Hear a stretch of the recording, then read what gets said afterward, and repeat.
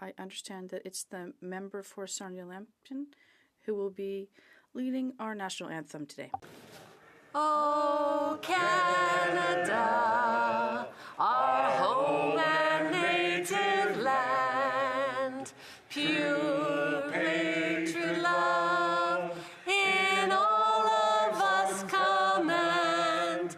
Carton bras et portez le pays, il sait porter la croix. Ton histoire est une épopée des plus brillants exploits. God keep our land glorious and free. Oh, Canada, we stand on guard for thee. Oh, Canada, we stand on guard for thee. Let the doors be open, que l'on ouvre les portes. Thank you. Et merci. Statements by members. Déclaration de député.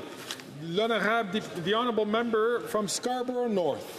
Mr. Speaker, I rise today to acknowledge the amazing 100th anniversary of the Toronto East Seventh-day Adventist Church. As one of the oldest congregations in Ontario, Toronto East began as a small group gathering in a modest worship hall on Danforth Avenue. As the church grew, it moved several times to a larger space, but staying within Toronto's East End and currently in my riding of Scarborough North. Toronto East remains a beacon of faith, service, and community, a fellowship filled with smiling faces, soulful music, and spirited worship. Congratulations to Pastors Selburn Frey and Nicholas Patrick, Elders Enos, Stuart, and Jean Lazarus, and the wider congregation on this century milestone.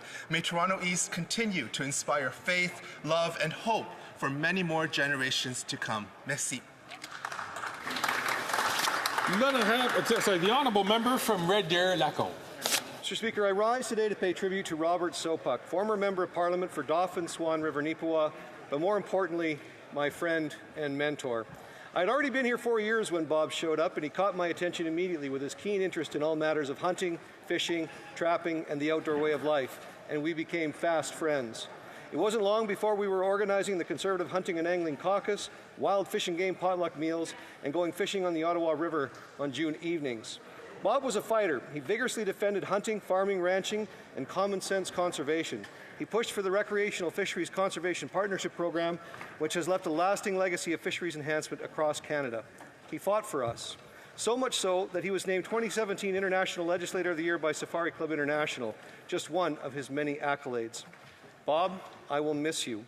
I will miss the daily text messages, phone calls, emails, and words of encouragement. I'm sad that the trips we had planned will be left unfinished, but I will revel in the memories of the ones we took. Bob, I hope there's a trout stream where you are now, and your fly rod is flexing from the tug of a beauty. Rest easy, partner.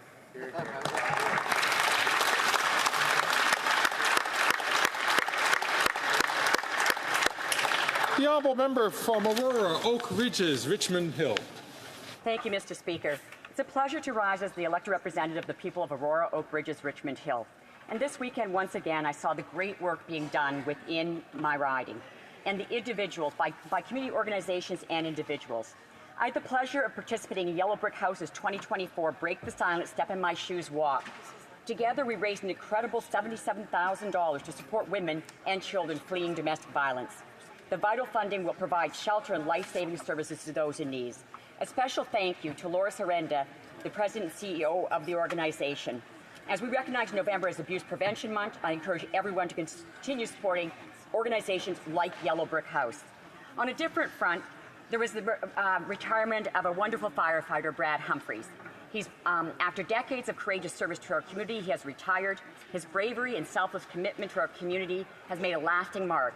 And also, he and his wife, Sandra, have provided so much to our community in other ways. We wish him a well-deserved and fulfilling retirement. Thank you, Mr. Speaker. The honourable member for Saint-Hyacinthe-Bagotte. Mr. Speaker, We are saddened to learn today the death of a poet and rock artist Lucien Francoeur at the age of 76. A passionate bearer of the Quebec idiom and the first local poet to explore rap with his rockabilly style, he was a leading figure in the Quebec counterculture of the 1970s and 80s. With his group Autre Chose, he released 3 landmark albums, Prends une chance avec moi, Une nuit comme une autre, and Cauchemar américain. On behalf of the Bloc Québécois, I offer my sincere condolences to his families and friends, and to all those who were inspired by his visionary rebel. Lucien, my dear friend, I'll certainly raise a drink to your health on Bernard Street in Montreal, where we had the pleasure of sipping one together, or at Les Haricots in Saint-Hyacinthe, the last place I saw you perform in 2020. Rock was in your blood, in your heart, and in your mind. Goodbye, Lulu.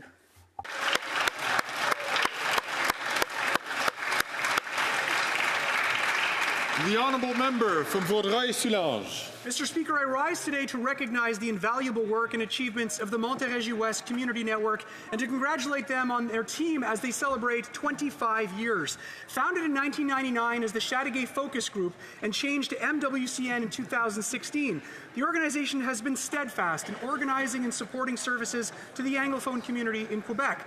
Whether it's bringing people together over coffee or dinner, celebrating the next generation of Anglophone youth through awards and scholarships, mounting important educational campaigns, and being a strong voice when it's needed most. For a quarter century, their dedication and commitment has enriched Vaudreuil-Soulanges and the entire Montérégie region.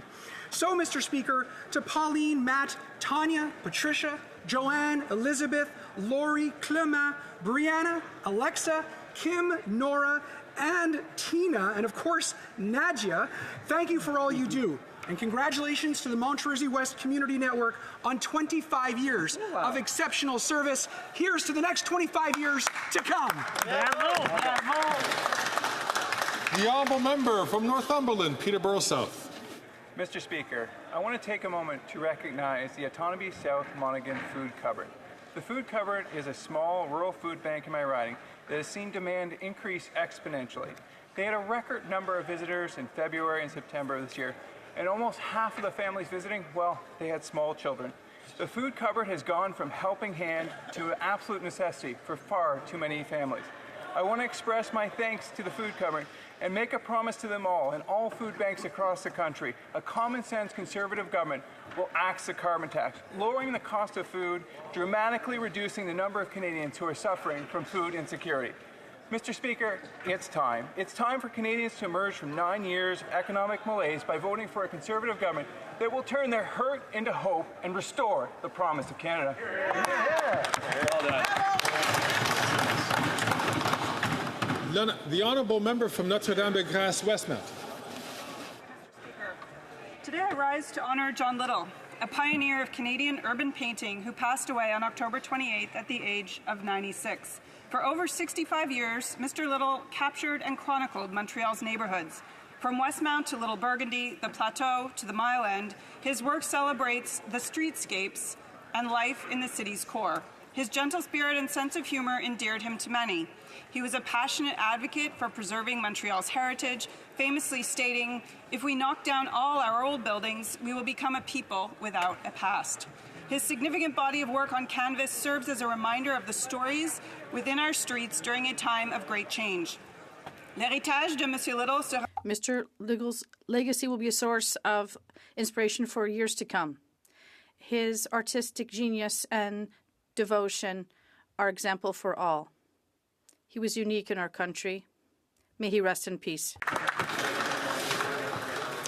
The honourable member from Winnipeg North. Yes, thank you, Mr. Speaker. You know, the leader of the Conservative Party had an idea.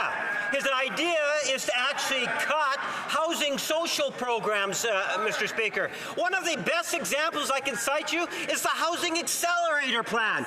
Many of the Conservatives know about that plan, Mr. Speaker, because many of them have been advocating, saying it's a good plan. Yet the leader of the Conservative Reform Party has made the decision that it's not good for Canadians. How unfortunate that is, Mr. Speaker. He's putting at risk about 500,000 homes, Mr. Speaker. That is serious stuff. That's the type of leadership we're getting from the Conservative right today. It's all about cut, cut, cut. Doesn't care about what's happening in our communities. When housing is a concern, where are the Conservatives, Mr. Speaker? They're cutting away, and that's to the disservice of all Canadians, Mr. Speaker. Just like to remind all members, please, to not take the floor unless recognized by the Speaker. And I'd like to also remind all members there are a number of folks watching us, especially teachers from communities all across the country, and I hope we could show them the proper model. Order. The honourable member from King Vaughan. Mr. Speaker, after 9 years, this NDP Liberal government is not worth the cost of housing. Young Canadians say the current economic environment is impeding their ability to purchase a home. Our common-sense Conservative plan to axe the tax on new homes sold is being praised by Canadians from coast to coast to coast. Bill GTA said it applauds the federal Conservative announcement. This is a significant step forward in helping housing affordability. Habitat for Humanity said eliminating the GST would reduce cost. Tim Richard, founder of CEO and Canadian Alliance to End Homeless, stated, "This is smart." The Canadian Real Estate Association said, "This proposed step is a positive move towards lowering building costs, increasing housing supplies, and making home ownership more attainable for Canadians. Our tax cut will spark 30,000 extra homes built every year. Only common-sense Conservatives will bring home the Canada Promise." The honourable member from Hamilton Mountain. Speaker, our government will always stand up for a woman's right to choose what happens to her body, and that's why we've introduced new legislation to ensure that when a woman seeks reproductive care, she is not unwittingly walking into a clinic that tries to dissuade her from options like abortion. According to the Abortion Rights Coalition, about 157 so-called pregnancy crisis centres in Canada are actually fronts for the anti-choice movement, where women tell us they are deceived and made to feel more shame and extra distress at pivotally difficult times in their lives.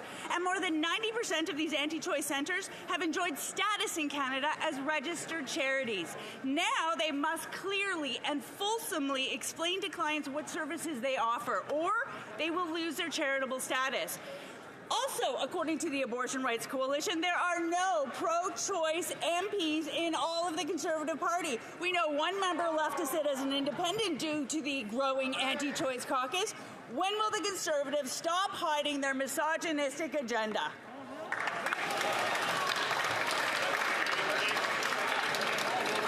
The honourable member from Barrie Innisfil. There's only one person keeping the Prime Minister in power, and it's the leader of the NDP. Remember the stunt that the NDP leader pulled just before the by-election in Elmwood, Transcona, claiming he ripped up his coalition deal with the Liberals? Well, it was just a stunt designed to deceive voters there. He said the Liberals are too weak, too selfish, and too beholden to corporate interests to fight for people.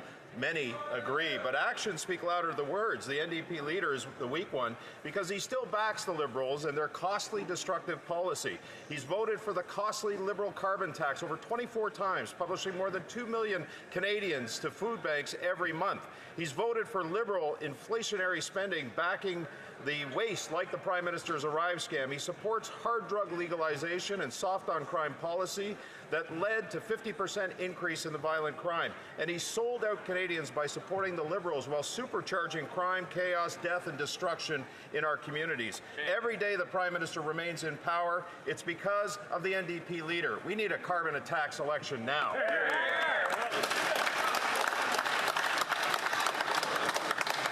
The honourable member for Louis Saint Laurent. Mr. Speaker, the Minister of the Environment and Climate Change has managed to win unanimous support. Both environmental groups and the energy industry have attacked his Liberal plan to cap Canadian energy production. He has won unanimous support for this bad decision, and it's his duty and obligation to demonstrate transparency in the Sustainable Development Technology Fund scandal, which is at the heart of the current paralysis in the House. The minister still holds assets in funds managed by Cycle Capital, the firm that is literally at the heart of the Liberal Green slush fund scandal. Cycle Capital, headed by a former Green Fund board member, has received over $10 million in public funds. We've been raising this issue for weeks in committee, and now, after relevant questions from the Journal de Montréal, the Minister's office has refused to provide details of its holdings. Let's not forget, Mr. Speaker, that the Auditor General has concluded that over the past 5 years, this green slush fund paid out $390 million while breaching ethics regulations. The Minister must get to the bottom of this. The Honourable Member from Kings Hants. Speaker, I rise today to proudly recognize and celebrate the contribution of the Harvey family from Hants County, Nova Scotia, specifically 8 brothers who served Canada during World War II. Marvin, Burl, Edmund, Victor, Garnet, Ernest, Irvin, and Avard Harvey all answered the call of duty to fight for democracy and freedom. Marvin and Burl made the ultimate sacrifice and were killed in action during the campaign in Europe. It is believed that the Harvey brothers represent the most siblings from one family to serve in combat during World War II from North America or anywhere in the British Commonwealth. I want to sincerely thank the Hants North Legion, notably Jeff Thurber and others who have worked so hard to dedicate a permanent, beautiful monument to recognize the Harvey brothers and other veterans who have served Canada across the Hants North community. The Harvey brothers represent the epitome of sacrifice to their family and to all those who have served and continue to serve with the Canadian Armed Forces. We as a country are forever grateful. Thank you, Mr. Speaker.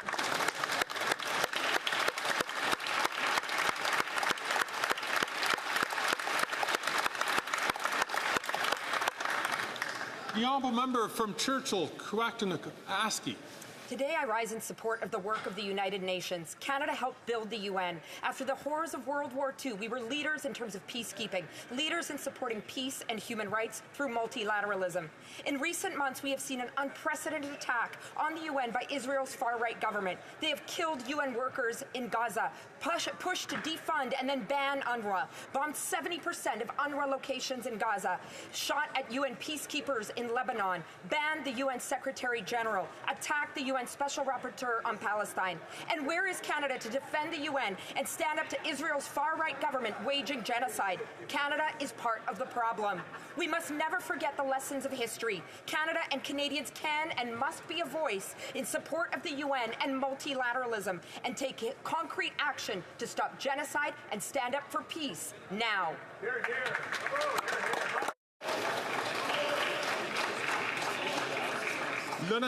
The Honourable Member for Jonquière.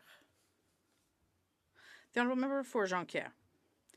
We have been calling on the government since July 2023 to assume its responsibilities with regard to the PFAS-contaminated water at the Bégouville base. Water treatment costs have skyrocketed, and the city of Saguenay will have to spend $70 million a year to provide La Baie residents with a source of drinking water until they find a permanent solution. We need to act quickly to prevent this expense from becoming a tax for Saguenay residents. Municipal taxes should be used to finance the city's infrastructure and not pay for drinking water. Unfortunately, this costly Conservative Liberal coalition doesn't seem to want to take its responsibilities, and the Liberals prefer to drag their feet and pass the buck on to the next government, while the Conservative MP for Chicoutimi-Le-Fjord is afraid to make any commitments. He's so absent from the issue that the citizens of La Baie are thinking of putting his picture on the back of milk cartons to find him. There's hope. A Bloc Québécois member will soon be elected in Chicoutimi-Le-Fjord.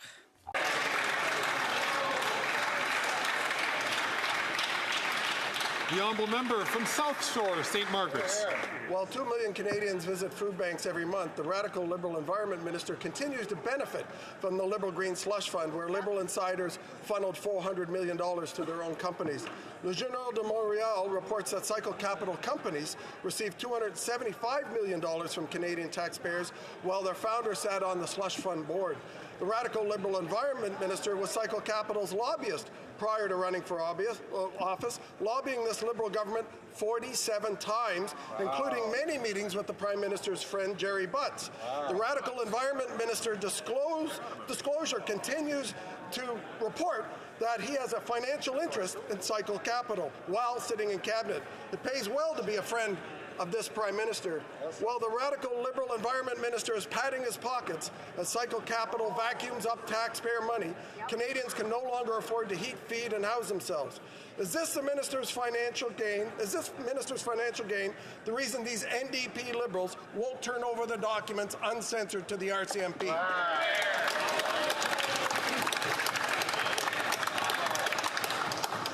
The Honourable Member for Sudbury.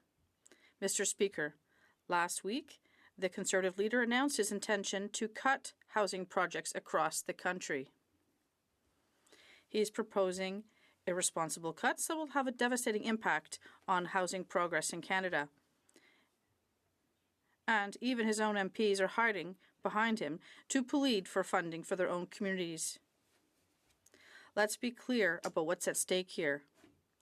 The Conservatives' irresponsible housing cuts could jeopardize up to 750,000 homes over the next decade. Canadians can't afford the Conservatives' reckless cuts to housing. Conservative members must stand up for their communities. Mr. Speaker, it's obvious. We need to build more housing, not less. Oral questions. Questions orales. De l'opposition. Mr. Speaker, after Prime Minister Harper managed to exempt Canada from the Buy American policies, this Prime Minister caved in and allowed Donald Trump to reimpose those tariffs. After Mr. Harper succeeded in putting an end to the softwood lumber tariffs, this Prime Minister caved in again to Donald Trump and saw those tariffs reimposed. Can Canadians have a leader that will defend jobs and bring our companies back home? The Right Honourable Prime Minister. Mr. Speaker, whatever from the Conservative leader. We defended supply management. We defended our aluminum and steel workers. We defended NAFTA and improved it for people on both sides of the border. But the Conservative Party and this Conservative leader, they're the ones who lowered investment in defense spending to less than 1% of GDP, and that had consequences for border security. We're the ones who are going to stand up for Canadian security. The Honourable Leader of the Opposition. The New York Times reported a decade ago that Canada had the richest middle class in the world, and the median incomes for Canadians were higher than in the United States. Oh, how things have changed after 9 years of Liberal taxes, red tape, and a tax on our energy sector. Americans make $32,000 more than Canadians, and now a newly elected American president wants to take our jobs for Americans. We understand why Donald Trump wants to take Canadian jobs, but why does this Prime Minister want to help him? The Right Honourable Prime Minister. Mr. Speaker, when we successfully renegotiated NAFTA and protected Canadian jobs, protected steel workers and aluminum workers, protected our supply managed sectors and agricultural workers, protected Canadians from one coast to coast from coast to coast to coast, the leader of the Conservative Party at the time referred to our approach as dumb, Mr. Speaker. Successfully standing up for Canadians is not dumb. But you know what is dumb, Mr. Speaker? Refusing to get your security clearance so you can actually protect members of your caucus, so you can protect Canadians, get the briefings necessary on national security.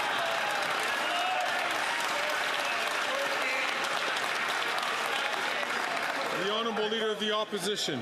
Mr. Speaker, his approach was dumb. It was dumb to let the Americans reimpose Buy America rules that Harper had got lifted. It was dumb to let Trump impose softwood lumber tariffs that Biden has now doubled.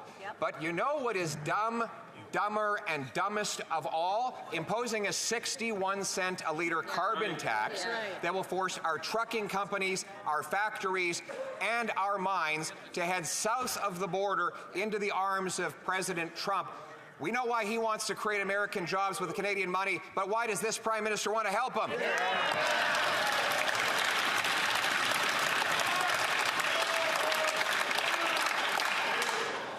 The Right Honourable Prime Minister. Mr. Speaker, we stood up and protected Canadian jobs, Canadian industry, and Canadian trade. We know that the American government cares about creating prosperity in North America, and we're going to do it together. But what the American government, and particularly this president, also cares about is defense and national security. Well, the leader of the Conservative Party was sitting around the cabinet table when they dropped spending on defense to below 1%, and the Americans won't understand any more than Canadians do why the leader of the opposition refuses to take national security seriously, refuses to get his...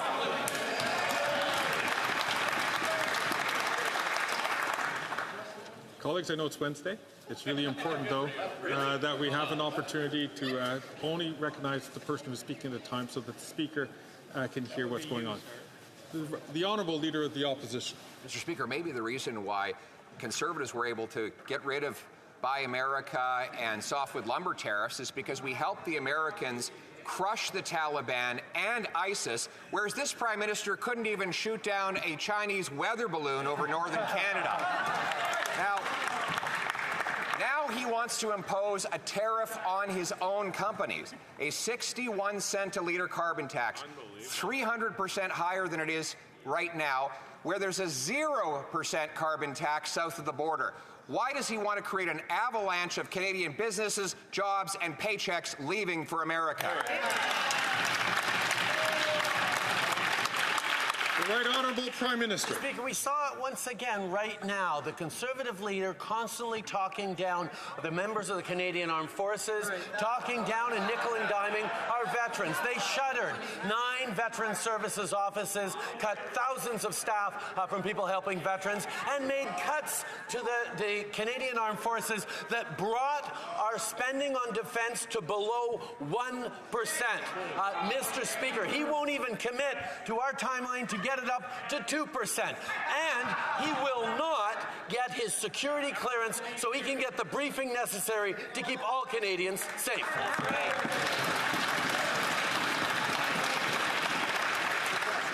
The Honourable Leader of the Opposition.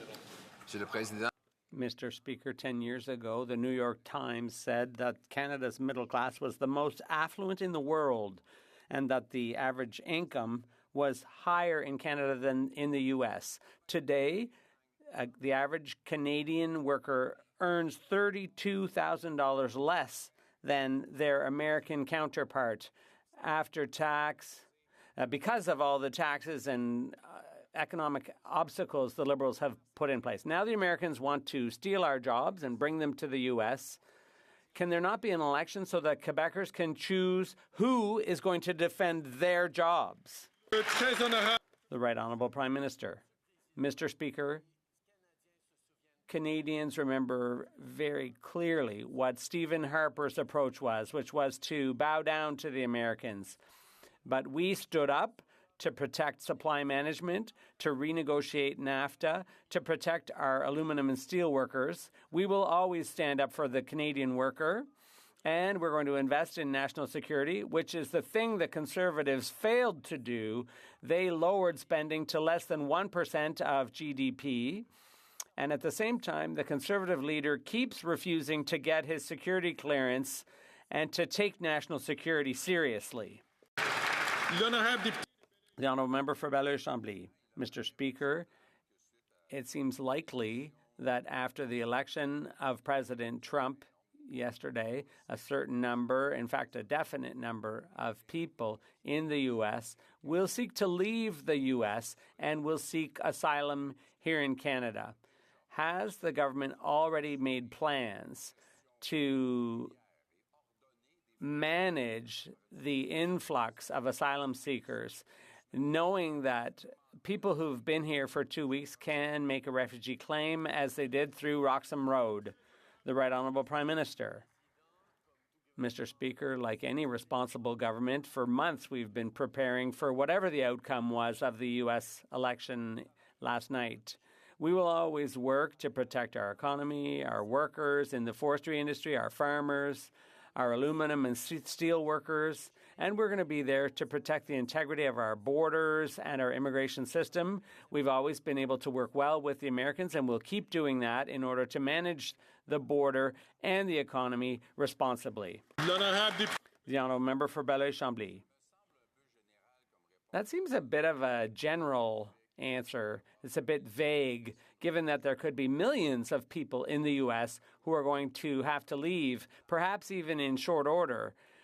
And if they happen to get through in an irregular fashion and stay for a couple of weeks, then they will be able to stay longer. Has the government taken steps to at least ensure that asylum seekers will be distributed according to the population of each province and Quebec?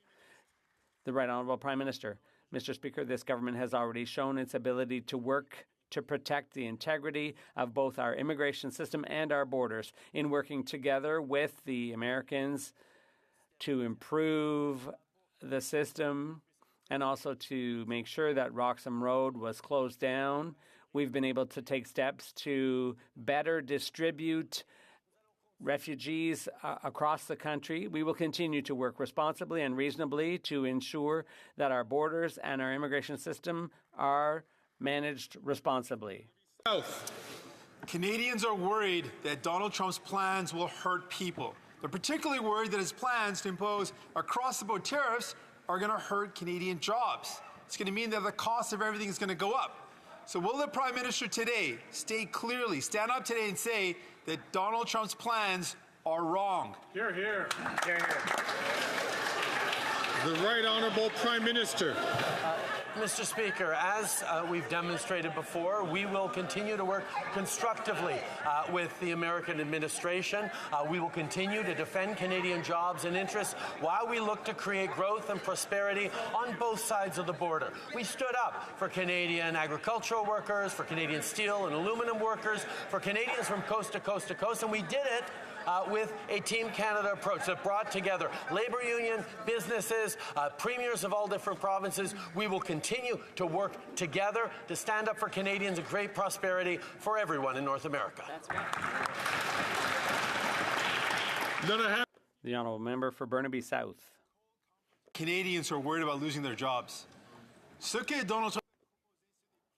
What Donald Trump is proposing to do threatens jobs in Canada.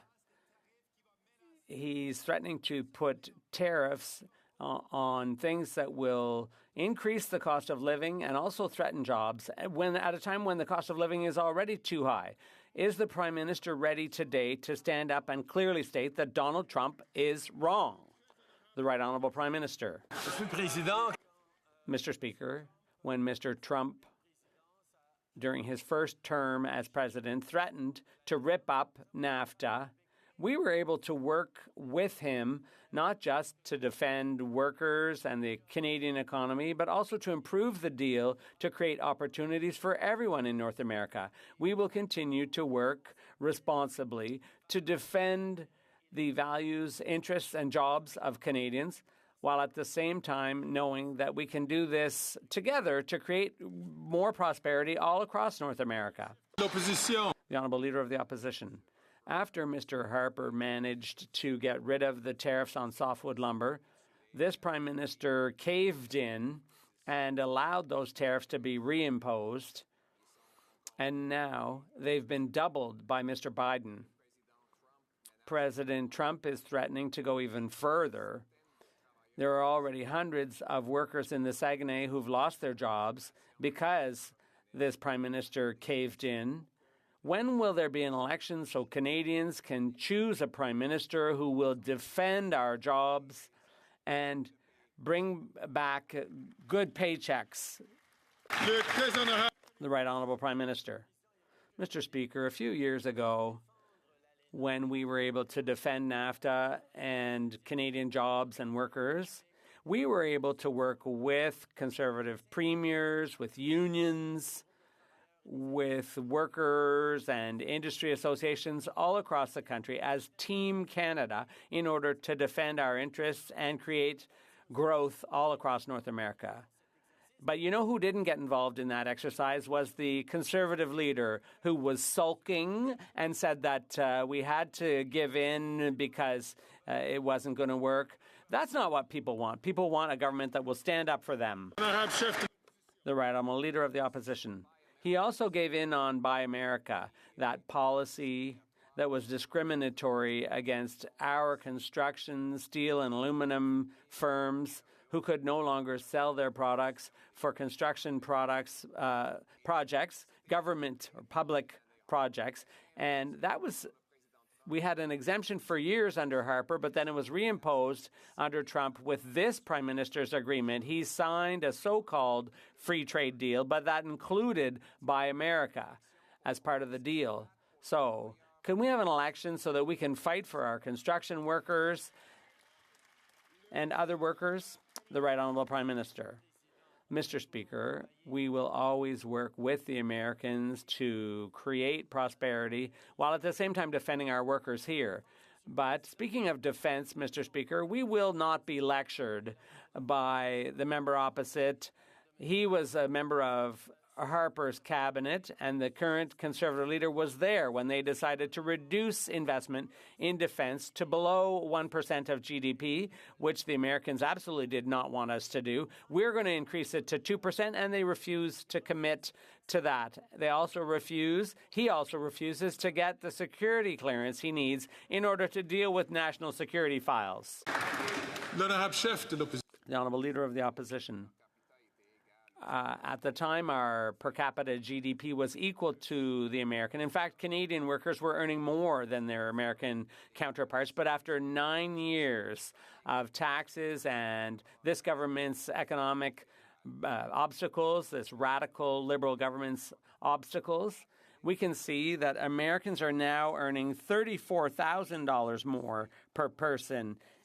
And the GDP has increased by 18% per capita, while it's gone down in Canada. We know why Mr. Trump wants to create jobs in the U.S. Why does this Prime Minister want to help him do that? The Right Honourable Prime Minister. I know Donald Trump well enough to know that he would be very confused, as are Canadians, in trying to understand why the Leader of the Opposition in these uncertain times with hostility abroad and so on, why does he keep refusing to get the security clearance he needs in order to get top secret briefings so that he can protect his members and Canadians? The Conservative leader refuses to get security briefings. Donald Trump wouldn't understand that, and Canadians don't either. The Honourable Leader of the Opposition. What President Trump must not understand, must actually find kind of humorous, is that while he wants to take jobs from other countries and give them to Americans, he sees here in Canada a Prime Minister that wants to help him do it. Yeah. Let's review the track record. He brought in a massive tax on energy that he wants to quadruple, which will drive our trucking, manufacturing, factories, and other businesses abroad. He raised taxes on investment. He's blocked key energy projects, and he's shipped $500 billion down to the United States. Is the Prime Minister auditioning to be the Secretary of Job Creation in the United States?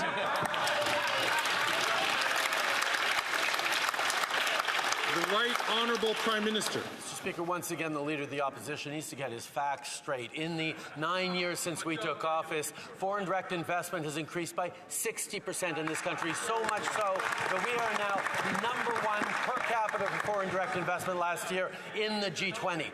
Mr. Speaker, we continue to work hand in hand with the United States, with whatever administration, to protect jobs, to grow our economies. But what the American government will not understand is why the Conservative leader continues to refuse to get the security clearance necessary to protect Canadians, to protect us all from foreign interference.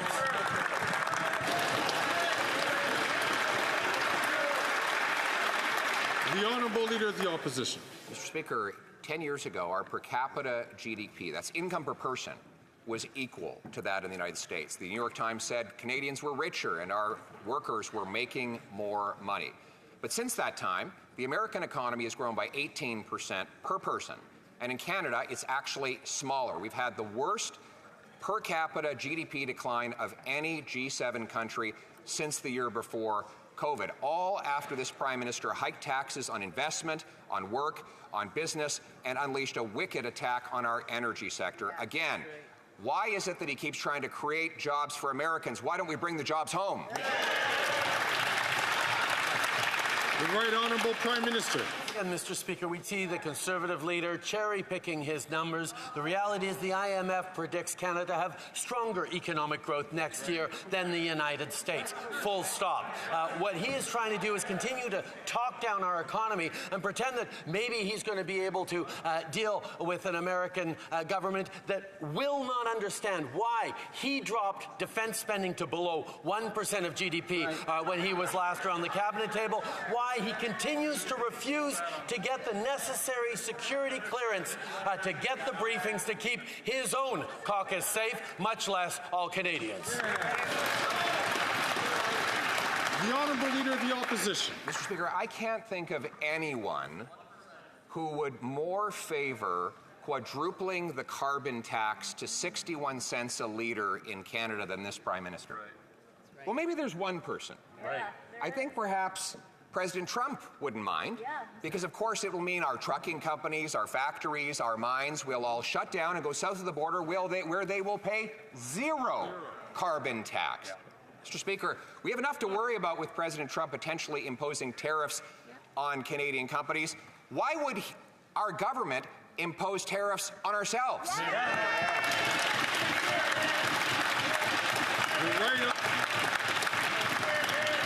The Right Honourable Prime Minister. Once again, Mr. Speaker, the Leader of the Opposition demonstrates that he has no understanding that the only way to build a stronger economy for the future is also to protect the environment at the same time while putting more money back in the pockets of Canadians. The Canada Carbon Rebate puts more money back in the pockets of 8 out of 10 Canadians, according to the Parliamentary Budget Officer, according to top economists and environmentalists across the country. We're putting more money in people's pockets that the Leader of the Opposition wants to take away at a time where investments in jobs, in growth in the future is more important than ever before. The Honourable Member for Belleuil-Chambly. Mr. Speaker, even the opposition leader is concerned about President Trump's economic policies. There must be a problem here. A problem with trade, a problem with supply management, with aluminum, with softwood lumber. Coming back to supply management, isn't it time to urgently protect supply management and pass C-282? And he should call on his senators to pass that bill. The Right Honourable Prime Minister. Mr. Speaker, as I've been saying from the outset, we agree with that bill. And we are trying to make sure it passes through the Senate. We need to show how firm we are about supply management, about our support for it. We've always stood up for it. We're the government that promised to never give up anything in any future trade deals when it comes to supply management. And we're going to keep our word. I'm glad that the Bloc is supporting us in that endeavor, and we will continue to protect our supply-managed farmers. The Honourable Member for Belleuil-Chambly. The comparison between the government's will and firmness and its actual results is pretty obvious. A lot of economists say that the economic policies of Republicans will cause inflation. Isn't it time to urgently protect the purchasing power of those aged 65 to 74 by restoring equity within the OAS for everyone, as the Bloc is demanding? The Right Honourable Prime Minister. Mr. Speaker, we all know how global inflation has been difficult for Canadians, particularly for seniors, and that's why, as a government, we worked so hard to bring inflation down in Canada faster than in the U.S. and in other parts of the world. And that's also why interest rates have gone down quicker in Quebec than in other parts of the world. We will continue to be a government that manages public finances responsibly in order to make sure that people can continue to enjoy lower interest rates, and we will continue to invest in programs like dental care and pharmacare that will help seniors too. The Honourable Leader of the Opposition. Having capitulated and allowed President Trump to reimpose the softwood lumber tariffs that Stephen Harper had taken off, and now Biden having doubled those tariffs, our softwood industry hemorrhaging jobs. One way to boost the industry is to build some homes. Yeah. It turns out I've got a common sense plan to cut the wasteful bureaucracy that has built zero homes and use the savings to axe the sales tax and boost home building by 30,000 new homes per year. Wow. Will the Prime Minister accept my common sense plan? The Right Honourable Prime Minister. Mr. Speaker, the problem with the Leader of the Opposition's so-called plan is that it actually cuts billions of dollars of investments from municipalities across the country who are counting on it to build hundreds and even thousands of units of housing that Canadians so desperately need. His plan is, once again, cuts and austerity, fights with municipalities, fights with the provinces, not building the homes that matter for Canadians. Once again, he's completely out to lunch, demonstrating an unwillingness to help Canadians, except a willingness to help himself with political attacks. That's right. The Honourable Leader of the Opposition. Mr. Speaker, after 9 years, he's doubled housing costs, and Canada has the fewest homes per capita of any country in the G7. Maybe it's because his housing minister said of these $8 billion of bureaucracies, quote, the Housing Accelerator Fund doesn't go towards the cost of building houses. It actually doesn't lead to the construction of specific homes. The Housing Accelerator doesn't actually fund directly building homes. And it's built zero homes. Zero homes built with this bureaucracy. So why not follow my common sense plan to axe the sales tax and build the homes? Yeah. The Right Honourable Prime Minister. Mr. Speaker, 18 Conservative caucus members stood up and asked for housing investments in their municipalities across the country from this Housing Accelerator Fund that he is promising to cut. Mr. Speaker, I'm going to channel my old job as a school teacher. The Leader of the Opposition actually spent a lot of time and effort rooting out which 18 members had asked for this money for their municipalities for housing. If he spent half as much time rooting out foreign interference as he did rooting out people who are asking for more housing, we might be better off as a country.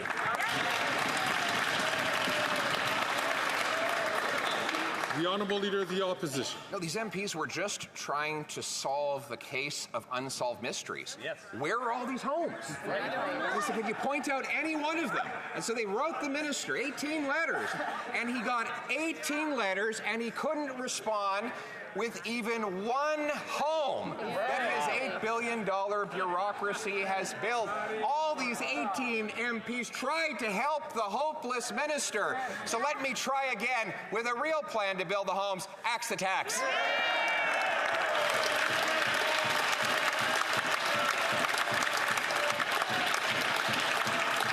The Right Honourable Prime Minister.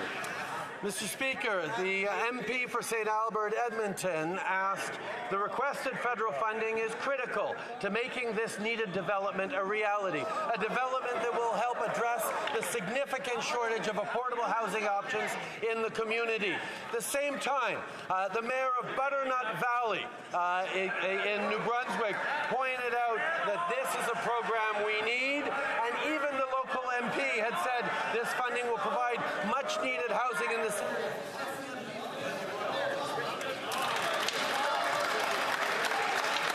I don't like to interrupt the Prime Minister. He does have time left on his clock, but it was difficult for the Chair to decipher what was being said. I'm going to ask the Honourable Prime Minister to take it for the last 15 seconds, please, and so that I can hear what is happening or what the question is being answered. The Right Honourable Prime Minister. Mr. Speaker, the MP for Fundy Royal wrote, "This half funding will provide much needed housing in this area." So much so that when the Leader of the Opposition announced he would cancel it, the Mayor of Butternut Valley in that riding, Alan Brown, responded very strongly that this money will help build homes. And why is the Conservative leader blocking it?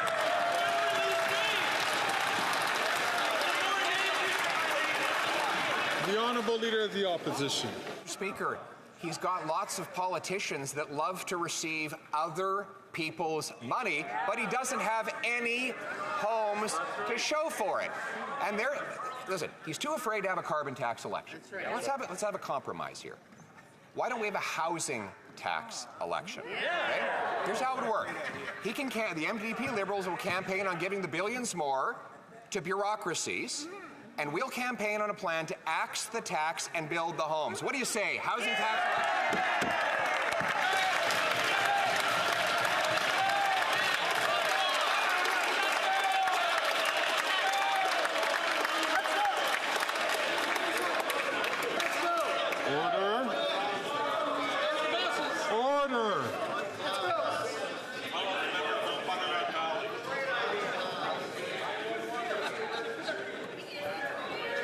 Order. The Right Honourable Prime Minister. Mr. Speaker, the only so-called plan the Leader of the Opposition put forward is a plan for cuts on austerity, a plan to cut billions of dollars of investments that are needed by municipalities to unlock the building of thousands of homes.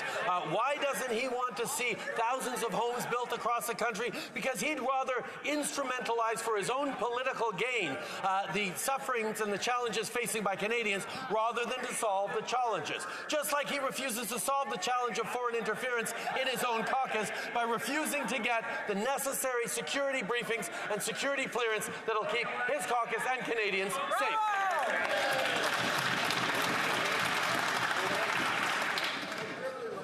You're losing your caucus. The Honourable Member from Burnaby South. The Liberals continue to break their promise to eliminate the marriage after 60 pension clause. They label women as gold diggers and push veterans and their families into poverty. This government announced $150 million for veterans 5 years ago, but hasn't spent a single penny. Veterans and their families are owed a good life. Will the Prime Minister eliminate this sexist, archaic pension clause, or does he still believe veterans are asking for too much? The Right Honourable Prime Minister. Mr. Speaker, we've invested over $11 billion in supports for veterans over the past years after the Conservative government demonstrated that they were nickeling, diming veterans for photo ops, shuttering 9 veteran service centres, firing thousands of people working to directly support veterans. We've been there for our veterans. We will continue to invest in supports for them. We will continue to protect them from the Conservative cuts. We will be there to honour and recognise their service, not just this week on Veterans Week, but every single week throughout the year.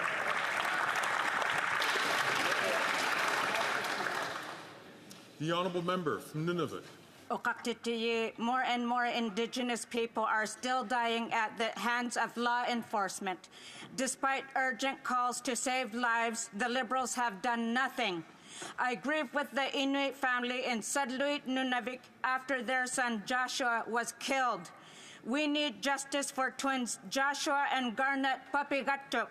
We need more de-escalation tactics and Indigenous-led crisis response teams.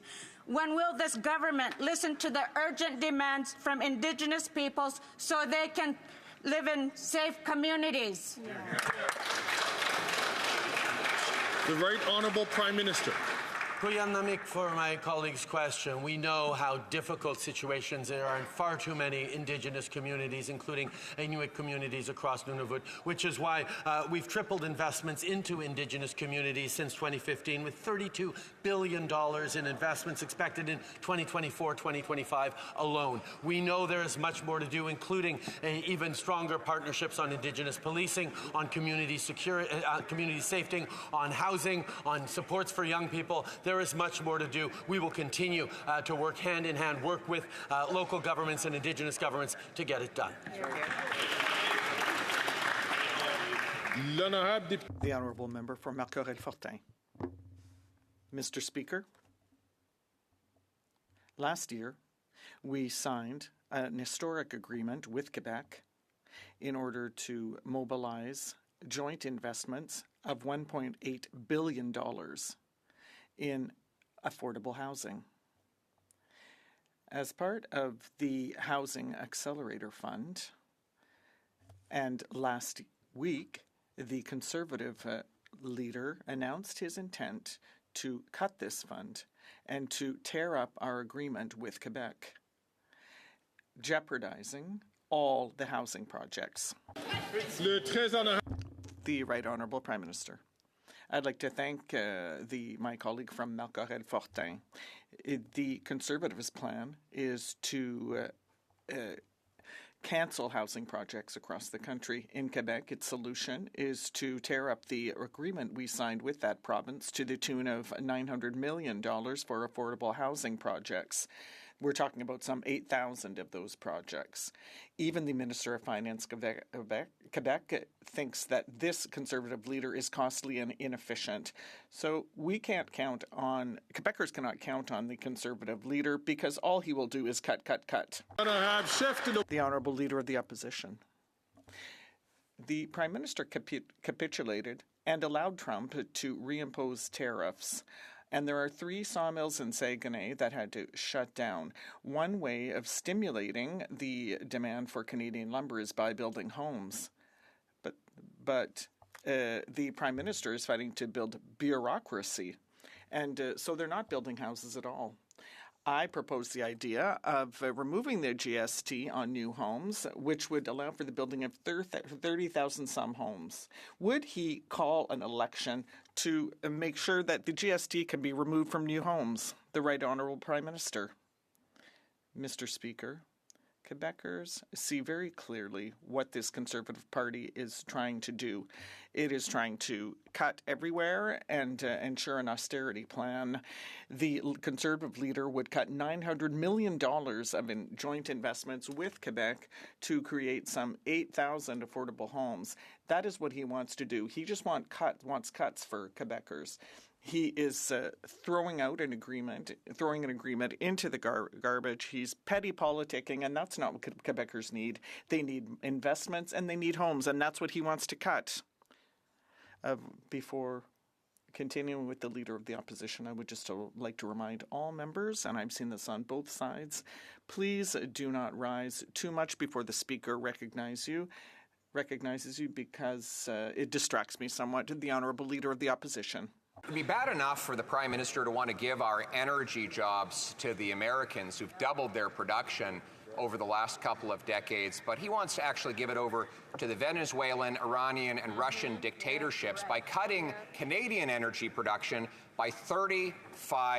Mr. Speaker, the Americans reduced their emissions by more than, while ours went up, by increasing natural gas production and using it to replace dirty coal. We could do exactly the same. Why won't he follow a common sense plan to produce more clean, green Canadian energy rather than giving our jobs to dirty dictators? The Right Honourable Prime Minister.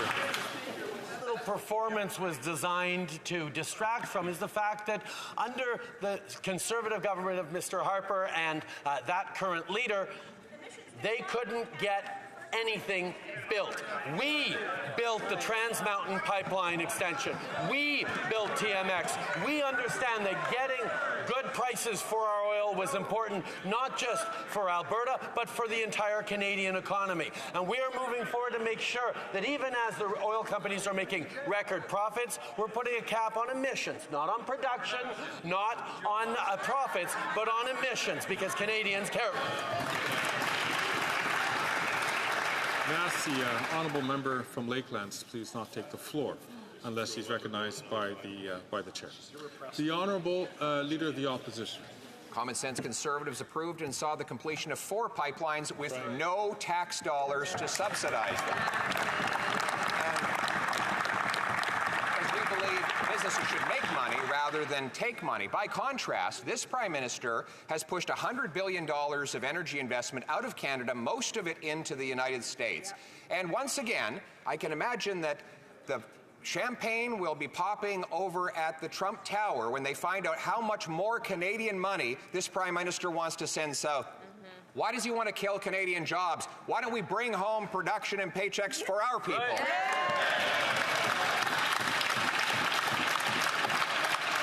The Right Honourable Prime Minister. The Leader of the Opposition just admitted that he wouldn't have put a penny into TMX. He wouldn't have made it happen. This is something that matters to Alberta. It matters to the oil workers there.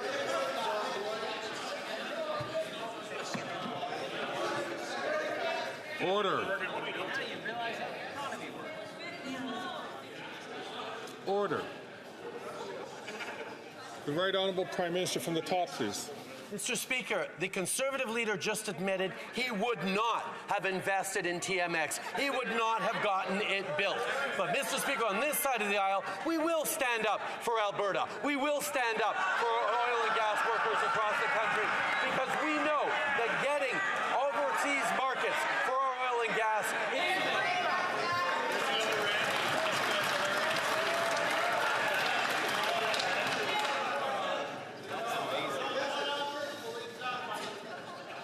Colleagues, it should be possible for the honourable member from Lakelands, please.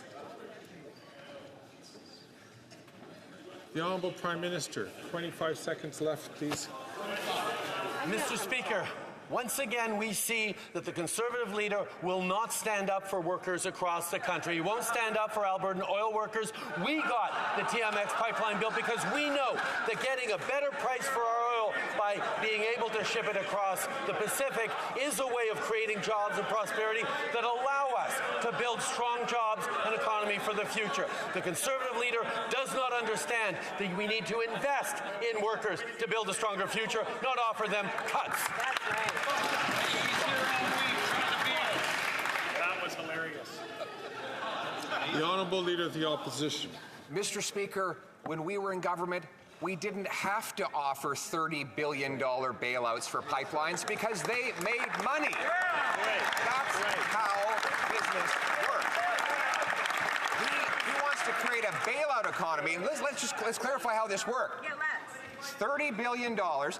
$7 billion of which went to a Texas oil company, which took our tax dollars down to Texas to build American pipelines. Mr. Speaker, all our X's are in Texas. Why don't we bring home those jobs for Canada?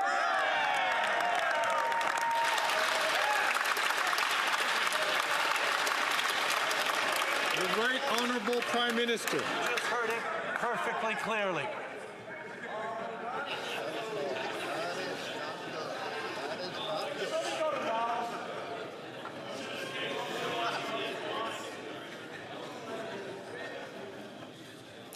The Right Honourable Prime Minister. Mr. Speaker, we just heard it very clearly from the Leader of the Conservative Party.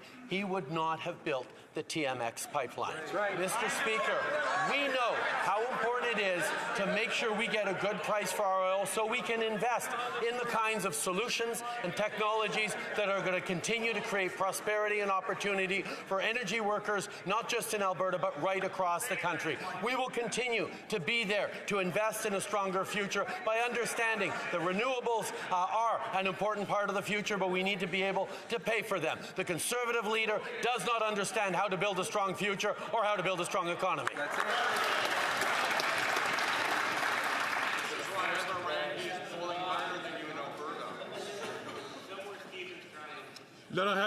The Honourable Member for Belleuil-Chambly. Mr. Speaker, the votes have not even finished being counting in the United States, and there's already a debate between the Conservative Leader and the Prime Minister to see which one will support the oil patch more strongly. That is nonsense. So are they completely turning their back on any consideration of climate change, and that the green economy is being abandoned to give place to the oil patch? The Right Honourable Prime Minister. Mr. Speaker, I can see the irony here when I hear that coming from someone who approved oil drilling in Anticosti. He knows very well that we need to build a greener economy and protect the environment at the same time. And it's possible. That's why we have capped greenhouse gas emissions in the oil industry across the country. We have also put a price on pollution to put more money in the pockets of Canadians, and we have continued to reduce our emissions while creating economic growth, which is a first for Canada. We're going to create jobs and protect the environment. The Honourable Member for Badeuil-Chambly. I might tell the Prime Minister to check his facts because I never approved any such drilling in Anticosti. Now, that being said, let's talk about security because tomorrow I am going to become the other leader in the House who has seen the report that will name the MPs who have been compromised by foreign interference. So there is still one left who doesn't want to clean up his caucus. So will the Prime Minister, will he ensure that he is going to put 2% into defense spending, the Right Honourable Prime Minister? It is clear that I don't always agree with the leader of the Bloc Québécois, but I must recognize and thank him for having gotten his security clearance so he can get his security briefings like all other party leaders except for the Conservative leader, who does have a responsibility to protect our democracy. The Conservative leader, for unexplainable reasons, I don't know what he has to hide, he refuses to get his security clearance. He refuses to get secret security briefings that would allow him to protect his party and thus democracy. We don't know why, but he refuses to take this seriously, Mr. Speaker. The Honourable Leader of the Opposition. Given that we've just seen an American election, I think I can quote another American president who could aptly describe the Prime Minister's economic policy. If it moves, tax it. If it keeps moving, regulate it. If it stops moving, subsidize it. Right. Yep. Instead of doing none of the above, which would allow our entrepreneurs to actually build things on their own without sticking taxpayers with the bill. He wants to know our common sense plan? We will repeal the unconstitutional C-69. We will scrap the cap. We will axe the tax. Why won't he call a carbon tax election so that we can bring home these jobs?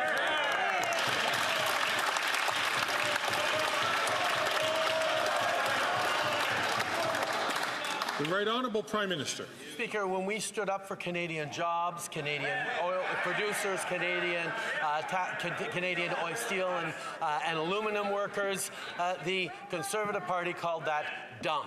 Mr. Speaker, we will always stand up and defend Canadian jobs, as we have in the past, as we create more opportunities for Canadians right across the country. And as we protect our national security. What the Americans will not understand is why the Leader of the Opposition, who desperately wants to become Prime Minister, refuses to get the necessary security clearances so he can keep his party safe. The Honourable Leader of the Opposition. Mr. Speaker, I've already explained how $500 billion of our dollars have left the country since this Prime Minister took office. Canadian investment dollars paying American workers while our people can't afford food and homes. But don't take my word on how uninvestable the country has become. Take the word of carbon tax Carney. Right. The Prime Minister's lead economic advisor has just moved his $100 billion company to New York City. If the Prime Minister's own top economic advisor doesn't have faith in his economic plan, then why should anyone else? The Right Honourable Prime Minister. Mr. Speaker, what the Leader of the Conservative Party hasn't explained is why he's treating national security like a dodgeball game. He ducks allegations of foreign interference in his own caucus. He dives away from dives as he turns a blind eye towards investments in our communities by foreign interferers, and he dodges the tools necessary to keep his party safe. Why won't he get the briefing, get the clearance, protect Canadians? The Honourable Leader of the Opposition. Mr. Speaker, the Prime Minister likes to spread crackpot conspiracy theories instead of defending his economic record. But why wouldn't he? When you've doubled housing costs, you distract. When you've doubled food bank use, you divide. When you've doubled gun crime, you use fear to turn people's attention away.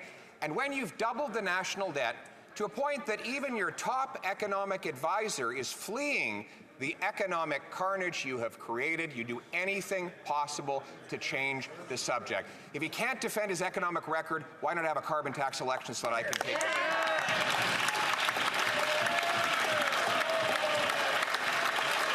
The Right Honourable Prime Minister. Can't even defend the members of his own caucus because he refuses to get the necessary security clearance. And he likes to talk about crackpot conspiracy theories. It's not a crackpot conspiracy theory when his own members of the National Security and Intelligence Committee of Parliamentarians signed a report that was released publicly that talks about the fact that the Indian government interfered in the past Conservative leadership campaigns. Or is that perhaps why he refuses to get the security clearance necessary, because he doesn't think he'd pass the security clearance because of Indian interference in his own...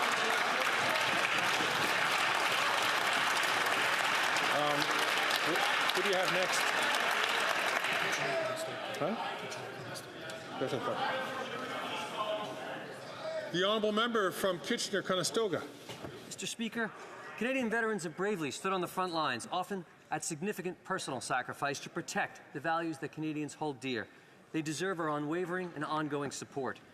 Veterans still recall the severe cuts made by the previous Conservative government, which dismantled the very institutions meant to support them. Can the Prime Minister inform this House about the measures our government has implemented to enhance and expand the important supports our Canadian veterans deserve? The Right Honourable Prime Minister. Mr. Speaker, I want to thank the member for Kitchener-Conestoga for his hard work and his leadership. Conservatives didn't think twice when they cut vital supports for veterans and their loved ones. They even had the nerve to tell veterans, and still are saying it, to tell veterans that closing and cutting over 1,000 workers wouldn't impact veterans' abilities to get support, which of course it did. While Conservatives slashed supports for our veterans, this Liberal government has invested more than $11 billion in supports for veterans and their families. That is the right thing to do.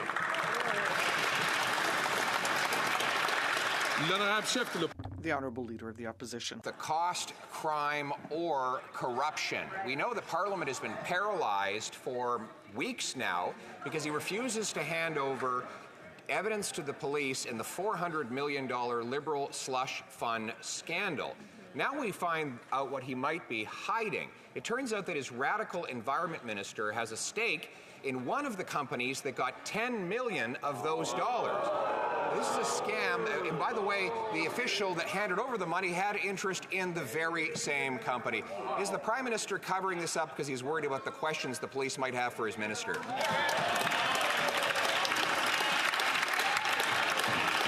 Right Honourable Prime Minister. Mr. Speaker, despite the efforts of the Conservative leader to partisanize and polarize everything, we still live in a country where the police are independent, the judiciary is independent, and the RCMP has clearly stated that they don't need and don't particularly want the documents that the Leader of the Opposition is freezing Parliament over. We will continue to stand up for the integrity and the independence of our police services, and we will, while we're at it, continue to encourage the Leader of the Opposition to get the necessary security clearance to see the threats to Canadians and protect his own caucus.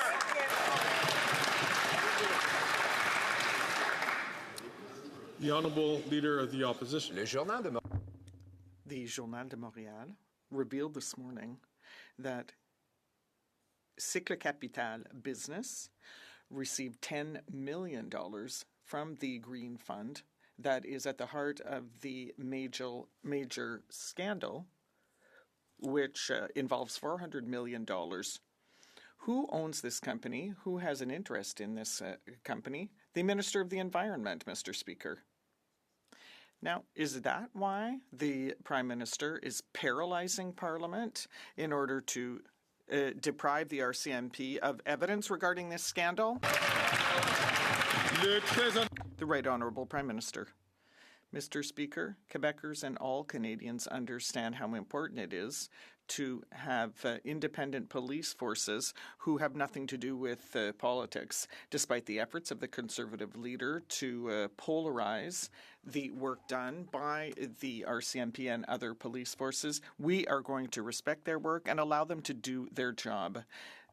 As we expect the Conservative leader to take his responsibilities seriously with regard to national security by getting his security clearance to get his security briefings and to protect his own MPs from foreign interference. I would invite the honourable members to not take the floor unless they've been recognized by the Speaker. The Honourable Leader of the Opposition. The Prime Minister was caught paying $9 million tax dollars to buy a luxury, super exclusive condo on Billionaires Row for his media pal and diplomat in New York. Tom Clark, the diplomat in question, denied he had any involvement in it. Well, now we have documents showing that he said, and I quote, his housing required immediate replacement. It wasn't suitable for hosting or for living. Wow. Wait till he finds out about the 1,400 homeless encampments in Ontario, Mr. Speaker. Why, while Canadians live through housing hell, must they spend their tax dollars on a $9 million palace in the sky? The Right Honourable Prime Minister. Mr. Speaker, at the same time as the Leader of the Opposition is playing silly games around partisanship and choosing to attack our hardworking diplomats and use people in homeless encampments as props while offering nothing but cuts of billions of dollars worth of investments, he is refusing to take seriously allegations made by the National Security and Intelligence Committee of Parliamentarians that his very leadership, the leadership in which that diplomat, as a former journalist, moderated, was interfered with by the Indian government.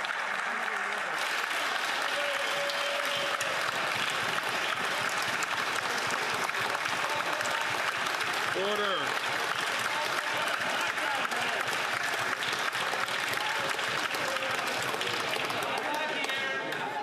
Order.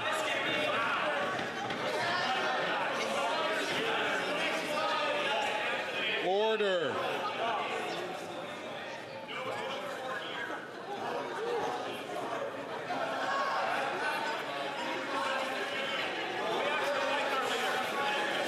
Colleagues.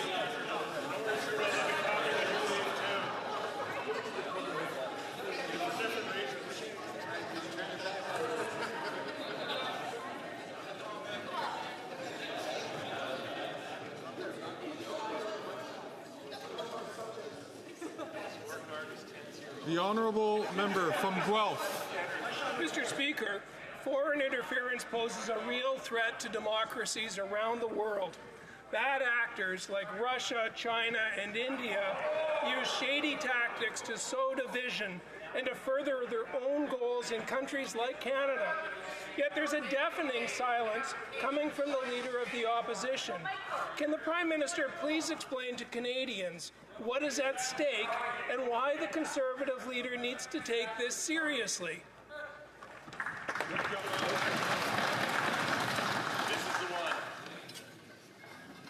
Colleagues, it is important so that people who do not speak the other official language have the opportunity to hear the questions.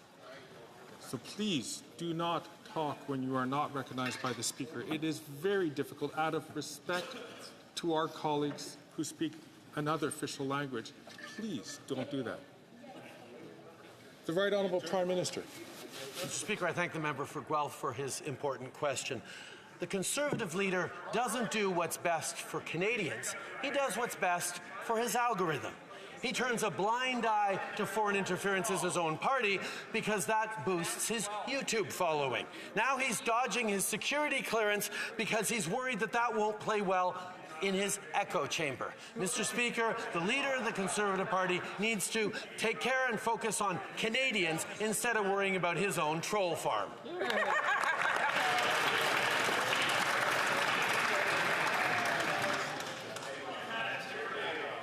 The honourable member from Vancouver Kingsway. Mr. Speaker, young Canadians are facing a serious crisis. Youth unemployment is now double the national average, and job security and workplace benefits are becoming a thing of the past. The cost of food is soaring, rent is skyrocketing, and the cost of living is crushing. Young people don't have a fair shot under the Liberals, and the Conservatives' only answer is to cut services. Mr. Speaker, young Canadians need hope and opportunity. Why is this Prime Minister letting them down? The Right Honourable Prime Minister.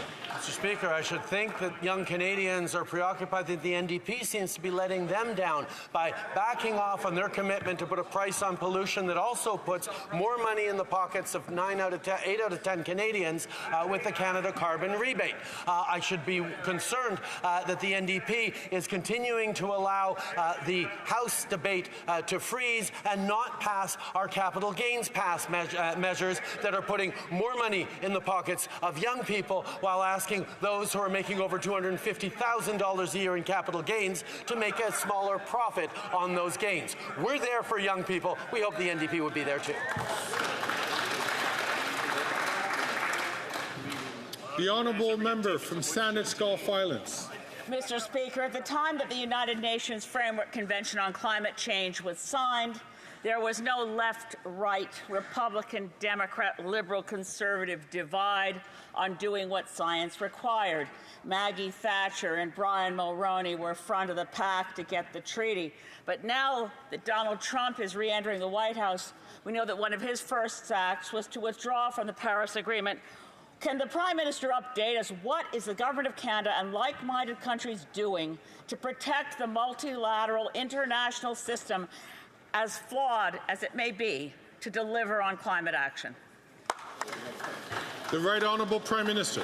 What has become increasingly clear to everyone around the world, whether it's citizens or investors or governments of all political stripes, is you cannot have a plan to grow the economy and support your citizens if you don't at the same time have a plan to reduce emissions and fight climate change. That's how we create the prosperity, the jobs, the opportunities for future generations. We will continue to work hand in hand with partners from around the world as we protect biodiversity, as we create jobs, as we lower emissions, as we draw in investment, as we create the solutions on energy and technology that are going to bring Canadians forward.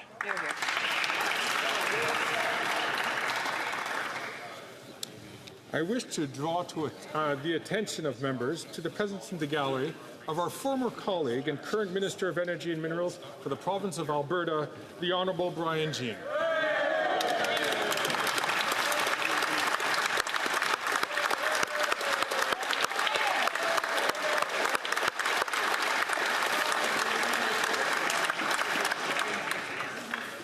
I also wish to draw the attention of members in the presence of the gallery of the 2024 Gerhard Hertzberg Canada Gold Medal for Science and Engineering Prize winner, Dr. Kerry Rowe.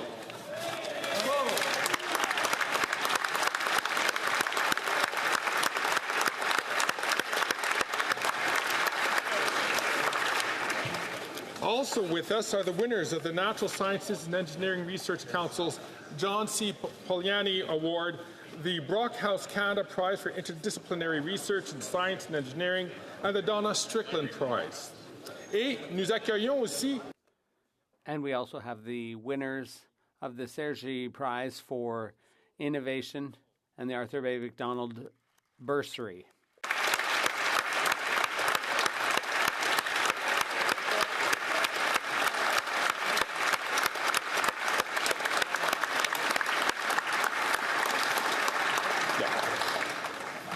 Rappel au règlement. On a point of order, the honourable member for Berthier-Masquinongé.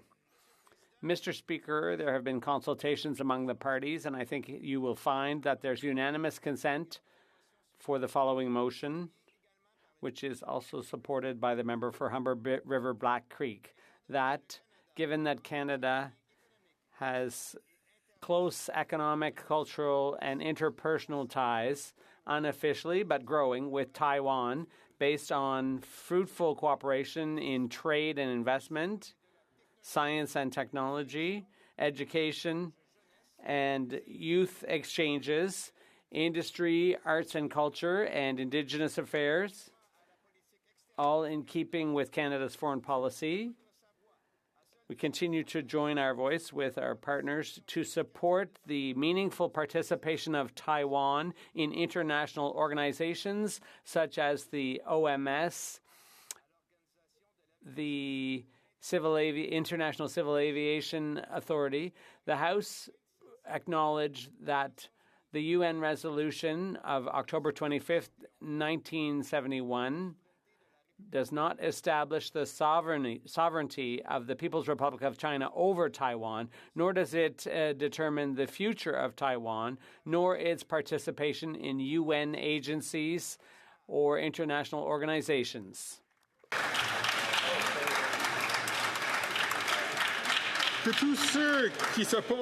All those opposed to what the honourable member is proposing will please say nay. Agreed. The House has heard the terms of the motion. All those opposed to the motion will please say nay. Adopted. Carried. Also rising on a point of order, the honourable member from Skeena Bulkley Valley. Thank you, Mr. Speaker. Mr. Speaker, there have been discussions between the parties, and I believe if you seek it, you will find unanimous consent for the following motion. That notwithstanding any standing order, special order, or usual practice of the House, Bill S-16, an act respecting the recognition of the Haida Nation and the Council of the Haida Nation, shall be deemed concurred in at report stage and deemed read a third time and passed. All those opposed to the honourable member moving the motion will please say nay. Agreed. The House has heard the terms of the motion. All those opposed to the motion will please say nay. Adopted.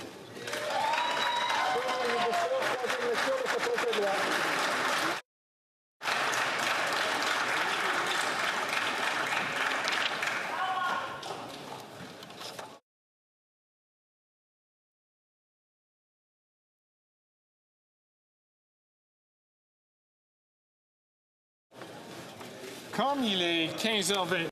It being 3:29, the House will now proceed to the taking of the deferred recorded division on the motion to concur in the 6th report of the Standing Committee on Access to Information, Privacy and Ethics. Call in the members.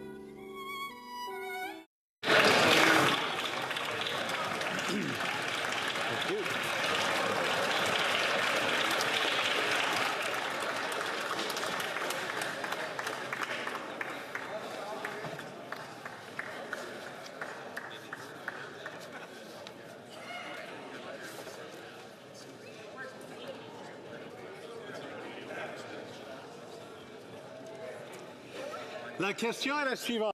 The question is as follows. Mr. Villemur, seconded by Mrs. Vignola, moved that the 6th report of the Standing Committee on Access to Information, Privacy and Ethics, presented on Tuesday, October 4th, 2022, be concurred in. Agree. La période de 10 minutes. The 10-minute period for members voting electronically has started, and the House will now proceed to the vote for members participating in person. Those in favor of the motion will please rise. Monsieur McKenna-Gatineau. Monsieur Champagne. Monsieur Champagne. Monsieur Guilbeault. Monsieur Guilbeault. Mr. Varani. Mr. Varani. Ms. Sachs. Ms. Sachs. Ms. Suds. Ms. Suds. Ms. Chagger. Ms. Chagger. Ms. Murray. Ms. Murray. Mr. McGinty. Mr. McGinty. Mr. Casey. Mr. Casey. Monsieur Vandal. Monsieur Vandal. Ms. Qualtrough. Ms. Qualtrough. Ms. Sahota. Ms. Sahota. Ms. Ian. Ms. Ian. Madame Le Boutillier. Madame Le Boutillier. Madame Bibot. Madame Bibot. Mr. Ananda Sangari. Mr. Ananda Sangari. Ms. Jazek. Ms. Jazek. Mr. Dhaliwal. Mr. Dhaliwal. Mrs. Romanato. Mrs. Romanato. Mr. Oliphant. Mr. Oliphant. Mr. Lamoureux. Mr. Lamoureux. Mr. Fragascatos. Mr. Fragascatos. Mr. Biddle. Mr. Biddle. Ms. de Brusen. Mr. Brusen. Mr. Vancouverden. Mr. Vancouverden. Mr. Baptiste. Mr. Baptiste. Monsieur Lauzon. Monsieur Lauzon. Mr. Kuzmarchuk. Mr. Kuzmarchuk. Mr. May Cambridge. Mr. May Cambridge. Monsieur El Khoury. Monsieur El Khoury. Mr. Fonseca. Mr. Fonseca. Monsieur Yakano. Monsieur Yakano. Mr. Johari. Mr. Johari. Monsieur Lightbound. Monsieur Lightbound. Mrs. Atwin. Mrs. Atwin. Mr. Maloney. Mr. Maloney. Mr. Kellaway. Mr. Kellaway. Mrs. Vandenbeld. Mrs. Vandenbelt. Monsieur Sanson. Monsieur Sanson. Monsieur Serré. Monsieur Serré. Madame Brière. Madame Brière. Mr. Fisher. Mr. Fisher. Mr. Long. Mr. Long. Mr. Longfield. Mr. Longfield. Mr. McDonald Avalon. Mr. McDonald Avalon. Mr. McKinnon Coquitlam Port Coquitlam. Mr. McKinnon Coquitlam Port Coquitlam. Mr. Morrissey. Mr. Morrissey. Monsieur Robillard. Monsieur Robillard. Madame Shanahan. Madame Shanahan. Ms. Cedar Brampton South. Ms. Cedar Brampton South. Mr. Sorbara. Mr. Sorbara. Ms. Hefner. Ms. Hefner. Mr. Turnbull. Mr. Turnbull. Mr. Chang. Mr. Chang. Mrs. Zaid. Mrs. Zaid. Mr. Rogers. Mr. Rogers. Ms. Yip. Ms. Yip. Ms. Latanzio. Ms. Latanzio. Mr. Lewis Kitchener-Conestoga. Mr. Lewis Kitchener-Conestoga. Mr. Pulowski. Mr. Pulowski. Mr. Van Bynen. Mr. Van Bynen. Ms. Bradford. Ms. Bradford. Madame Châtel. Madame Châtel. Madame Lapointe. Madame Lapointe. Ms. Gainey. Ms. Gainey. Mr. Schmale. Mr. Schmale. Mr. Bazan. Mr. Bazan. Mr. Williams. Mr. Williams. Mr. Perkins. Mr. Perkins. Mr. Brock. Mr. Brock. Monsieur Deltel. Monsieur Deltel. Mrs. Stubbs. Mrs. Stubbs. Monsieur Paulus. Monsieur Paulus. Mr. Shear. Mr. Shear. Ms. Lanceman. Ms. Lanceman. Ms. Lewis Haldeman Norfolk. Ms. Lewis Haldeman Norfolk. Mr. Barrett. Mr. Barrett. Mrs. Gray. Mrs. Gray. Mr. Barlow. Mr. Barlow. Ms. Dancho. Ms. Dancho. Mr. Ellis. Mr. Ellis. Mr. Kelly. Mr. Kelly. Mr. Baldinelli. Mr. Baldinelli. Mr. Cooper. Mr. Cooper. Mr. Kimmich. Mr. Kimmich. Mr. Couric. Mr. Couric. Mr. Jennis. Mr. Jennis. Mr. Lawrence. Mr. Lawrence. Monsieur Berthold. Monsieur Berthold. Mr. Workington. Mr. Workington. Mr. Chong. Mr. Chong. Mr. Abu Taif. Mr. Abu Taif. Mr. Seaback. Mr. Seaback. Ms. Ferrari. Ms. Ferrari. Mrs. Block. Mrs. Block. Mr. Viss. Mr. Viss. Mr. Macaulay Edmonton West. Mr. Macaulay Edmonton West. Mr. Lloyd. Mr. Lloyd. Monsieur Brassard. Mr. Brassard. Mrs. Goodridge. Mrs. Goodridge. Mr. Moore. Mr. Moore. Monsieur Godin. Monsieur Godin. Mr.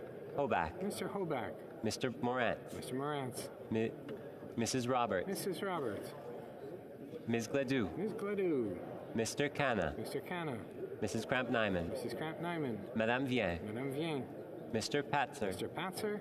Mrs. Gallant. Mrs. Gallant.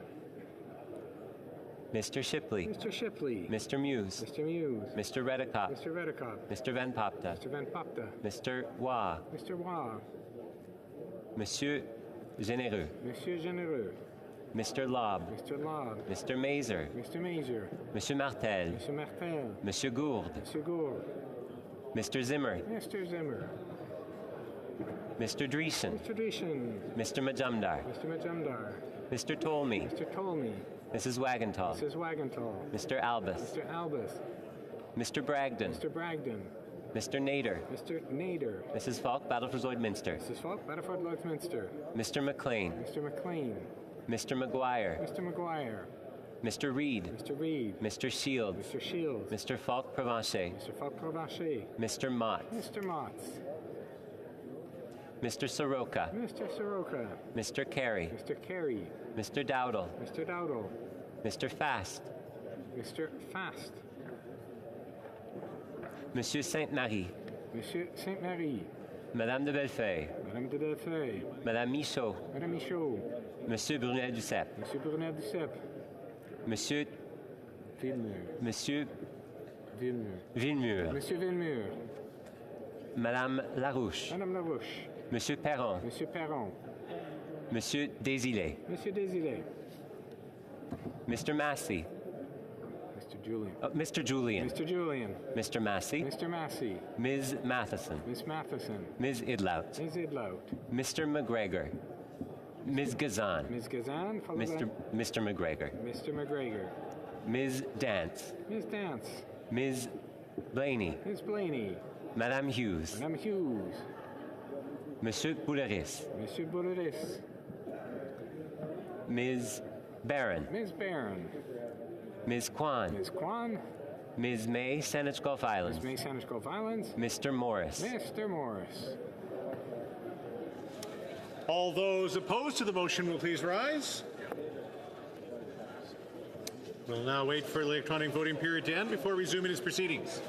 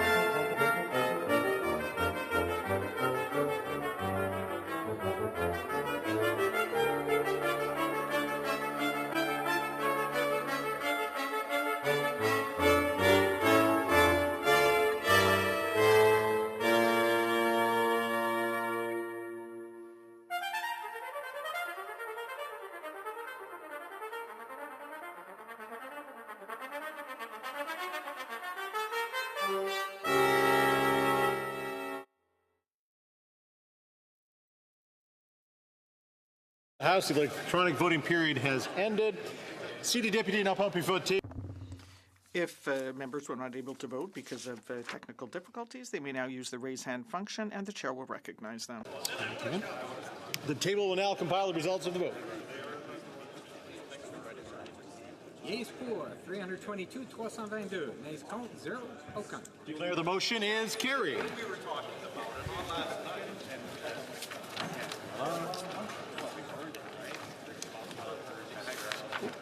Daily routine of business. Affaires courantes ordinaires. Tabling of documents. Dépôt de projet de loi émanant du gouvernement. Introduction of government bills. Déclaration. Statements by ministers. Rapport. Reports from interparliamentary delegations. Presenting reports from committees. The Honourable Member for Surrey Newton. I have the honour to present in both official languages the 21st report of the Standing Committee on Citizenship and Immigration entitled Conditions for Growth, Reconsidering Closed Work Permits in the Temporary Foreign Workers Program. Pursuant to Standing Order 109, the committee requests that the government table a comprehensive response to this report. Thank you very much. And I think we have a dissenting from the Honourable Member for Saskatoon West. Thank you, Mr. Speaker. On behalf of His Majesty's official opposition, I have the honour to table the dissenting report to the Standing Committee of Citizenship and Immigration Committee Closed Work Permit Study. The Conservative Party of Canada values the role of temporary foreign workers in supporting our nation's agriculture and other essential industries. Through our contributions to the committee's studies, Conservatives sought reforms that would secure predictability and access to labour for sectors struggling with chronic worker shortages. Unfortunately, the final report fell short, failing to include key recommendations that would benefit workers, businesses, and the broader economy. In our dissenting report, we emphasized that the temporary foreign worker program should continue to address specific labour gaps, supporting rural and agricultural communities where Canadian workers are unavailable, while resisting an open work permit model that would undermine this goal. Additionally, we strongly condemn the baseless comments made by the UN Special Rapporteur, who referred to the temporary foreign worker program's agricultural stream as a breeding ground for slavery. These inflammatory statements ignore the facts and undermine the hard work and ethical standards of Canadian farmers and businesses who strive to provide safe, respectable workplaces. The Conservative Party will continue to advocate for solutions that safeguard worker rights and secure Canada's food and economic security. Thank you. Dépôt de projet de loi émanant. Tabling introduction of private members' bills. First reading of Senate public bills. Motions. Petitions. Présentation. Pétition. The Honourable Member for Saanich Gulf Islands.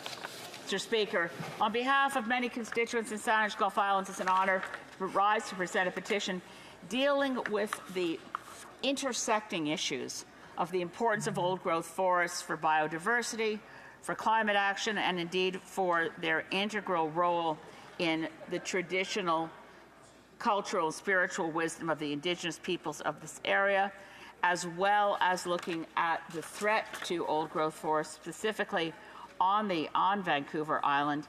There are the last unprotected intact old-growth valley on southern Vancouver Island is slated for logging. Petitioners call on this government to work with the provinces and First Nations to halt all logging of endangered old-growth ecosystems and for long-term protection of old-growth forests, as well as to support value-added initiatives such as banning the export of raw logs to ensure that sustainable production in local saw log operations can continue. Thank you, Mr. Speaker. Presenting petitions, the Honourable Member for Nanaimo Ladysmith. Thank you, Mr. Speaker. I rise today to present a petition from Courtney Langill on behalf of the Fish, Food and Allied Workers Union FFAW Unifor. This important petition received, Mr. Speaker, 1,695 signatures, the large majority from Newfoundland and Labrador, asking the government to, one, immediately revert the 2J3KL northern cod fishery to a stewardship fishery with access exclusive to Newfoundland and Labrador inshore and Indigenous harvesters.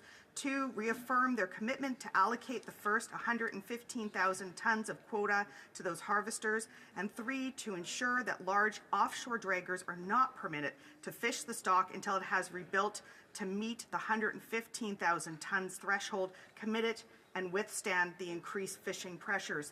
Mr. Speaker, northern cod is a historically and culturally critical species for Newfoundland and Labrador, and petitioners fear another devastating stock collapse if it is not managed responsibly. It is for these reasons that I am honoured to stand and present this petition today. Thank you, Mr. Speaker. Presenting no petitions, présentant cette pétition, l'honorable député de Notre-Dame. The honourable member for Notre-Dame-de-Grâce.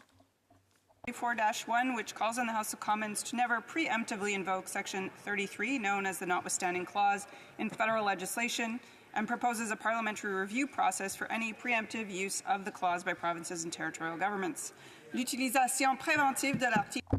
The preventive use of Section 33 is contrary to the spirit and use of this clause. Thank you. Presenting a petition, présentant cette pétition, the honourable member for St. Albert Edmonton. Thank you very much, Mr. Speaker. I rise to present a petition. The petitioners are calling on this government to scrap their reckless expansion of MAID for those suffering solely from an underlying mental health condition.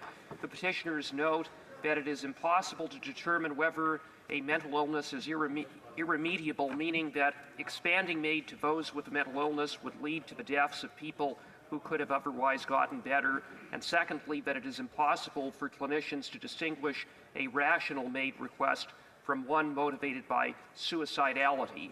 Accordingly, such an expansion, petitioners note, would recklessly put some of the most vulnerable persons at risk. Presenting no petitions, the honourable for Kitchener Centre. Mr. Speaker, I rise to present 2 petitions. The first is with respect to petitioners who continue to be concerned with Canada's first past the post electoral system, noting that the results do not reflect the number of votes cast for each party. They go on to note the lower voter turnout in Ontario's last election as a trend of reduced voter engagement. They note that voters who support all parties across all age demographics across the country support the principle of proportional representation.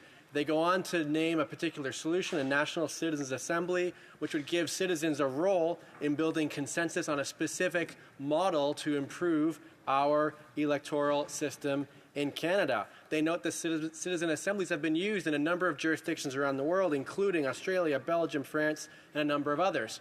They have 3 calls to action for this government. First of all is to establish a National Citizens Assembly on electoral reform consisting of citizens reflecting the diversity of Canadian society, to mandate that assembly to propose a specific design for an electoral system tailored to Canada's needs, which could make every vote count, and to work across party lines to implement the changes before the next federal election. The second petition, Mr. Speaker, petitioners note that Canada has committed harm towards Indigenous people and communities through historical and ongoing colonization and genocide. They go on to note that Indigenous peoples continue to face systemic racism, including in healthcare, education, housing, child welfare, and criminal justice systems. They go on to note that the 2015 Truth and Reconciliation Commission laid out 94 calls to action, and that the federal government is responsible, or jointly or primarily, for 76 of these, of which only 13 have been acted on to date. They have 4 direct calls for this government. These calls include implementing all 94 calls to action of the TRC. They go on to urgently call for all 231 calls for justice of the National Inquiry into Missing and Murdered Indigenous Women and Girls to be adopted, as well as to prioritize funding and policies that advance the process of Canadian reconciliation and justice. Thank you, Mr. Speaker. Presenting a petition, présentation de pétition, the honourable for Mission Mascouche Fraser Cain. Thank you, Mr. Speaker. The first petition I am presenting today is on extreme intoxication as a legal defense.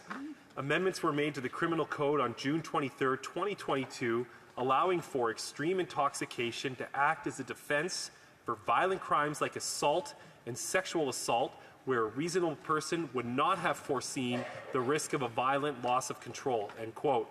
The National Inquiry into Missing and Murdered Indigenous Women and Girls found that rates of violence against Indigenous women and girls to be alarmingly higher than any other demographic in Canada.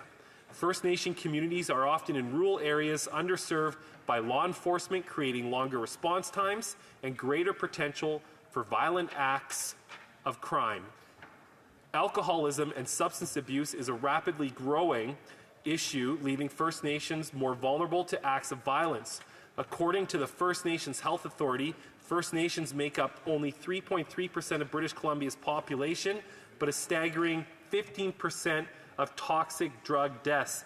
Therefore, the undersigned Indigenous citizens of Mission Matsqui Fraser Canyon call upon the federal government to remove their amendments to the criminal code related to extreme intoxication and uphold their commitment to protecting First Nation women.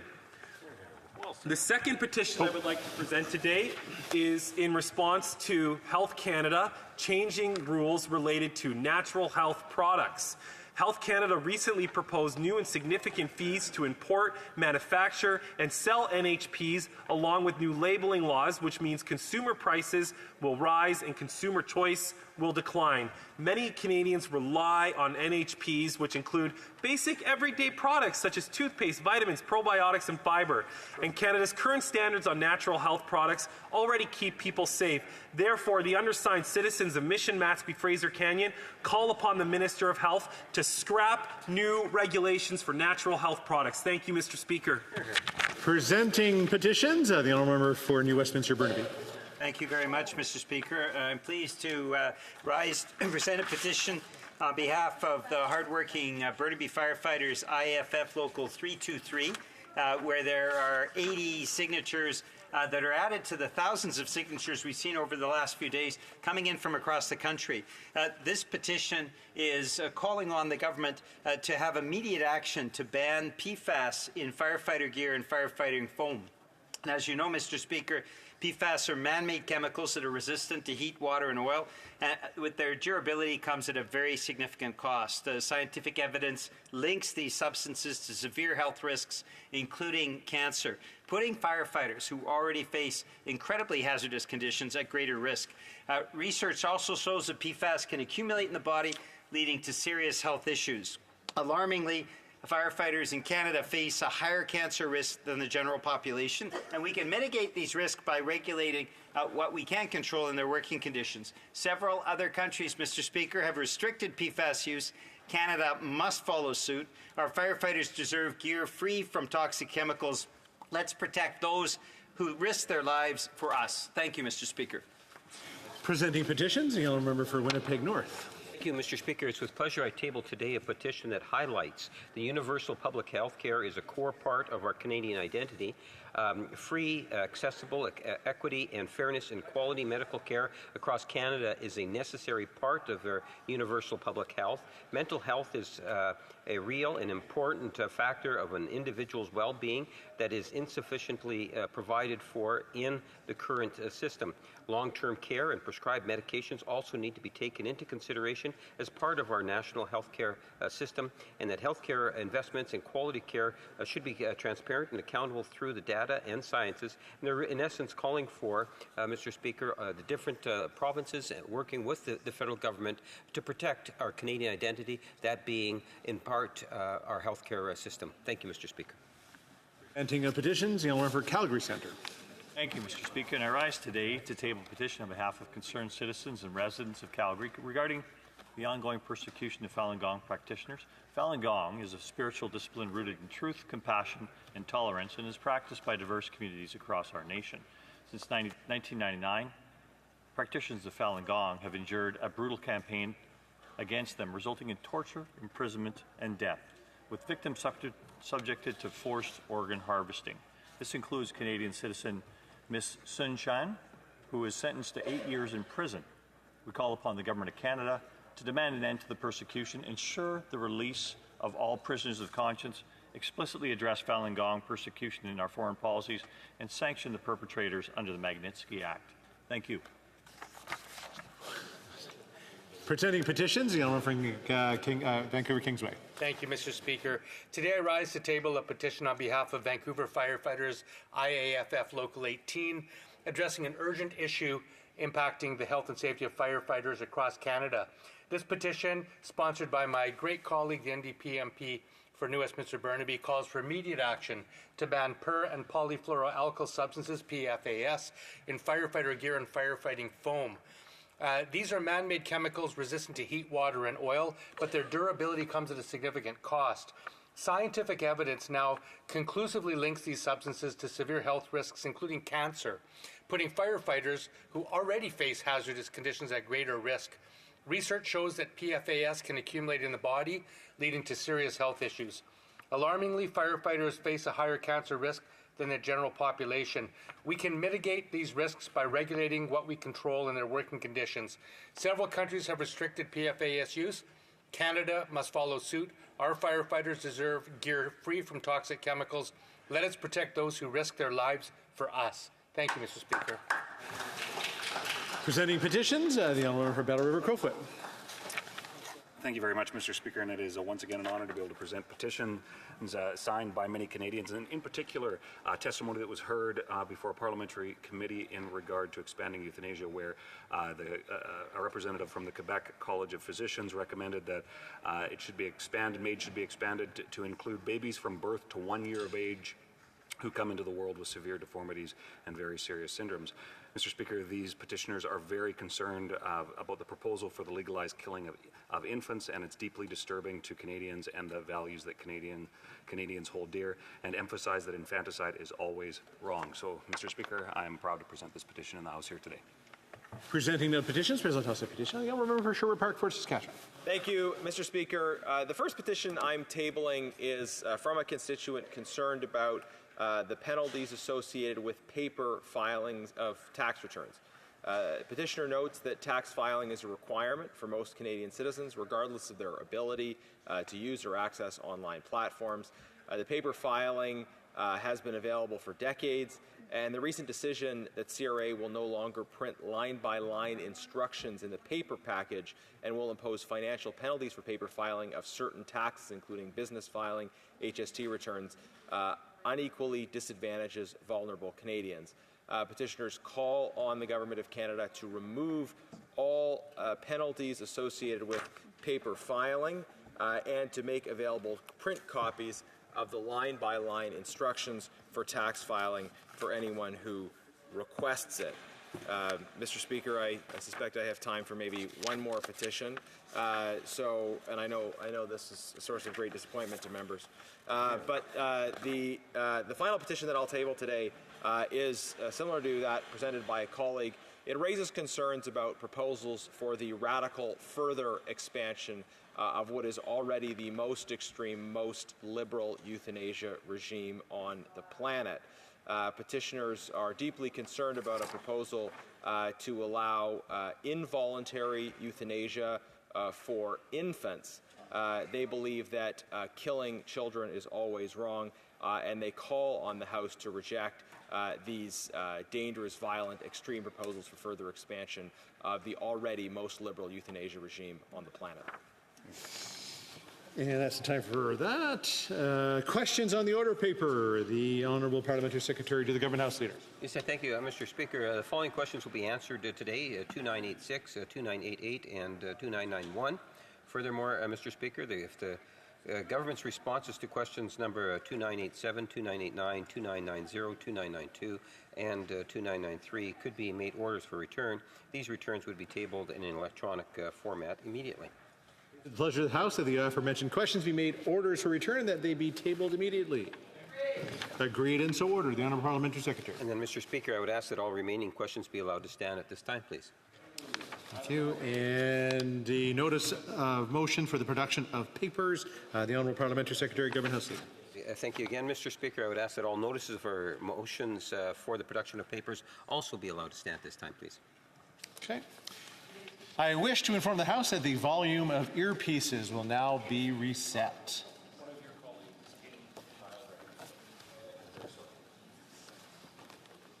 And I wish to inform the House that because of the deferred recorded divisions, the time provided for government orders will be extended by 12 minutes. Orders of the day. Orders of the day. Ordre du jour. Resuming consideration of a privilege motion concerning the failure to produce documents pertaining to Sustainable Development Technology Canada and on the sub-amendment of Mr. Kimmich. The floor is free, so the honourable member for Langley Aldergrove has the floor now. Thank you, Mr. Speaker. I have the honour of rising in Canada's Parliament to join in the debate about the privilege question relating to the Liberal government's latest scandal, the Green Slush Fund. But before I do that, Mr. Speaker, I just want to take a moment to mark this historic day and congratulate our neighbours to the south for a very decisive election, and congratulate Mr. Trump for regaining the White House. Canada and the U.S. have so many ties, not just economic, which has become very relevant for us, but also social and family ties. For me, it's my daughter Christy and her husband Brad and their 4 children, my grandchildren, all proud Americans living in the state of Washington. So what's the future of Canada-U.S. relations going to look like? Well, we don't have to look any further than a speech that President Kennedy gave here when he was first elected in 1961. And this is what he had to say. Geography has made us neighbors. History has made us friends. Economics has made us partners. And necessity has made us allies. Now, Mr. Speaker, that is as true today as it was 60 years ago. Now, the success of, it's often said that the success of a Canadian Prime Minister depends largely on how well they get along with the U.S. President. Politics is about relationships, after all. So how's that going to look in the next little while? Well, we don't have to look very far. History tells us that we should probably be having an election very soon. Thank you. And with that, Mr. Speaker, I'm here. This is now the 4th week that we're debating the Liberal government's refusal to produce documents relating to SDTC, the Sustainable Development Technology Company of Canada, also called the Green Slush Fund lately. The Parliament ordered the government and SDTC to produce documents. That was back in June of this year. And why is the Prime Minister and his cabinet and his government refusing to deliver those documents? Well, we don't know. But the longer that they delay, the more suspicious we become. Are some of the cabinet ministers involved? Are they involved in the graft related to the Green Slush Fund? I think that they need to come out and tell us what's going on. Now, the Liberals have raised specious arguments about why they can ignore this order, why they don't have to comply with it, something about contravening the Charter of Rights and Freedoms. What are the arguments? Well, we don't know, right? Because they haven't really stated them very clearly. And besides, who are they to judge? They're one of the litigants in this whole litigation. They're not the judge. And what the Liberals are conveniently ignoring is that the rights of Parliament are spelled out in our Constitution. We can look to Section 3, 4, and 5 of the Canadian Charter of Rights and Freedoms, but we can also look at the preamble of the Constitution Act 1867, which has this to say: Canada shall have a constitution similar in principle to that of the United Kingdom. That goes back 157 years now in our history. Section 18 of the Constitution Act also defines parliamentary privilege for the House of Commons and all its members as those enjoyed and exercised by the House of Commons of Parliament of the United Kingdom of Great Britain. Those privileges as they existed the day that Canada became a nation, July 1st, 1867. Now, that latter point is very important because with that comes 650 years of parliamentary tradition and history coming out of the mother of all parliaments in Westminster. One of those traditions is, of course, the principle of parliamentary sovereignty, that Parliament can make or unmake any law that it deems just and appropriate. And another one of these age-old traditions is the concept of responsible government, where the government, the Prime Minister and his cabinet, must always retain the confidence of the House, and they must answer questions from the opposition during daily question period relating to the business of government. And a third way that the House of Commons keeps the government to account is through motions, directing the government to do certain things. Now, an early example of that, at least early in my career, was a Conservative opposition motion in December 2019, just a few months after I had been elected, to create a special all-party committee of Parliament on China-Canada relations. That motion passed with the support of the Bloc Québécois and the NDP members of Parliament. Only the Liberals voted against it. Someone had pointed out at the time that this is the first time that the Liberal government under the current Prime Minister had lost a significant vote. Of course, 4 years earlier, they had been elected as a majority government, so they could put through any legislation that they want or stopped any legislation or motions that they didn't like. Well, it was a whole new dynamic now. It was a minority government, and the Liberals had not yet figured out how they had to play nice with the opposition parties for a minority government, minority parliament to be successful. But in any event, I want to point out that the Liberals did comply with that motion, and we created a special committee on Canada-China relations. But things deteriorated pretty quickly after that. And we saw time and again that these Liberals, under the current Prime Minister, are holding Parliament in contempt. I'm going to raise 3 examples of when that happened. And of course, just to anticipate the end of my speech, the third example is going to be the Green Slush Fund that we're talking about, that is the subject of the day. But the first example was a pandemic power grab. Now, I remember that day very well. It was March 13th, 2020. The World Health Organization had called this virus to be a worldwide pandemic. The parties consulted, and we agreed that we would suspend Parliament for 5 weeks, hoping that perhaps the worst of things would be over by then. But then the Liberals tried to pull a fast one on us. Just a couple of weeks later, they put forward a proposal that Parliament would be suspended for a long period of time, and that the Liberals, would be given all the power that they want to tax as they please, to spend as they please, without parliamentary oversight, which we found just unbelievable. Parliament has worked very effectively during other times of crisis, so what was so different this time? We put a quick stop to this insanity, and the Liberals had to back down. The second example of this government holding Parliament in contempt was with the Winnipeg Lab affair. The Special Committee on China Relations, which we know that the Liberals didn't like very much, was investigating rumors that 2 employees of the Public Health Agency of Canada had been fired because of their direct ties to the Beijing communist regime. The committee ordered the production of documents, similarly to what we're doing with the Green Slush Fund, and on June 2nd, Parliament voted to confirm that order. The Liberals voted no, of course. Now, the government agency, PHAC, Public Health Agency Canada, didn't comply with this order, so on June 17, 2022, the House declared the agency to be in contempt of Parliament, and ordered that the President appear here in Parliament, in the House of Commons, to be reprimanded in public and to be ordered to produce the documents. The Speaker of the day, Mr. Anthony Rota, supported the majority of the House, of course. He was doing his job. So the honourable member is still a sitting member of the House, so I would say the honourable member for Timiskaming would be probably more appropriate. The honourable member for Langley Aldergrove. Yes, of course. I have the greatest respect for the member of, I forget the name of the riding, but the former Speaker of the House. He supported us, of course. He was doing his job. That's what the Speaker is supposed to do.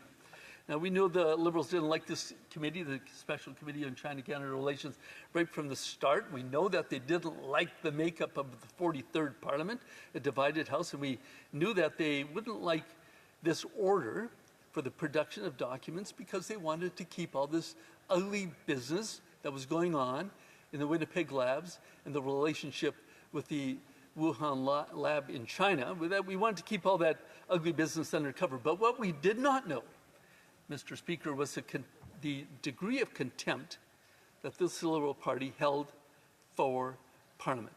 But we found that out when the Attorney General, the Liberal Attorney General, sued the Speaker of the House, who is a member of the Liberal Party. A big showdown in court, the Attorney General's lawyers versus the Speaker's lawyers, all at the taxpayer expense, of course, because we were paying for all the lawyers. We knew that this was a loser case right from the very, very start. We knew that no one was going to come out the winner, maybe except the lawyers, of course, who were charging their full hourly rate. In the end, the whole case fizzled out when the Prime Minister made his trip to the Governor General's mansion and asked her to dissolve Parliament and to drop the writ for a new election. In the end, the 43rd Parliament lasted only a mere 23 months. We had thought that the Prime Minister would do the responsible thing and wait until the pandemic was behind us. But no, right in the middle of a pandemic, he thought that perhaps Canadians would affirm what he had been doing, what they had been doing, and that they would return a majority government for the Liberals. Well, we all know how that ended. The 44th Parliament, the one that we're in right now, looks very much like the 43rd Parliament. $600 million in expenses to run that election campaign. And the House looks almost exactly as it did before. Roughly the same number of Liberals and Conservatives and NDP and the Bloc Québécois.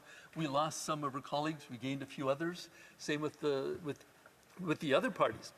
But in the end, the Liberal government, even though they lost the popular vote, had the most seats, so they got to form government. The Conservatives were the official opposition, and the Bloc Québécois and the NDP looked pretty much like that they did before. And that brings me to the current issue of the day, the Green Slush Fund. The third example of this Liberal government holding Parliament in contempt.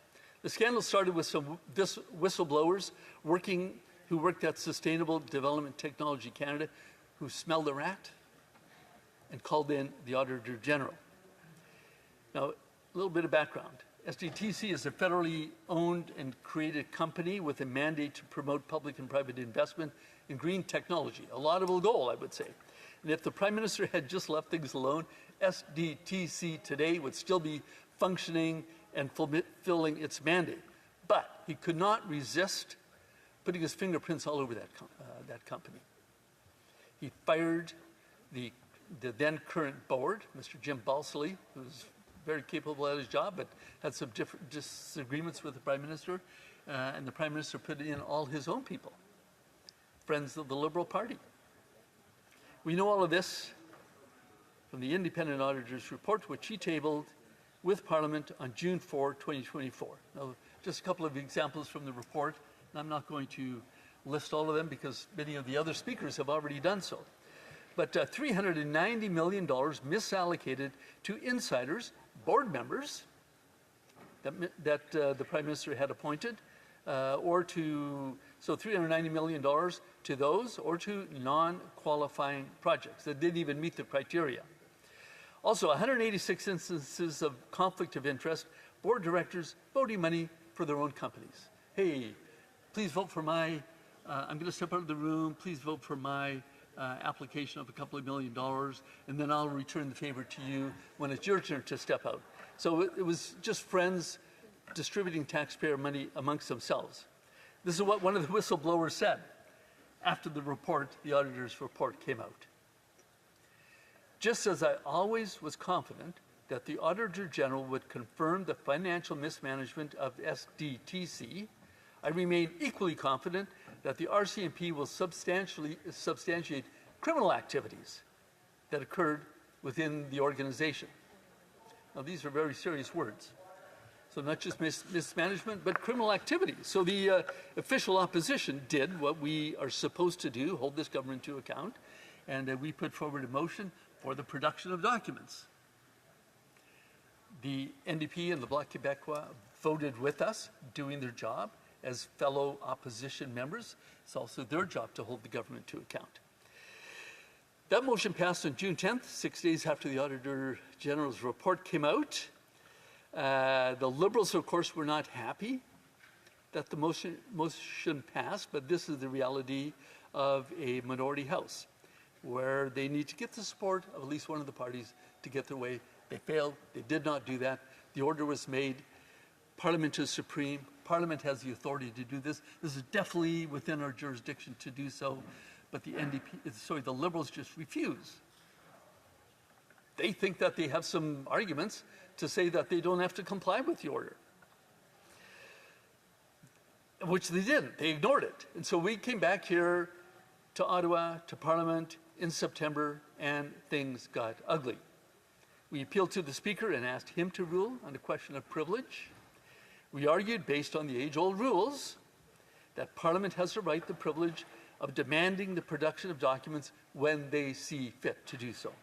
The Speaker ruled in our favor, and I'm just going to read one sentence from the Speaker's ruling. The Chair cannot come to any other conclusion but to find that a prima facie case of privilege, question of privilege has been established. Now, Mr. Speaker, you'd think that that would be the end of the story. It was pretty clear. But we know what these Liberals think about speakers who make rulings that they disagree with. They sue them, hoping maybe to find a judge that is going to turn a blind eye to the centuries-old traditions of parliamentary proceedings, parliamentary privilege. They did it before. Will they do it again? Or will they just keep dodging and weaving as they have for the last 4 weeks, actually since June, so that nothing gets done around here? And Mr. Speaker, it is because of this contemptuous behavior of the Liberal government that things have ground to a halt here in Canada's Parliament. Now, we know the Liberals don't like an aggressive opposition. I get it. They just think that we should all play nice. Hey, we're all in this together, they like to say. But we are just doing our job as the official opposition, holding this government to account as prescribed by Canada's Constitution. Now, the Liberals need to do their job and comply with the order so that we can all get back to work. That's what we want to do, Mr. Speaker. We've got important work to do here. But the Liberals' refusal to act is what's causing us to have ground to a halt here. Now, the Liberals have not formally lost confidence of the House because the NDP, despite all their bluff and blunder, continue to support this corrupt and incompetent regime. But the Liberals have lost the confidence of the people of Canada. I know that. This is what my colleagues and I are hearing at home, in our ridings, when we're out knocking on doors, when we're at events in our communities. It's what we heard in the 2 recent by-elections, where the Liberals' base supporters are even saying, enough is enough. Time for a change. Now, here's an idea for the Prime Minister. Don't comply with the order, but the Green Slush Fund, don't even bother taking the Speaker to court. They will lose. Take a walk to the Governor-General's mansion and ask her to dissolve the 44th Parliament and call an election, because this is what Canadians want. They are ready for a government that will stop the corruption, that will fix what the Liberals have broken, that will offer common sense solutions to the problems facing ordinary Canadians, the people that we listen to. Canadians deserve a government that will axe the tax, build the homes, fix the budget, and stop the crime. Canadians deserve a government that doesn't play favorites but creates an environment where non-insiders can work hard and get ahead. They deserve a Canada. Canadians deserve a Canada that delivers on its promise to all who call it home, that hard work earns a powerful paycheck, and for pensioners and for workers, which buys an affordable home on a safe street in a country where everyone from anywhere can do anything as long as they work hard. And Mr. Speaker, all of this is achievable, but first we need an election. Call a carbon tax election. Thank you. Questions and comments? Question commentaire. The Honourable Parliamentary Secretary, Government House Leader. Yes, thank you, Mr. Speaker. This is actually nothing more than a cheap, actually a very expensive political game that's being orchestrated by the leader of the Conservative Party. It's an absolute disrespect of what takes place on the House of Commons, on the floor here inside the chamber. I refer the member to a Hill Times story, and the author of the story is Stephen Chaplin, is a former senior legal counsel in the office of the House Law Clerk and Parliamentary Counsel, an expert. And he gives a very stark warning to all members of the House because of this game that the official opposition is playing. And this, I quote, "It is time for the House to admit its overreach before the matter inevitably finds its way to the courts, which do have the ability to determine and limit the House's powers, often beyond what the House may like. The game that the Conservatives are playing is borderline contempt in itself, and it's coming from the office of the Conservative leader. I'm wondering if the member has actually read the story, and if he hasn't read the story, would he commit to read to the story and maybe share some of those conclusions with his leader?" Member for Langley Aldergrove. Well, Mr. Speaker, the only conclusion we care about is the conclusion that this House of Commons came to, ordering the government to produce the documents. Parliament is supreme. This is completely within our wheelhouse to be able to order, to make that order for the production of documents. This is an age-old tradition, and the government should respect it. If they don't, they should call an election. Go to the people. Let them judge. If they want to take the Speaker to court, well, they can try that too. But I would suggest call the election and let the people decide who's right. Thank you. Questions and comments? Question commentaire. The Honourable from New Westminster, Burnaby. Thanks very much, Mr. Speaker. I appreciate the member and enjoyed his speech. I'm glad that he raised the issue of the by-elections. Of course, Mr. Speaker, as you know, we had two by-elections recently. Elmwood-Transcona, the Conservatives were badly defeated by the NDP. In the Sally-Mount-Verdun, the Conservatives finished fourth. The Liberals were defeated in the Sally-Mount-Verdun, and the Liberals finished with 5% of the vote in Elmwood-Transcona. Now, we know about the Liberal scandals, and the NDP has been pivotal in getting to the bottom of each of those scandals. SNC-Lavalin, We Charity, and now the STTC, and we're supporting the motion. The reason why the Conservatives did so badly in the by-elections, of course, is because people are aware of the legacy of the Conservative scandals, and I just have to refer back to the period of the Harper regime.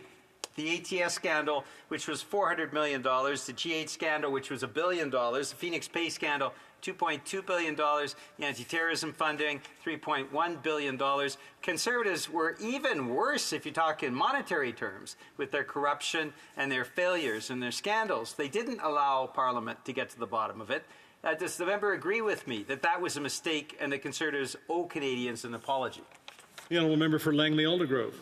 Well, Mr. Speaker, I guess I'm not surprised to hear a member of the NDP party who continues to support the Liberal Party preventing an election that so many Canadians want. I'm not surprised to hear him now looking back in history for other scandals, to divert the Canadians' attention from what is going on in Canada right now with the Green Slush Fund. This is what is our focus right now. We want to get to the bottom of it. There's corruption. There's allegations of criminal activity. We need to get to the bottom of that, and I hope that the NDP will support us in the next non-confidence vote to defeat this government to force a carbon tax election. Thank you. Questions and comments? Question commentaire. The Honourable Member for Prince Albert.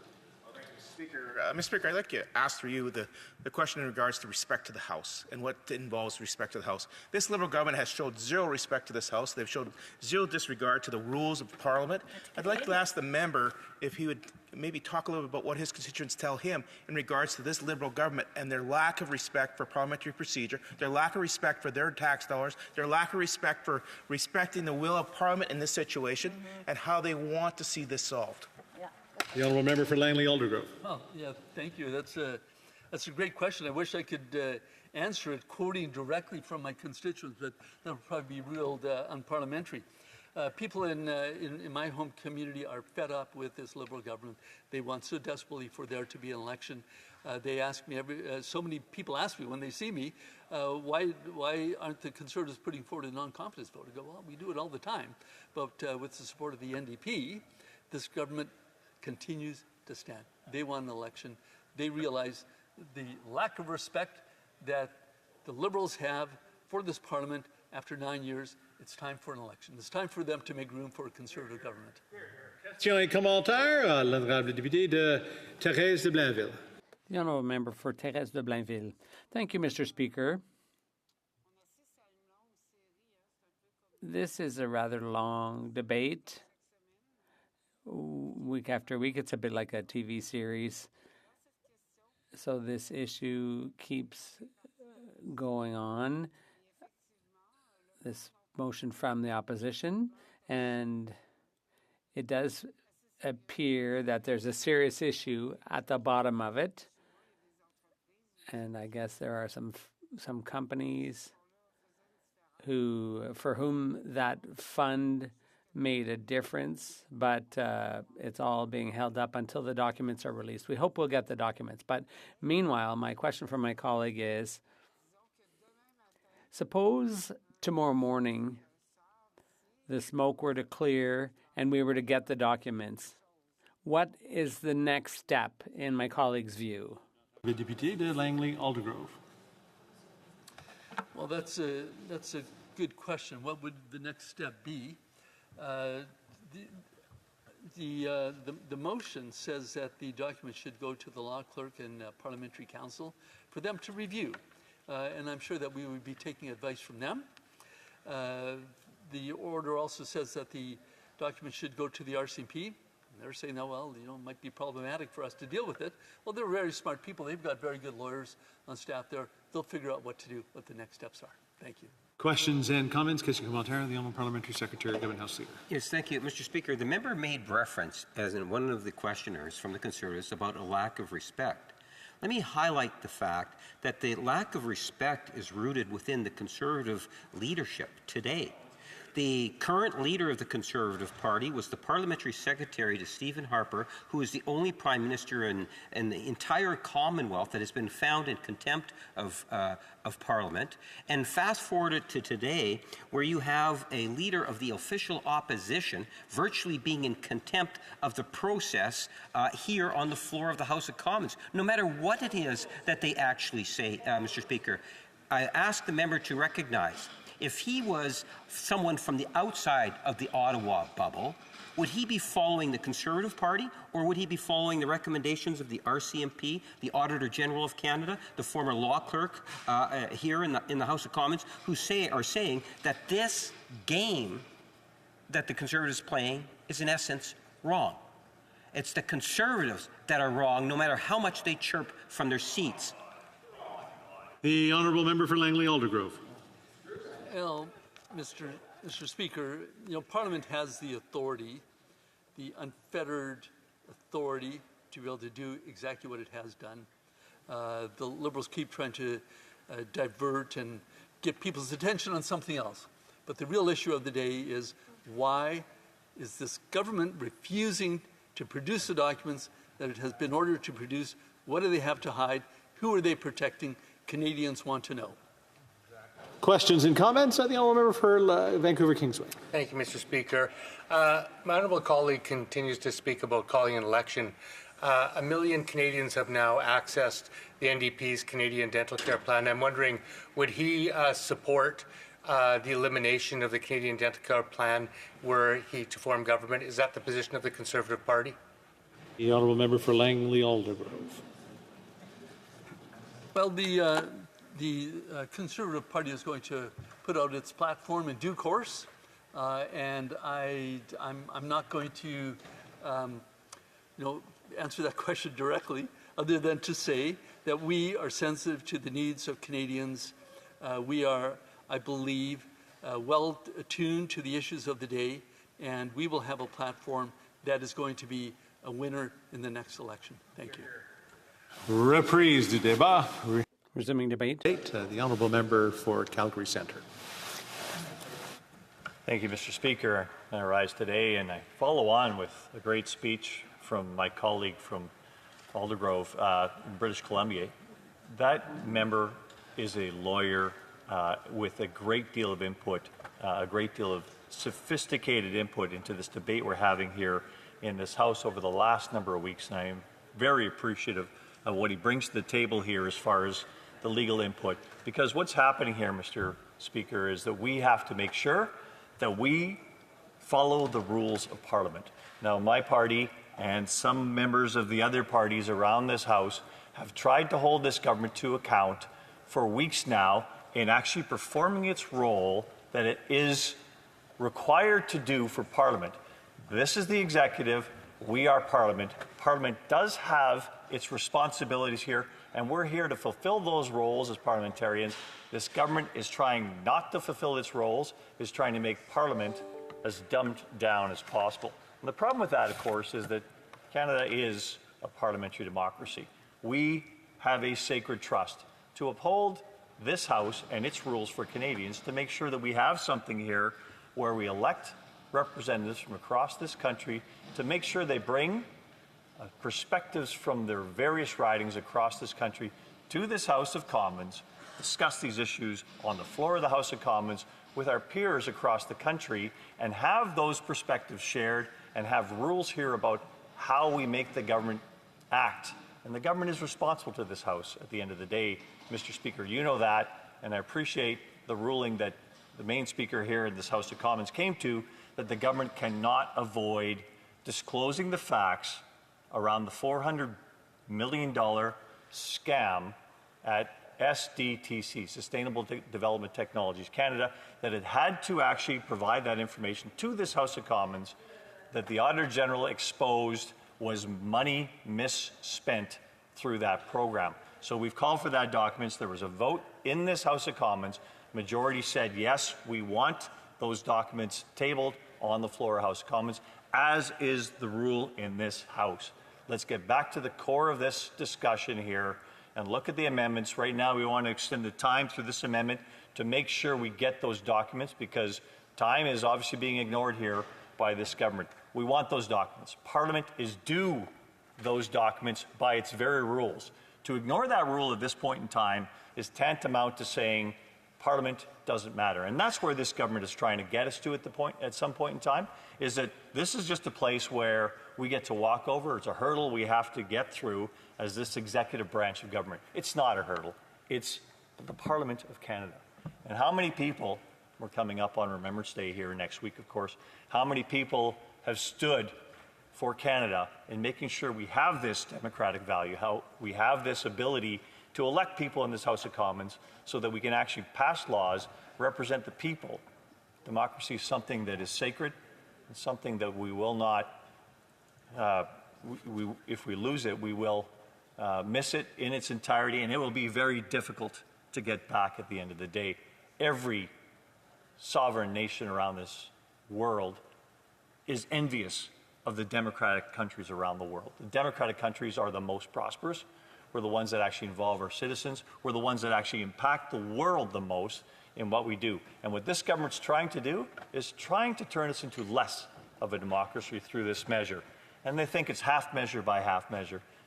But Mr. Speaker, this has been happening, as my colleague pointed out, for 4 years now. Ever since the pandemic happened, this government thinks they're not accountable. And it started with the pandemic. I got elected in 2019, you'll know, Mr. Speaker.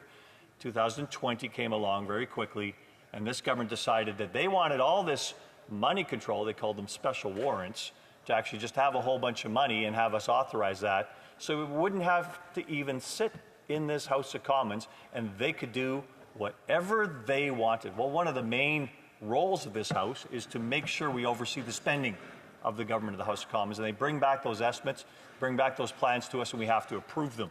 And that is something that we have to make sure we hold on to here and hold this government to account on where it's going to be accountable for that spending.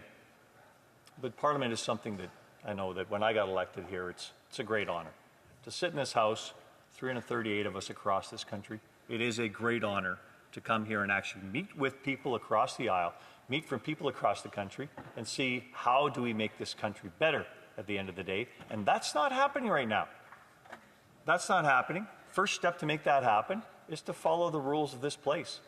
You can't tear down the rules of this place and expect us to function as a legitimate parliamentary democracy if we're not going to respect the fact that we actually have rules, that we have to, how we interact together, how the government, which is the front bench, how the government responds to what this House demands of it. And we've demanded that many things from this House. Government's ignored a lot of things. And I recall they reneged on one of the reasons they were holding up one of the requirements we asked of them some time ago. And this House, you'll recall, Mr. Speaker, this House demanded that the IRGC in the Middle East be deemed a terrorist group. And that was passed by Parliament years ago. And the government decided to ignore it until suddenly it was opportunistic just 4 months ago during a by-election in Toronto. They say, okay, this is suddenly an issue. We have to actually obey the rules, or the House of Commons vote on this, and they acquiesced. Finally, it's one of those things where, you know, Parliament is demanding this of this government, and it's ignoring it. Now it's demanding documents, and those documents are about a $400 million scam, if you will. It is one of the many slush funds this government has. $400 million. We're not the ones that initially started questioning what is with this. It's the Auditor General that examined their books and said, there is a whole bunch of remiss here. Think about that, $400 million, hundreds of conflicts of interest where the members of the board were giving money to their own companies and weren't supposed to be doing so. Obviously, the definition of conflict of interest. $400 million into projects that were supposedly part of what we call the green shift, the transition, the energy transition.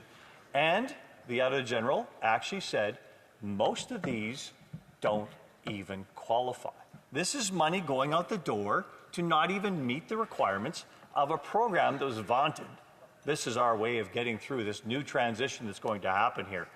Well, it turns out, as the Auditor General has pointed out, and we want the documents that show this clearly, the Auditor General says most of those didn't even meet the requirements of the program as they're written on paper.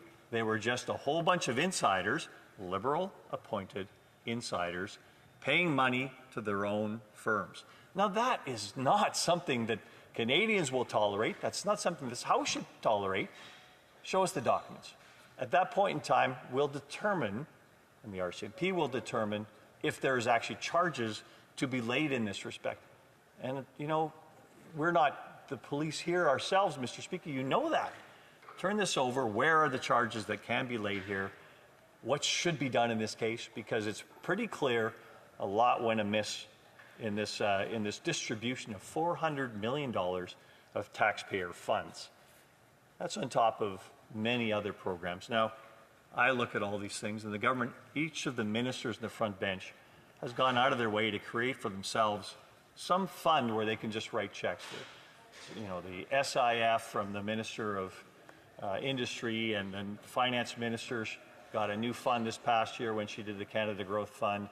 And of course, there's the Canada Infrastructure Bank, and there's a whole bunch of other ways. We're just pushing money through the economy here.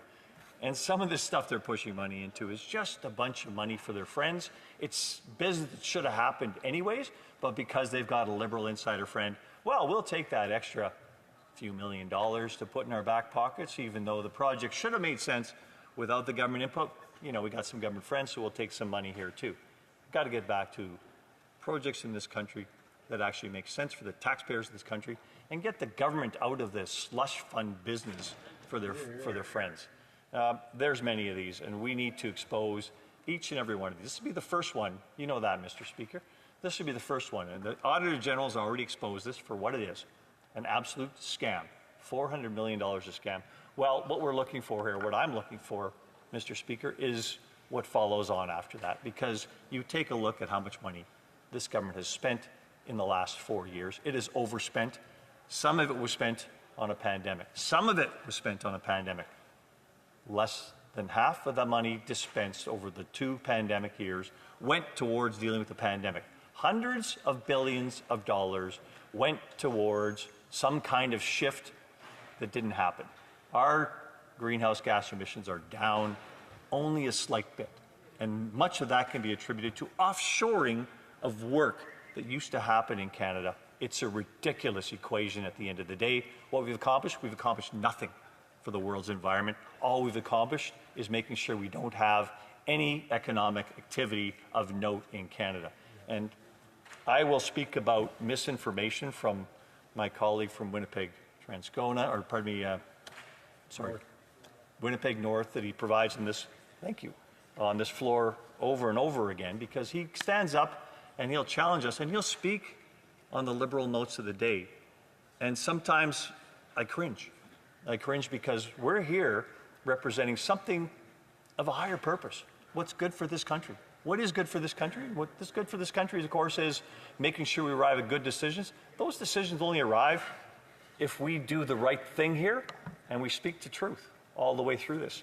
And the misinformation we're having, of course, this whole notion about this is something that the Charter of Rights, if we get these documents that we're entitled to as Parliament, it will contravene the Charter of Rights. I will challenge anybody here. 1982, you go back and you say, when the Charter of Rights was legitimized as part of the Canadian Constitution, if any of those drafters of that Constitution would say, we anticipate that some documents will not be able to be provided to parliamentarians because somebody some lawyer with an opinion that might be trashed out there somewhere is going to say, this will contravene somebody's Charter of Rights. This is the Parliament of Canada. It is supreme. We're demanding documents. We're due those documents. Those documents should arrive here, and we are standing here upholding democracy, making sure they do arrive here. Hear, hear. There is nothing further here that has to occur. How this actually resolves itself is the documents get delivered in their entirety, and then we investigate what happens from there. Step one, get those documents to the table here. But there's more misinformation going on here, and I heard a lot of it again today in the House of Commons here. But earlier this week, I had to put up with, two ministers announcing an emissions cap in the oil and gas industry. An emissions cap. How does an emissions cap work? Emissions cap works because you're going to shut down production in Canada. That's the only way, and they've been shown that so many times by industry, by all the scientists involved. If you want to shut in 1 million barrels a day of Canadian oil production, that will be quickly replaced around the world by other suppliers. End of story. Everybody knows that. We are producing some of the most environmentally beneficial barrels of oil for the world economy, particularly for our partners south of the border, here in Canada right now.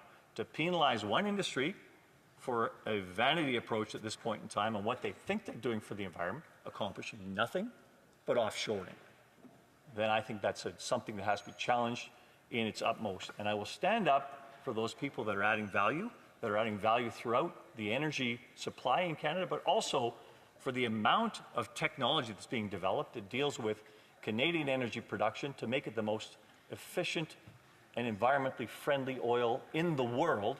That advancement has happened significantly. I need to raise this, Mr. Speaker, because I'm not sure everybody remembers this. Canada is not a cheap place to produce oil. The reason we produce oil in North America, but in Canada in particular, is because of the security involved in making sure we have our energy sources provided here. Otherwise, those energy sources would be supplied by other places around the world where actually oil is much less expensive and much less environmentally friendly, believe it or not. And that energy molecule is still the most important energy molecule in the world, and we continue to kind of move that along so that we've got other sources, because putting all our apples in one basket is not a good strategy.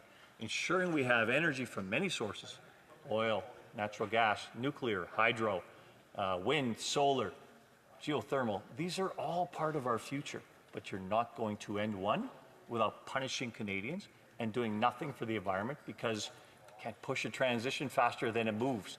That's all there is to it at the end of the day. So I addressed that very clearly.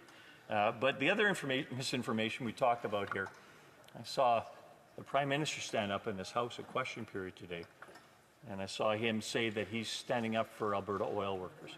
And I've never, ever heard such nonsense. This Prime Minister and this government and this front bench are doing everything they can to punish this sector and to try and make it seem like it's the sector that's responsible for the emissions around the world.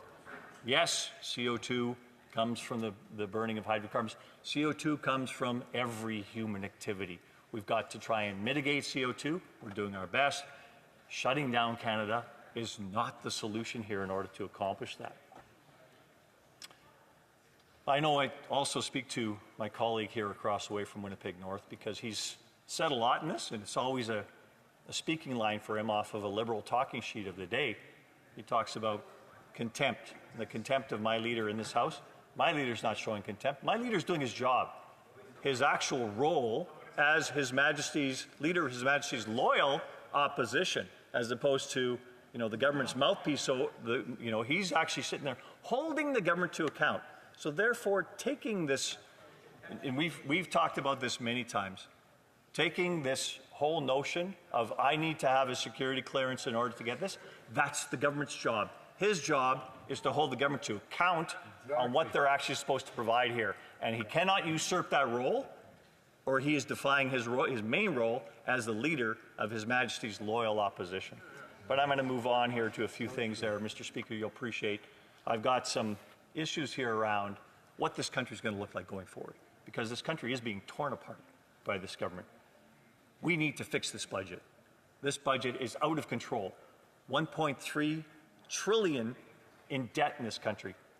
Another 50 billion going into debt this year. How much debt do you think Canadians can assume from this public government? It's doubled since this government came into power, and it's not turning around. It's this notion that government debt can continue to accumulate and Canadians can continue to bear the burden of that. All this is doing, Mr. Speaker, is kicking the can down the road about where programs don't get delivered to Canadians that are going to need those funds going forward. Debt to GDP ratios, it's a ridiculous notion. Frankly, how much money are we spending on servicing that debt? $50 billion plus per year.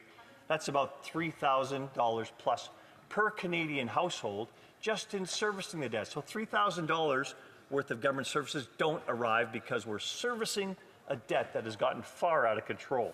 We need to address that. We need to make sure that we fix this budget and stop spending money willy-nilly, including on a $400 million slush fund that went to a bunch of insiders here. I'll bring that back home. But we've got also, think about a $1.3 plus trillion deficit. That's about $100,000 per household. You tell that to every household in Canada, your federal debt adds an extra $100,000 onto your actual debt, and you're paying the interest on that debt all the time, and there's nothing you can do about it. Don't worry, everything's free in Canada. We'll get you some more free programs. Don't worry about it, because that debt, nobody's going to worry about it, while your kids are going to worry about it, because somebody's going to have to deal with this. Kicking the can down the road is no way to address what we need to deliver to Canadians. And I beseech you, Mr. Speaker, that dealing with debt is something that we have to focus Canadians on and make sure that focus this government on, because it thinks that it just has to continue spending more and it's going to make its way up. It's make facts up as it goes along here.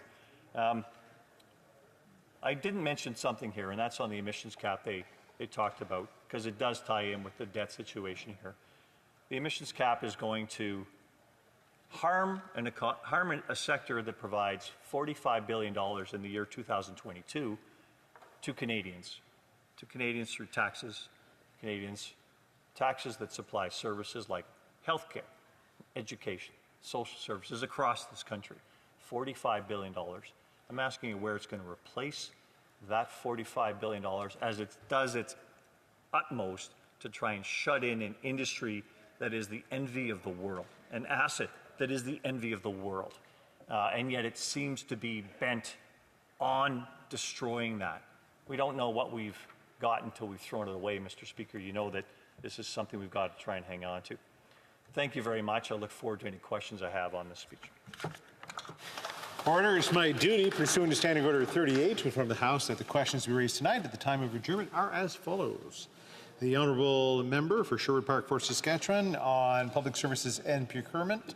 The Honourable Member for Calgary Shepherd, Immigration, Refugees and Citizenship. Minister on carbon pricing. Questions and comments. The Honourable Member for Winnipeg South Centre. Thanks very much, Mr. Speaker. I listened with interest as my colleague across the way talked about respecting the will of the majority of Parliament. The majority of Parliament believes in $10 a day daycare. The majority of Parliament believes in a national school food program.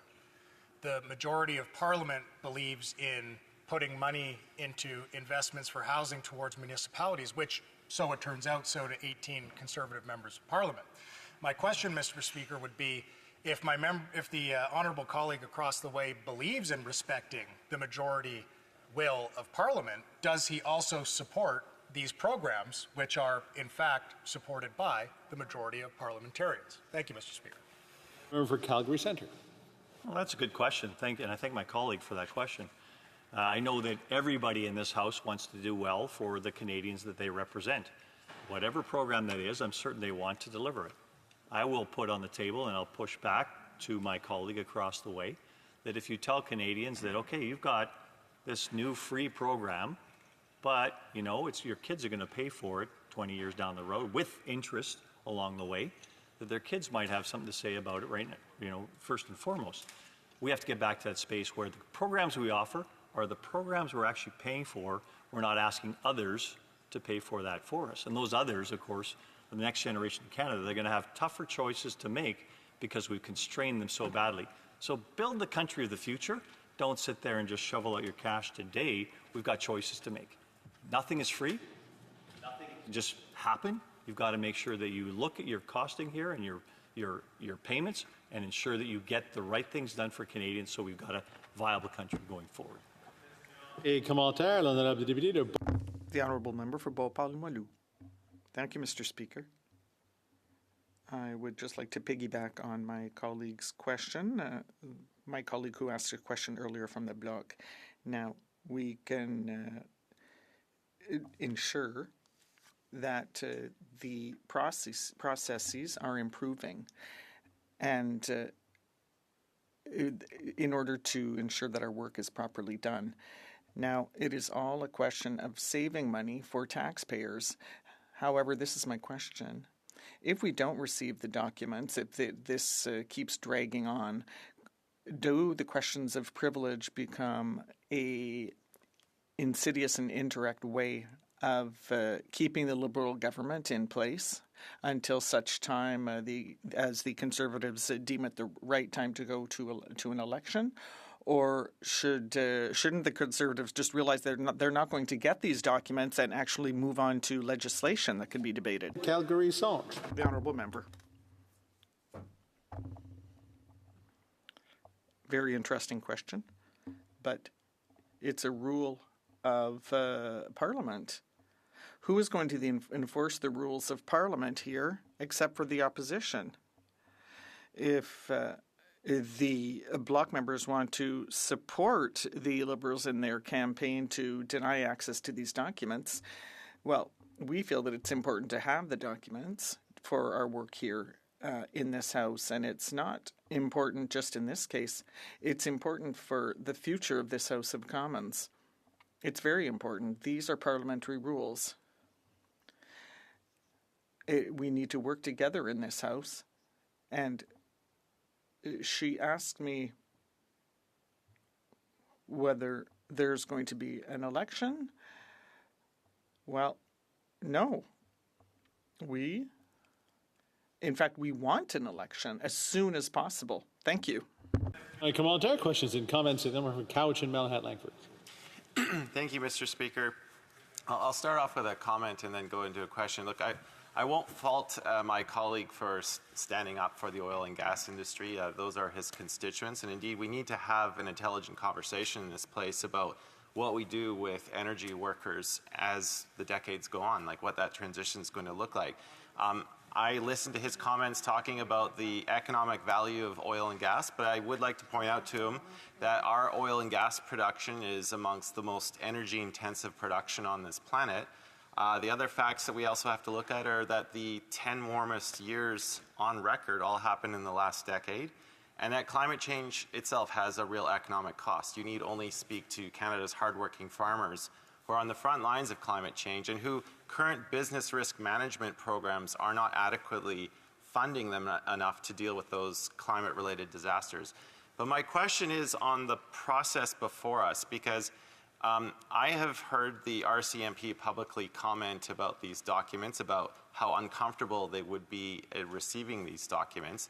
And given that the House is currently, stuck, as it were, would it not be advisable for us to maybe move this question of privilege to the Procedure and House Affairs Committee so that maybe Conservatives could call the RCMP commissioner before that committee as a witness, and then the commissioner of the RCMP could inform the Conservatives on what the appropriate process would be for the handling of these documents. Would that not be an advisable option through you, Mr. Speaker? The honourable member for Calgary Centre. Well, it's one of those, I appreciate the preamble and the actual question, but we're kind of, my colleagues sort of saying, we want to do this indirectly, what we can do more efficiently directly. And he's got some RCMP friend who tells him he's uncomfortable with this process. Mr. Speaker, we are Parliament again, and our job here isn't to make somebody comfortable. There has been some very serious, well, let's call it corruption here that's happened, and we want to get to the bottom of it. And when the RCMP, as uncomfortable as my colleague says they might be, when they uncover these documents, and if it makes them uncomfortable and squirmy because their boss over on the front bench of the Liberal Party, Liberal government, is going to say, oh my gosh, we have treaded way over where we should have gone here, and they're going to have to issue some warrants. That's going to be very uncomfortable for everybody. Thank you. Questions and comments? The honourable member for York Simcoe. Well, thank you, Mr. Speaker, and I thank my colleague for his speech. You know, I think there's two things we do know, Mr. Speaker. We've been seized with this issue, and as my colleague knows, for a month now. And we know the Liberals could end this by submitting the documents unredacted. They can end it right now, tonight.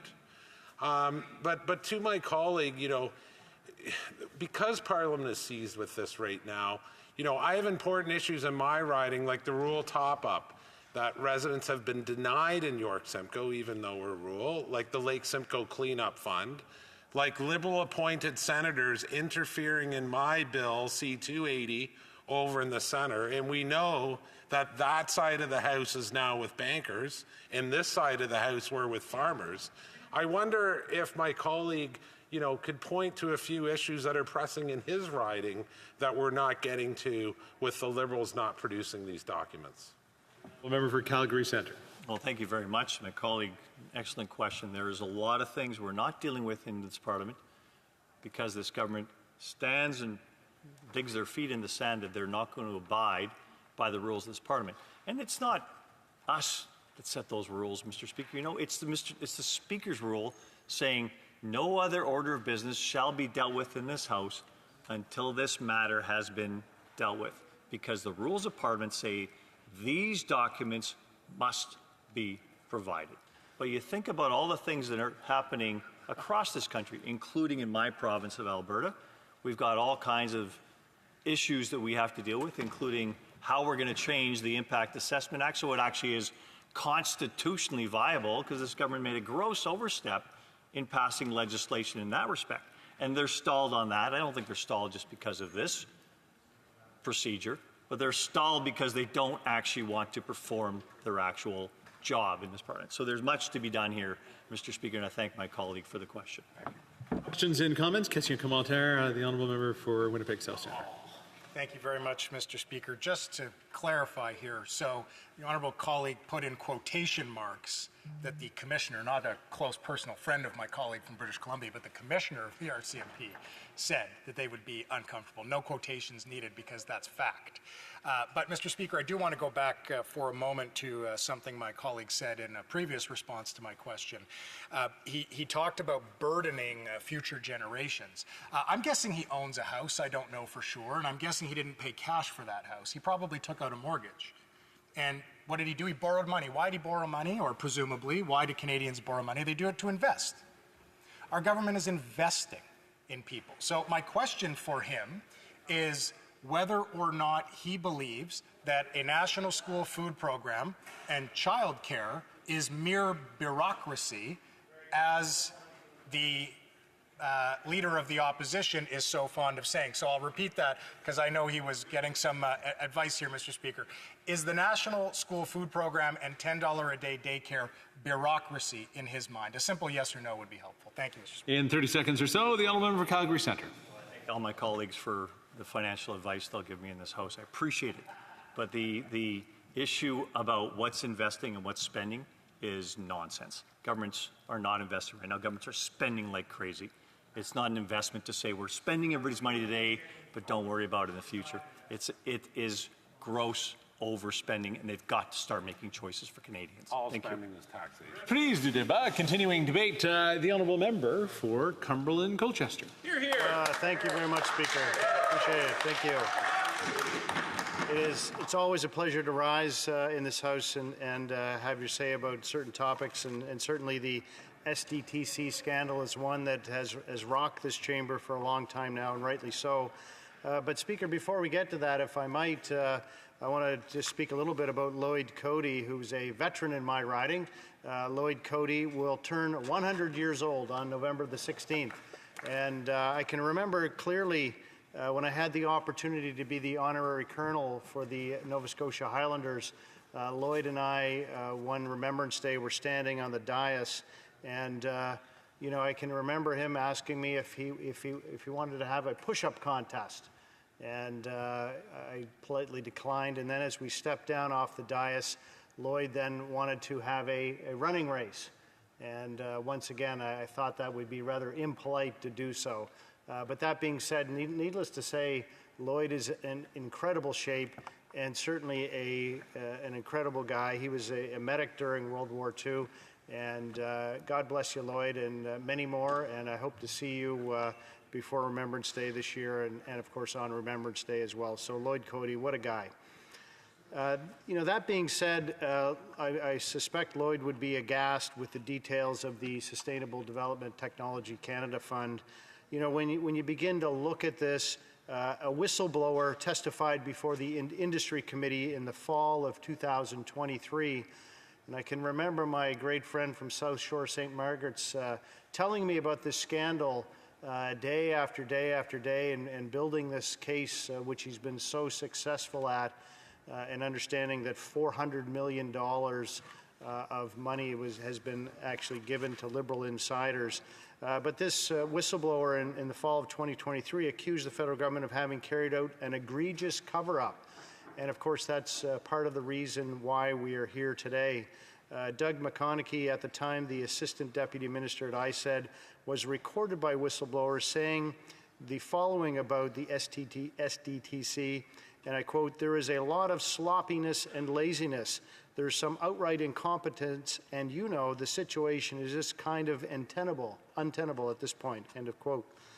The Auditor General's report on SDTC was damning, and it found that SDTC had not set clear guidance to support staff and the Project Review Committee to determine whether a project met all the eligibility criteria set out in the contribution agreements.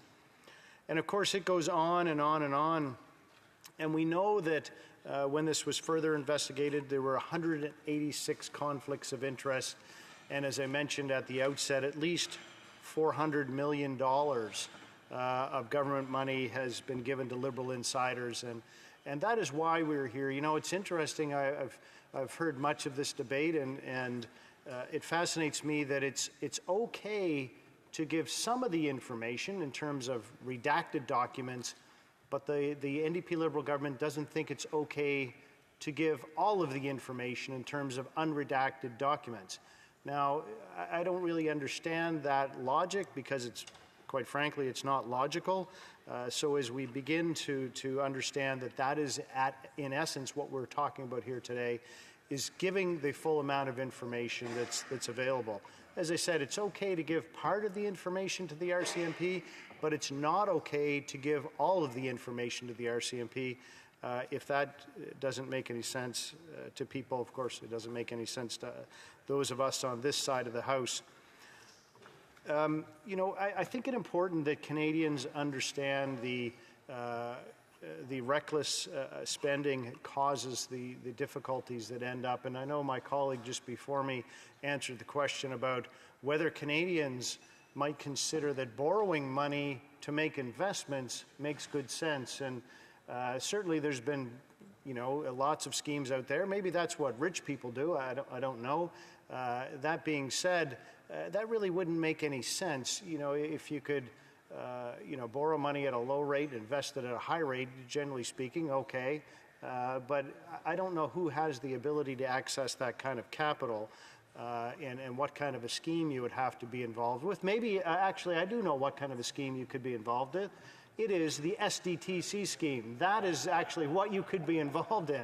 If you knew, for instance, that your company was going to receive lots of money from the NDP Liberal government, then it would make sense to borrow money to put into that company because you know that your pockets are going to get flush with cash, perhaps much like the Radical Environment Minister has been able to do. And we'll talk about the Radical Environment Minister a bit more.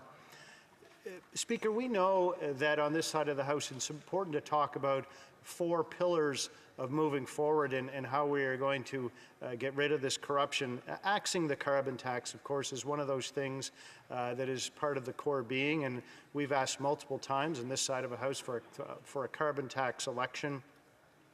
And, you know, more fuel to the fire, because we often hear that, of course, you get more back in carbon rebates than you pay in, which I had a very astute constituent email my office, and I thought it fascinating because his quote really cut very closely to the quick to say, only a fool would believe that you're going to give the government money and they're going to give you more back. Who ever heard of such a thing? You know, again, if you could have a scheme like that, I would suggest it'd be something great to invest in. That being said, I think this is more smoke and mirrors and sleight of hand. Yeah, it could be a pyramid scheme like Amway, maybe. You know, if any of you remember those days. But that is much akin to what the SDTC scandal is. Back to axing the tax, you know, the Canadian Trucking Alliance reported in September that in 2024 the carbon tax will add just under $2 billion to annual trucking costs in Canada. By 2030, the carbon tax will add more than $4 billion to annual trucking costs, an overall increase of about 15%. Over the 12-year tax phase-in, the tax will have cost the trucking industry more than $26 billion. And I know for everybody out there who was watching Question Period today, our leader talked about businesses being driven to the United States, and certainly this is another scheme of the NDP Liberal government to drive Canadian businesses south of the border where they do not have a carbon tax. Due to the razor-thin margins in the trucking industry, these added costs cannot be absorbed, and listen to this, Mr. Speaker, they must be passed on to consumers, which leads us to this incredibly important point, which those of us on this side of the House, of course, have said many times, and I know the member from Winnipeg probably wants to join me in reciting it, but when you tax the farmer that grows the food and you tax the trucker that ships the food, then of course the person that buys the food has to pay all those costs as well, and of course they end up getting taxed over and over and over again. The Trucking Alliance also reported that virtually every good purchased by Canadian families and businesses involves truck transportation, and any of you who go anywhere, obviously you see that. I remember a great billboard in the United States that had a picture of a baby on it, and underneath the caption, of course, "This is the only thing not delivered by a truck." And of course, to go on to say, as I mentioned, this means that those families and businesses are paying increasingly higher prices for the goods to pay for this ineffective tax. So this is something that when we knock on doors and we talk to folks, to real folks, as opposed to perhaps some who the NDP Liberals talk to, I don't know who they talk to, but we know that the cost of living is crippling the financial lives of Canadians. We also know that the tax will cost Canadians about $30.5 billion by 2030, which works out to be about $1,824 per family in extra annual costs. And we know what the Parliamentary Budget Officer has said about the damaging and damning carbon tax. In May of this year on CTV's Power Play, he said, quote, "Overall, a vast majority of people will be worse off under a carbon tax pricing regime than without, and we do not expect that to change." I know that the NDP Liberals want to manipulate and change the words of the Parliamentary Budget Officer, but of course that's a falsehood. In his June 3rd appearance before the Finance Committee, the Parliamentary Budget Officer once again confirmed that, and I quote, "The government has economic analysis on the impact of the carbon tax itself. We've seen that, and staff in my office, but have been told explicitly not to disclose it nor reference it. So a damaging attack, certainly by the Parliamentary Budget Officer. You know, what else is going on in terms of the finances of Canadians? We know that Food Banks Canada reported more than 2 million Canadians visited a food bank in March of 2024, which is the highest in the history of reporting. And when you look at that, 2 million Canadians, my goodness, this is a fantastic country that we have. Why is the NDP Liberal government spending money and driving Canadians to food bank? And when we look at Nova Scotia, Nova Scotia's food banks reported 39,360 total visits in 23-24, which is a 21% increase from the previous year and a 53% increase from 2019. And of course, sadly, many of those visiting food banks are children, 32.4%. And you know, I'll interrupt my own self and talk about the school food program, because of course this is a problem that the NDP Liberals have created, and now on behalf of Canada and Canadians, they want to spend some more money to solve a problem that they created by their vanity projects and their spending with abandon. And nearly 30% of food banks across Canada report that they are running out of food. When we look at a report from Dalhousie University, they said that a family of four will see their grocery bills rise by over $700 in 2024. Now, that may not seem, you know, like a lot of money to a lot of people on the NDP Liberal side of the House. Perhaps the Prime Minister doesn't think that's a lot of money. That being said, for those of us who grew up in circumstances that perhaps were not with that proverbial silver spoon, we know that $700 is still a lot of money, and it is something that we need to be mindful of. And while I'm talking about childhood, I'll give a shout out to my mom, who's 91, still living in the same trailer park that I grew up in, and hopefully today she's having a good day. Still living independently at 91, that's certainly something. Hopefully I can repeat that. So as we look at this, this is the kind of difficulties financially that Canadians are suffering from. Second major pillar, of course, on this side of the House is building the homes. And we know that 70% of those folks who are using food banks in Nova Scotia were residing in market rentals. And when we look at the building permits that have been done in June of 2024, we know that the total value of building permits in Canada fell 13.9% to $9.9 billion in June of 2024. And decreases were reported in 11 of the 13 provinces and territories. I'm sure that's much to the chagrin of the former failed immigration minister and now flailing and floundering housing minister. This was in both residential and non-residential sectors who experienced the reduction, and in a constant dollar basis from 2017 representing 100, the total value of building permits declined 14.3% in June, following a 13.4% decline in May. These are absolutely damning statistics when you hear a government spending absolutely billions of dollars on their so-called housing accelerator, et cetera, and then, you know, Speaker, I guess once again, you know, there has to be a bit of commentary here. I find it absolutely egregious that the housing minister wants to publish names of members on this side of the House who have said that we should not be writing the minister advocating for constituents. And as you look at that, there's no word for it. I don't know if there's a nicer word, but in my mind, it's Bush League.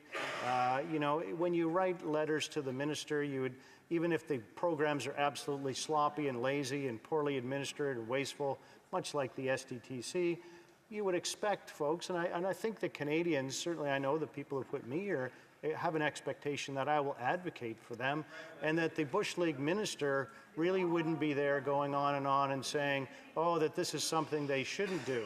I think it would be absolutely fascinating that when we form the next common sense conservative majority government on this side of the House, that every letter written to a minister will be made public, that they are out there supporting the wonderful things that we shall do, such as axing the tax, building the homes, fixing the budget, and stopping the crime.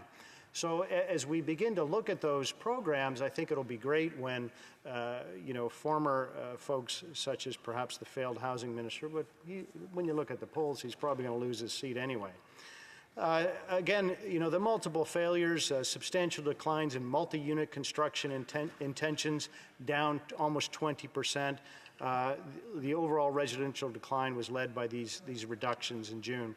And since Toronto signed its Housing Accelerator Fund agreement with this government in December, the number of units permitted is down 23.6%.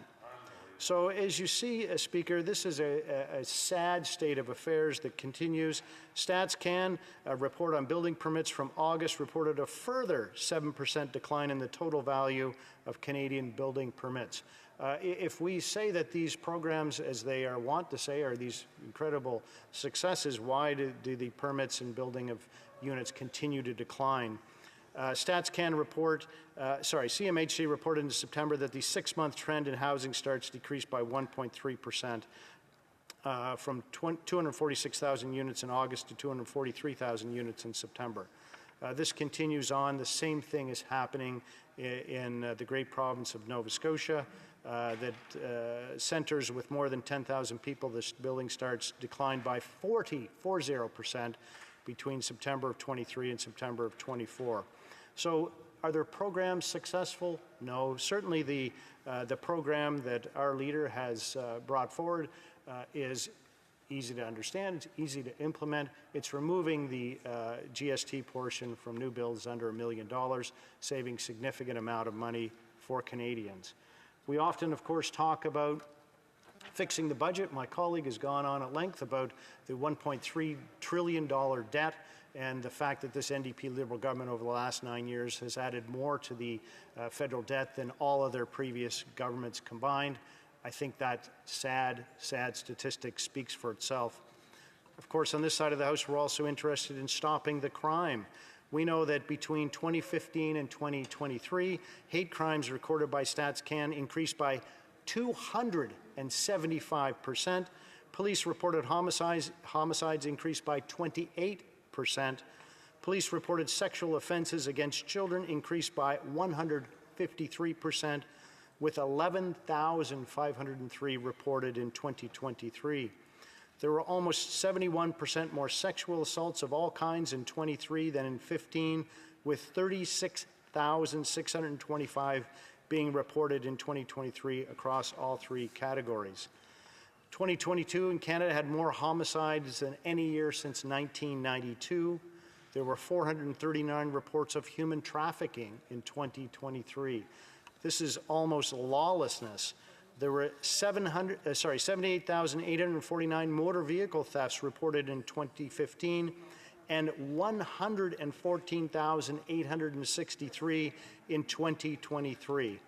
This is a sad state, Speaker, and when, of course, the leader of this side of the House talks about Canada being broken, certainly I would suggest that Canadians believe when they hear these incredibly egregious statistics.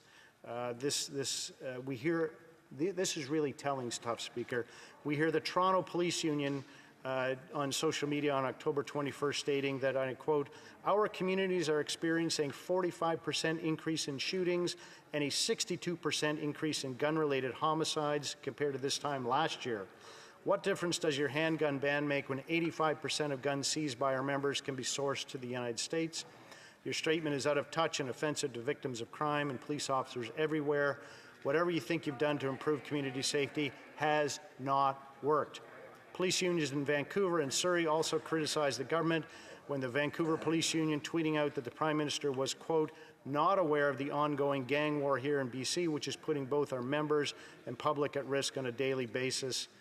And the stats sadly go on and on and on.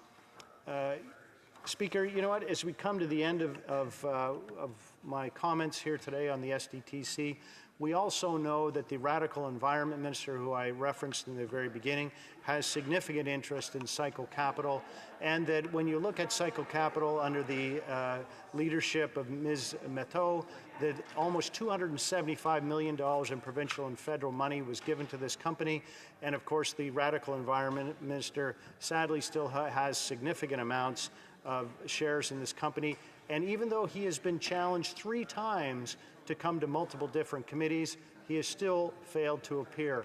And I guess the question remains, Speaker, with this privileged debate ongoing and with the minister failing to appear at committee, Conservatives on this side of the House want to know what is so damning inside those redacted documents, what is there to hide, and when can this Parliament expect to see these documents and be able to debate this further and get back to the business at hand. Thank you very much.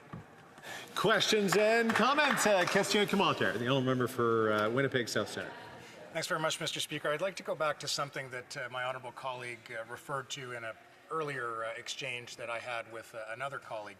I believe that he was a medical professional prior to becoming a parliamentarian, so I presume that there were many interactions with young people and their families, a lot of talk about the social determinants of health. I'm wondering, Mr. Speaker, if he believes that offering food to children in schools is a policy that would benefit them and their families, leading to an improvement in the social determinant of health, or does he believe, like his leader, that it is simply bureaucracy? Thank you, Mr. Speaker. Honourable member for Cumberland Colchester. Well, thanks very much, Speaker. I thank the member opposite for that question. You know, what I would say is that I had the opportunity of being a family doctor for 26 years, and in all of that time, I was elected here in 2021.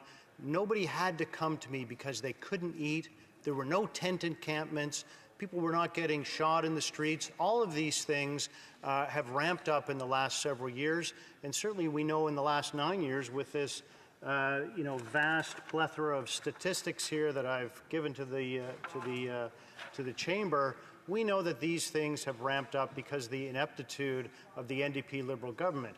We also know, again, as I said in my speech, that as we go door to door, as we talk to Canadians every day, that the things that they are suffering with is the cost of living.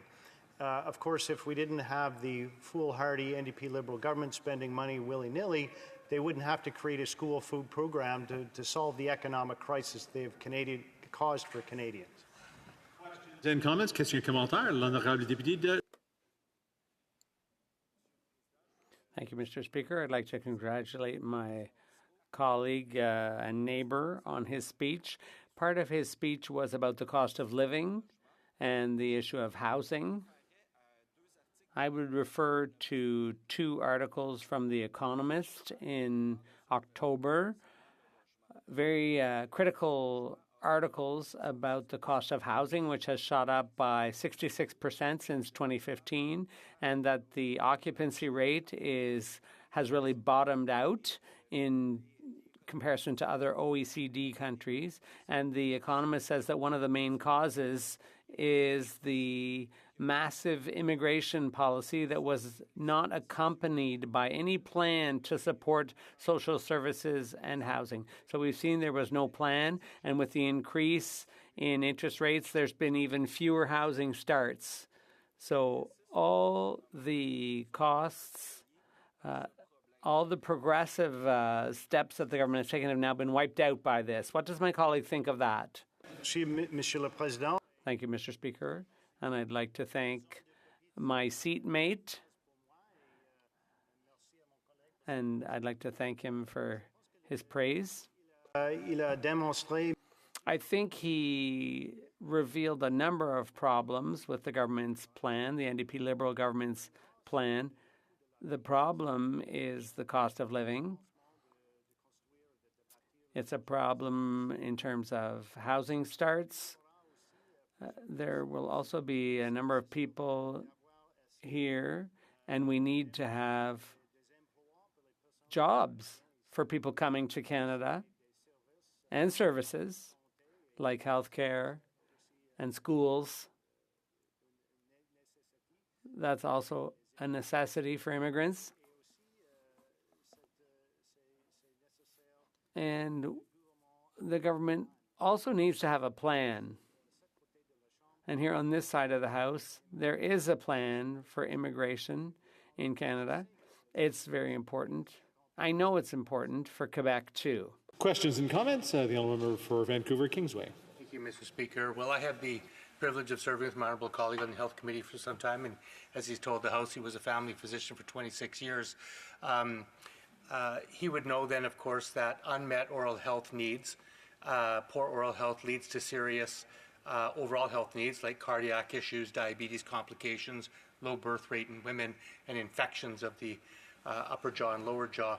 I'm just wondering, does he support his leader's statement that he would cut the NDP's Canada Dental Care Plan, which currently provides dental care to 1 million people and is slated to provide dental care to 9 million people? And does he think that removing that dental care from people who don't have dental care coverage will promote better health in Canada as a physician?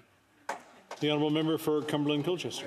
Thanks very much, Speaker, and I thank my friend from Vancouver Kingsway for the question. You know, it's interesting. I'll start with the interesting point. I certainly have never heard our leaders say that we're going to cut the dental care program. I think that what we often hear, and we see these incredibly foolish actions from the NDP Liberals across the way, talking about the chopping and cutting or whatever foolishness they talk about. Those aren't things that we discuss on this side of the House. You know what? We understand that the cost of living crisis is an incredible problem for Canadians. We also, though, Speaker, understand that it's important to have incredibly robust and fruitful conversations with folks who have tremendous experience with things like a dental program, meeting with the Canadian Dental Society, Canadian Dental Association, who I've met with many times, to understand how this terrible program could be improved upon. We also know that the numbers that they have released, I spoke to some folks with Alberta this week, that the numbers that they talk about 1 million people being served really are untrue, that they're a bit of a fallacy that they want to promote. Maybe it's because 1 million's a nice round number. But that being said, on this side of the House, we don't talk about the foolishness that they want to demonstrate to Canadians about cuts, etc. We talk about making life better for Canadians. Questions and comments? The honourable member for Oshawa. Thank you very much, Mr. Speaker, and I want to thank my colleague from Cumberland Colchester for an excellent speech. I actually had a friend of mine move out to his area, and when I was talking to him, he said you could still actually get homes in his area for anywhere from sometimes 200,000, 400,000, which means this one scandal, this 400 million scandal, that accounts for 1,000 to 2,000 homes, which could be built in his riding, Mr. Speaker. And we talk about the corruption that is consistently supported by the NDP. They talk about all these programs and things like that, but we're looking at billions of dollars of misappropriated and misspent money. And as a physician, about beds in hospitals that could have been built permanently for this amount of money. Could he comment on his own community and how much good could have been made with these funds if it wasn't so misappropriated and given to Liberal friends? The honourable member for Cumberland Colchester. Well, I thank my colleague from Oshawa for that question. You know, certainly after the pandemic, we saw lots of people, maybe some from Oshawa even, who decided that they wanted to come and experience the great province of Nova Scotia and access housing and build housing there. We also know, of course, that an influx of people, often from Ontario, has caused housing prices to increase. I would say to my colleague that I'm a little now gun-shy to want to say that I would support money from any project on the NDP Liberal side of the House, that I would support that because, of course, as I said, the Bush League tactics of the failing housing minister would say that the next headline in the paper will be that the member from Cumberland Colchester is quite happy to support the SDTC $400 million coming to Nova Scotia, and that their failed program should be something that I would be supporting. So as I look at that and the ridiculous nature of these things that they want to disclose, again, it's nothing but Bush League. Questions and comments? The honourable member for Waterloo. Thank you, Mr. Speaker. Mr. Speaker, we're talking today on privilege, and we're talking about documents that should be provided as the Speaker has ruled, to the Procedure and House Affairs Committee, and I don't believe there's any members in the House who disagree that we need to call the question and let PROC do their work so that we can get to the bottom of this issue. The Conservatives talk about wanting these documents, wanting access to this information, yet their leader refuses to apply for a clearance. God forbid this leader of the Conservative Party becomes the Prime Minister of Canada, he will automatically get this clearance. But today he knows that if he applied for it, he would not qualify for it. So what I find interesting is that the government has shared that less than 15% of Conservative members are concerned about housing in their communities. Less than 15% of Conservative members have supported their municipalities, asking the Minister of Housing to provide support for their communities. And he's upset that we're sharing that there's 18 Conservative members who care about their communities and care about their housing, yet the question of privilege is entirely about access to documents. So when we give them information, they don't want it. The information they have access to, their leader does not want to apply for the security clearance. So what do? They attack Canadians. A Canadian was killed on Canadian soil. The leader refuses, the Conservative leader refuses to get his clearance. What do? They attack Sikhs and Hindus in Canada by cancelling Diwali, cancelling Bandi Chhor Divas. They attack the government by questioning what the intelligence evidence is. The RCMP says that it does exist. I would ask the member, if they want access to the information, why is his leader not applying for a security clearance? Thank you, Mr. Speaker. In 30 seconds or less, the honourable member for Cumberland-Colchester. Well, thanks, Speaker. You know, it's interesting. I was at a Diwali celebration led by the member last night from one of our members from BC, and there we were with multiple supporters and enjoying some great food. So as we look at that, I find it absolutely fascinating that people want to yell that it's not true. I would suggest that many of us were there. There's pictures. You can have a look at them all you want and understand that, unless, of course, they want to put back their tinfoil hats as they had all day and say that this is absolutely not true, that it's a conspiracy, that maybe we actually used artificial intelligence to create the photos. The final thing I would say, Speaker, is that anytime the Prime Minister can release the names of the folks who are not defending this country and really are working against us, all he has to do is stand up and do it, and we'd be happy to have that happen here on this side of the House. Order. When members have an opportunity to ask a question, I would ask them to listen, and if they have anything else to contribute, they can wait till the appropriate time. Resuming debate, the honourable member for Red Deer Lacombe. Well, thank you, Speaker. Here we are again discussing this privilege motion dealing with Liberal corruption at Sustainable Development Technology Canada, or SDTC.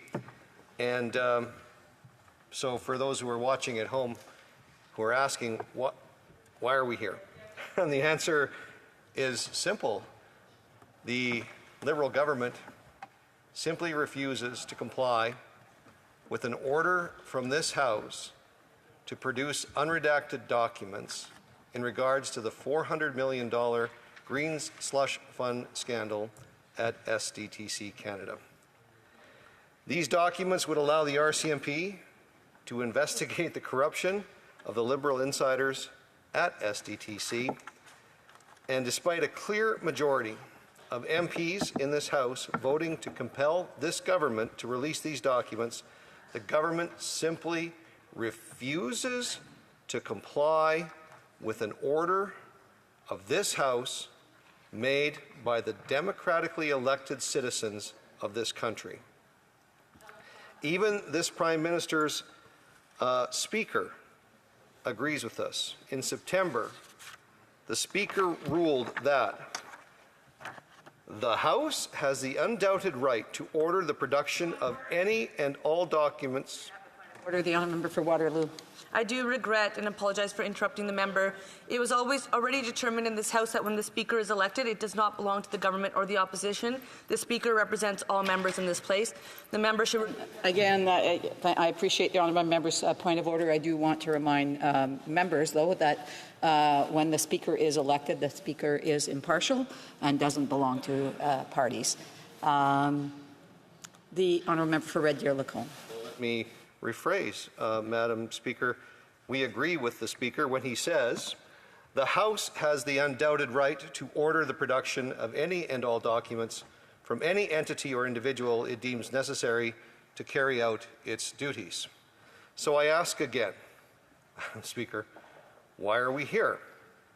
We're here to hold this government accountable for its mess, its corruption, and wrongdoings. So what does this motion do? The House is simply asking for these documents so that they can be turned over and scrutinized not only by the RCMP, but by members of Parliament, because it is our privilege and our right to do so. Nothing in our motion calls for the RCMP to conduct any type of investigation, and this is not an abnormal request, as the House enjoys the absolute and unfettered power to order the production of documents that is not limited by any statute whatsoever. These powers are rooted in the very fabric of this House, having been enshrined in the Constitution Act of 1867 and the Parliament of Canada Act. And here is a quick refresher on the role of Sustainable Development Technology Canada and why it is being investigated for corruption. SDTC is a federally funded nonprofit founded in 2001. It was set up to approve and disperse funds to clean tech companies.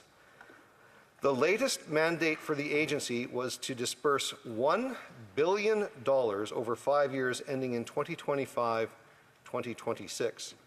And let's call this disbursement the Green Slush Fund. The wording of the slush fund is deliberate.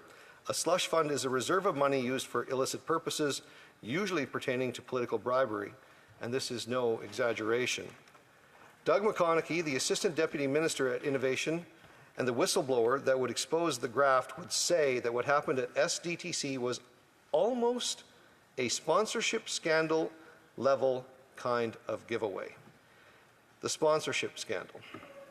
If you remember, that's what eventually brought down the previous Liberal government of then Prime Minister Paul Martin and Jean Chrétien. It should be noted that both scandals share certain similarities. Both involved Liberal Party insiders and firms profiting from hard-earned dollars of taxpayers through the diversion of funds from existing government programs created by Liberal governments. So let's dig into the anatomy of a scandal. In 2015, coincidentally, what else happened in 2015? Yes, what? That's when we had our new government, this Liberal government. The mastermind of the operation, Leah Lawrence, was hired to be the CEO of Sustainable Development Technology Canada. Under her direction, SDTC essentially turns into this green slush fund for her and her friends. Rather than funding green tech firms in a fair and transparent manner, she decided to use the fund to top up the companies of her and her friends. A key player in covering up her behavior was her partner in crime, Annette Verschuren, who was appointed chair of the board. Annette used her position to protect Leah. Not wanting to miss out on the fund, the entire board then also partakes in the scam. To compound these issues, subcontractors on projects were often affiliated with the CEO. Clearly in the wrong, the board tries to cover their tracks by contracting an outside legal opinion saying it was okay to fund their own companies with the bonus money. This outside opinion is Ed Vandenberg. He is a paid SDTC member. There's no lack of salacious details to add in, Madam Speaker. You just can't make this stuff up. It's truly stranger than fiction. If you're wondering what the government did when they found out about these issues, the answer is nothing. Just like the Arias scam map, this government's SDTC board fleeced taxpayers, and instead of reprimanding and firing these individuals, they ignored the issue and tried to cover up this abuse of taxpayer dollars. And it's not like they weren't warned. In fact, the whistleblower referred to the initial investigation as a whitewash. The whistleblowers reached out to both the government and the Privy Council office, and despite warnings, the SDTC management team and board of directors remained in place months later. This must have been disheartening, yet despite their claims falling on deaf ears, the eventual result was an inquiry into the matter conducted by Raymond Chabot Grant Thornton. The report confirmed that the whistleblower complaints were actually valid and factual. Not only did the report confirm the multiple instances of corruption, but it also stated the government ignored these findings and continued to fund the organization despite being warned of the board's behavior.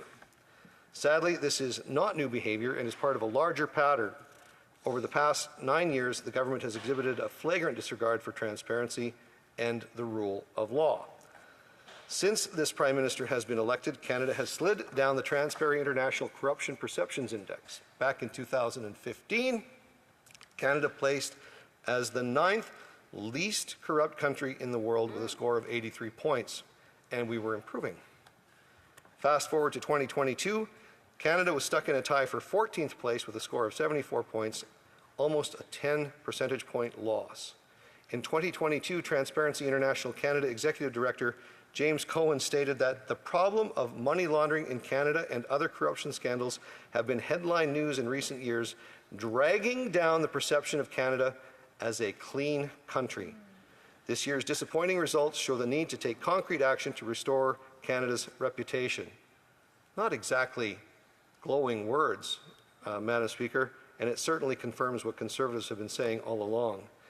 And suffice to say that this government did nothing to rectify this perception of corruption in Canada, corruption that they have created, corruption that they have condoned, Madam Speaker, and it is damaging our international reputation.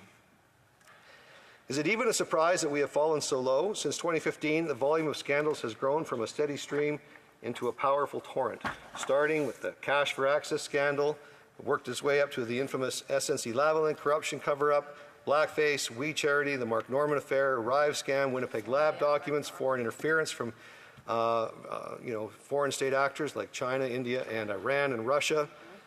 The list, Madam Speaker, of major scandals under the direction of this Prime Minister is too long to list in a 20-minute speech. And of the sickening levels of graft at SDTC, one of the whistleblowers had this to say: "The true failure of the situation stands at the feet of our current government, whose decision to protect wrongdoers and cover up their findings over the last 12 months is a serious indictment of how our democratic systems and institutions are being corrupted by political interference. It should never have taken 2 years for the issues to reach this point, and what should have been a straightforward process turned into a bureaucratic nightmare that allowed SDTC to continue wasting millions of dollars and abusing countless employees over the last year."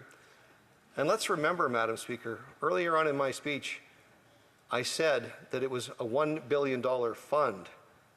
And of that $1 billion, almost half of it, $400 million, is what's in question of being handed out inappropriately. The whistleblowers also claim that the current government is more interested in protecting themselves and protecting the situation being a public nightmare, and they would rather protect wrongdoers and financial mismanagement than have to deal with a situation like this SDTC in the public sphere. Cover up. They don't want to be honest. They don't want to be transparent. And that's why we're here. They don't even want to be transparent. This government doesn't want to be transparent, even now, in direct contravention of an order to produce documents passed by a majority of MPs in this place. So clearly, the government knew of the scandal, and they tried to hide it. It's really a testament to the moral integrity of whistleblowers that we have this information in front of us today, and I thank them for it. For years, they had to toil in what they referred to as a toxic work environment, being a place of work with high turnover and a culture in which loyalties were constantly tested by petty executives.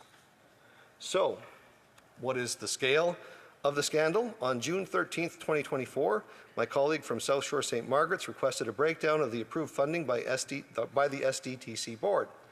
The Auditor General found that the government officials sent nearly $400 million in taxpayer funds to their own companies through inappropriately awarded contracts. And to quote myself, I can't use anybody else's names, but a great speech by Blaine Calkins, Madam Speaker.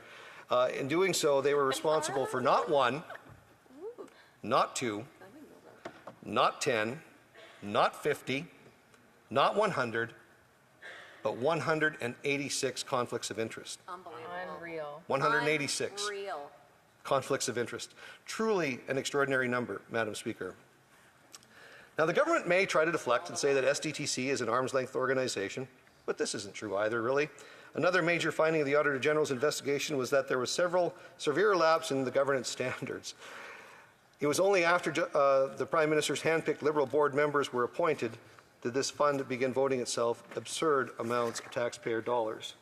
and hid its corrupt funneling to their very own companies. In fact, the organization received a clean bill of health in 2017 before these corrupt board members were actually appointed. Another interesting tidbit about the Green Slush Fund is that the Minister of Environment served as a strategic advisor for a venture capital firm called Cycle Capital from 2009 to 2018 prior to his appointment to Cabinet. Now, the founder and owner of Cycle Capital sat on the same SDTC board that voted for Cycle Capital Investments to receive a significant amount of funding. Will the Minister of the Environment state if he still holds shares in Cycle Capital, and if so, how much has he stood to gain from these illicit investments? Good question. Now, Madam Speaker, if you're still unconvinced of the need for these documents, please consider the words of our whistleblower who told the Public Accounts Committee that, and I quote, just as I was always confident that the Auditor General would confirm the financial mismanagement at SDTC, I remain equally confident that the RCMP will substantiate the criminal activities that happened within the organization. It's not our words, Madam Speaker. Clearly, the whistleblower believes that this work is important, and we as Conservatives stand in solidarity with them. In summary, we on the Conservative bench just want the government to turn over the SDTC Green Slush Fund documents so that those responsible can be held accountable, so that taxpayers know where their money went, and hopefully, Madam Speaker, we can recover some of those tax dollars for them. SDTC's board was appointed by this government, and they were informed of the conflicts of interest held by the executives that they chose. Yet this government did not act for years. Because of this, we are saddled with another corruption scandal. The Auditor General's investigation has uncovered that $400 million in SDTC funding was awarded to projects in which board members were conflicted during the 5-year audit period. That sum of money is nothing to laugh at, especially at a time where so many Canadians are struggling with everyday bills and affordability. These are funds that could have gone into building infrastructure, feeding the needy, tackling crime, dealing with the housing crisis that plagues our nation. Instead, this NDP Liberal coalition government has paralyzed Parliament and made it impossible to address the serious issues facing Canadians. It's time for this Prime Minister to take accountability and provide the documents outlining the conflicts of interest in the Green Slush Fund. It is equally true that the MP from St. Maurice Champlain, the Minister for Industry, should have done a better job of monitoring at SDTC. The blame lies squarely at the feet of this Prime Minister and that Minister. I would like to leave you with a thought before I complete my speech here. The Prime Minister once said, one of the most important things in any leader or in any successful approach is to focus on connecting with people and really listening to them. Sounds like something he'd say. So I'll just say to the Prime Minister, if he won't release the documents, will he at least take stock of his own words and listen to the voice of Canadians, the great multitudes that are fed up with the corruption? They are telling him that it is time. Taxes are up, costs are up, crime is up, and his time is up. It's time to heed the call of Canadians and to put Canada on a path for a carbon tax election. Let's get to it, Madam Speaker. Let's. Questions and comments? The Honourable Parliamentary Secretary of the Government House Leader. Yes, Madam Speaker, let's be perfectly clear. The Conservatives are, in fact, playing a multi-million-dollar political game that is full of misinformation and completely off the topic of the motion that the Conservatives has actually brought forward. What we're witnessing is the leader of the Conservative Party virtually using a contempt attitude towards the functionality of the chamber, which highlights the fact that he was the parliamentary secretary to the Prime Minister, the only Prime Minister, Stephen Harper, that was held in contempt of Parliament. The games continue today when we still see the leader of the Conservative Party refusing to get the security clearance, and the issue is why? What's in the background of the leader of the Conservative Party today that he is so scared to get the security clearance? We know he's hiding something. The question is what, and why won't the Conservative Party stop the multi-million-dollar game they're playing today and get down to telling Canadians why it is the leader of the Conservative Party is so scared to tell Canadians about his past? I remember for Red Deer Lacombe. I'm not sure, Madam Speaker, but I'm pretty sure that the tinfoil hat being worn by the Parliamentary Secretary could still pull up analog television. Look, this is about $400 million that has been misappropriated and used inappropriately. The House has spoken. The House has said that the government is to produce the documents related to the Green Slush Fund at SDTC. If the parliamentary secretary wants to do something useful, wants to do something constructive, and wants to get his government's agenda back on track, he should listen to the will of the elected members of Parliament of this House who have said that we want these documents in the form where they're not redacted, full disclosure, tabled before this House. As soon as he does that, this will end and they can carry on with their destructive agenda, which they have done for the last 9 years. Questions et commentaires? Questions and comments? The Honourable Member for Beauport, Limoilou. Thank you, Madam Speaker. We all want those documents so that we can study them thoroughly and to make recommendations to improve the processes. That's part of our work as parliamentarians, not for ourselves, but for the Canadian public. And we need to see what we're done with these funds. Now, we've been asking for these documents for some 5 weeks, and perhaps we just have to resign ourselves to not getting them. But if, so we know that means that the government is not transparent and we can't trust it. So if we can already come to that conclusion, then why doesn't the Conservative government want to call elections unless it has some kind of agenda to prop up the government until that party decides that it's time? So why, if the Conservatives don't trust the government, why don't they call an election?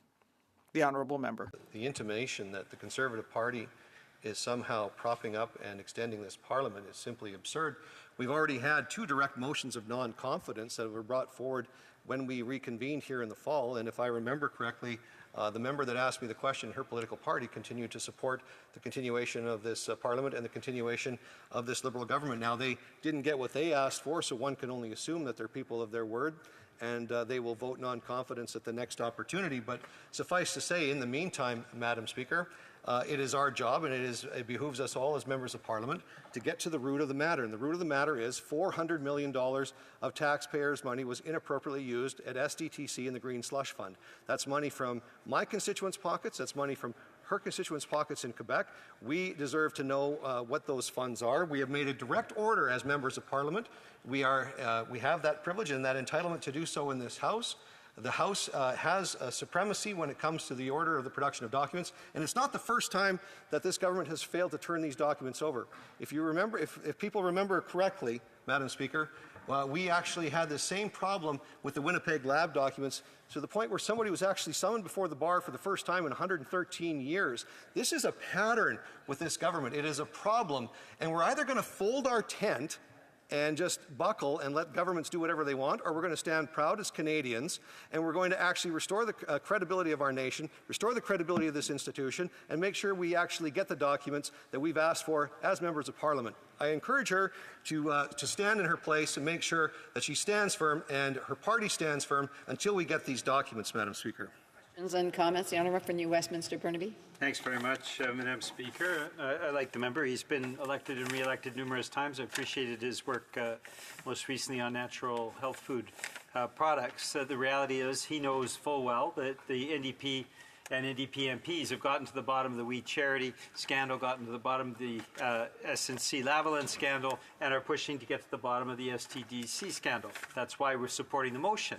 But Conservatives, I've asked this question numerous times, and not a single Conservative has yet replied, and that is the track record of cover-ups of the Harper regime. And we saw massive spending scandals. The ETS scandal was $400 million. The G8 scandal was $1 billion. The Phoenix Pay scandal, $2.2 billion. The anti-terrorism funding, where they simply lost the paper trail, $3.1 billion. And yet, every single one of those scandals was covered up by the Harper regime, and the member was here, so he's fully aware of that. And as a former House officer, he's aware as well that that was absolutely inappropriate. So I'm just asking for one Conservative member to stand up and say, we're sorry. We're sorry we covered up all of these spending scandals. We're sorry that we didn't allow Canadians to get to the bottom of this. We used a majority government to basically shut down Parliament. I'm just asking for a single Conservative member to have the integrity to stand up and say, we were wrong. Will the member do that? The honourable member for Red Deer Lacombe. Madam Speaker, in the time that I was here with the Right Honourable Stephen Harper as the Prime Minister of Canada, I can tell Canadians unequivocally that the Government of Canada was never run more clean, more efficient, and I am proud of the track record of the previous Conservative government, and I am going to be even more proud of the track record of a future Conservative government once we end the entitlement, the corruption, and the absolute profligacy of this government, which has doubled our national debt in 9. This government, I'll say to the member, has actually doubled our national debt. The amount that we are spending just to service the debt consumes the entirety of the GST alone. And he, the member that asked me this question, and his party have propped this government up through the worst parts of that spending and the worst accrual of that debt.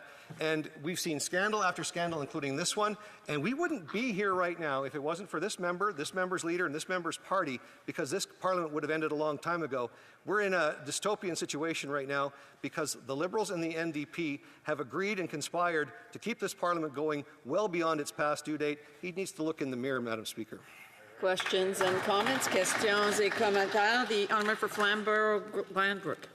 Thank you, Madam Speaker, and thank you to my colleague from Red Deer Lacombe for an excellent speech. A lot of common sense there. He mentioned, or he read a quote from the Prime Minister about listening, or at least the pretense of listening, and he also talked about the whistleblowers that have come forward and obviously at some risk to themselves and their careers. And so maybe a question I would ask is, if the Prime Minister is not willing to listen to us, should he and his government listen to the whistleblowers who are bringing forward this information? The honourable member for Red Deer Lacombe. I want to thank my colleague for that question. Look, there was numerous protections that we brought forward in the previous Conservative administration, starting with the Federal Accountability Act, which created opportunities for various officers of Parliament. We wouldn't even know some of these things if it wasn't for the hard work that Federal Accountability did. The first piece of legislation that Stephen Harper brought forward, Bill C-2, back in 2006, if my memory serves me correctly. And part of that, I'll tell the member, was strengthening protections for whistleblowers. And I think there is even more that we can do now, because there is a culture of secrecy, there's a culture of fear in government. In some cases, I hear these things, and we need to make sure that people feel not only encouraged, but feel secure in coming forward with information of wrongdoing in the Government of Canada. We shouldn't have a culture of secrecy. The Prime Minister said sunny ways, transparency is the best sunlight, but anything, we've seen everything but that in the last number of years from this government. The amount of money that's been spent, the money that's gone out the door, we don't even know about some of the hundreds of millions and billions of dollars that were spent during COVID. There's no traceability or accountability on that. We actually do need to strengthen whistleblower protection, and I thank the whistleblowers for it. And now what we need, Madam Speaker, is if the Prime Minister is not going to listen to the whistleblowers, maybe the Prime Minister should listen to Canadians. I'm sure they're ready to pass judgment on his performance. Point of order, Madam Speaker. I have a point of order. The honourable member for Mission Matsky Fraser Canyon. The fourth party, the New Democratic Party, has missed 26 shifts. Not a point of order. The honourable member. The next time the honourable member rises, he might want to quote the point of order that he make reference to the procedure or that he's wanting to raise. Resuming debate. Reprise de débat. The honourable member for Foothills. Thank you very much, Madam Speaker. And it's unfortunate that I have to rise to speak to this issue. This could have ended days ago had the Liberal government capitulated and shown the documents that they are obviously very frightened to show Canadians of the level of scandal that is in those documents. Because what we are now facing as parliamentarians is a Parliament and a House of Commons and a government that's in complete crisis.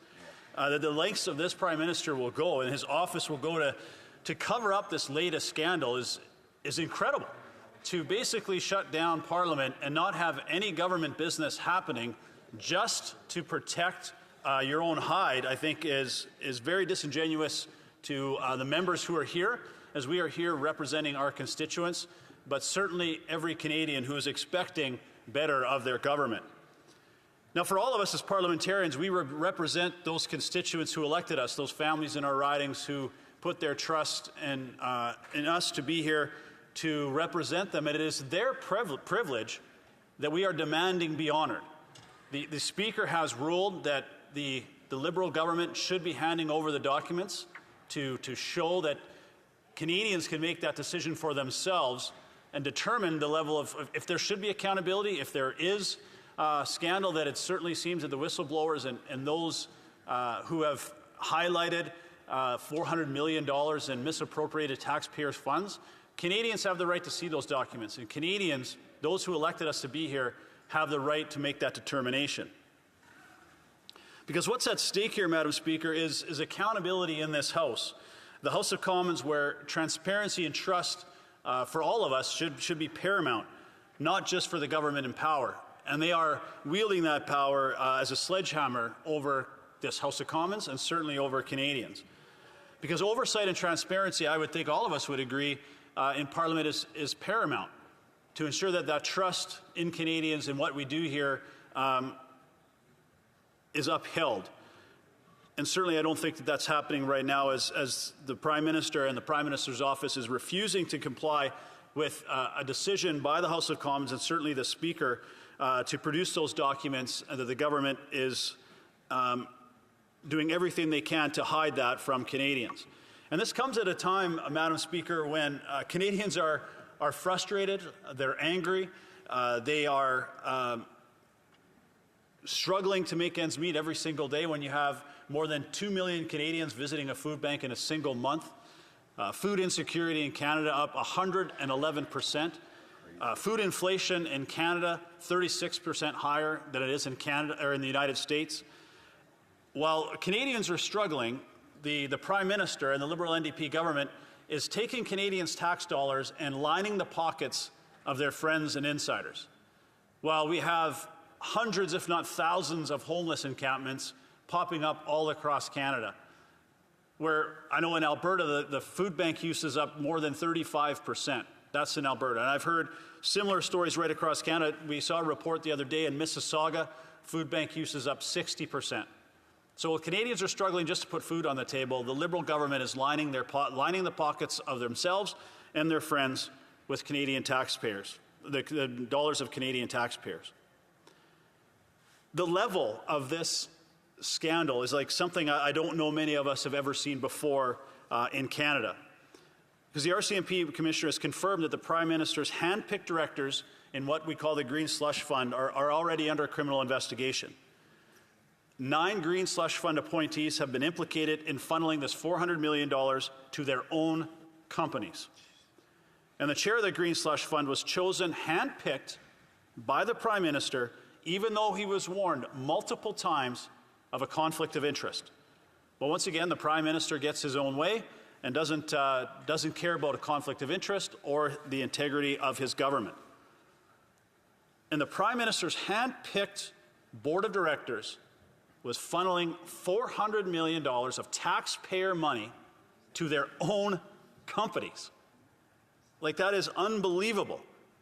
And it didn't happen a couple of times. It happened more than 180 times. Like, the blatant disregard for conflict of interest, for ethics, for integrity, but for the sanctity of taxpayer dollars is just unreal.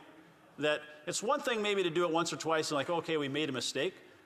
But say, oh, we did it once or twice, we got away with it, let's just keep going. Let's see how far we can get with this. And they did it more than 180 times. And what we have now is the Liberal government not only defying an order of this House to produce those required documents and turn them over to the RCMP, but they're now obstructing justice by refusing to cooperate with that RCMP investigation. The Liberals are deliberately trying to distract and delay by wanting to send this to committee, wasting more time and more energy instead of giving Canadians the transparency they deserve right now by tabling those documents. Madam Speaker, as I said when I spoke on this previously, when I'm robbed or my home is robbed, I call the police. I don't ask my neighbors to get together and form a committee to discuss that robbery. And that's what Canadians are asking for. The Liberals have robbed Canadians of their tax dollars, and Canadians are asking to call the police for an investigation into the misappropriation, the mishandling of their tax dollars. And the level of this, the scale of this corruption is just disgusting, and Canadians are certainly outraged on how the Liberals are taking advantage of their position yet again. It's a story we've heard over and over and over from this Liberal government in particular of enriching their friends and their insiders. And this Prime Minister has taken scandals and conflict of interest and abuse of taxpayer money to new heights like no Prime Minister before. Insiders, bureaucrats, special interest groups have become fabulously wealthy under this Liberal government, while Canadians are struggling every single day just to put food on the table, put fuel in their car, heat their homes, and try and buy that first home.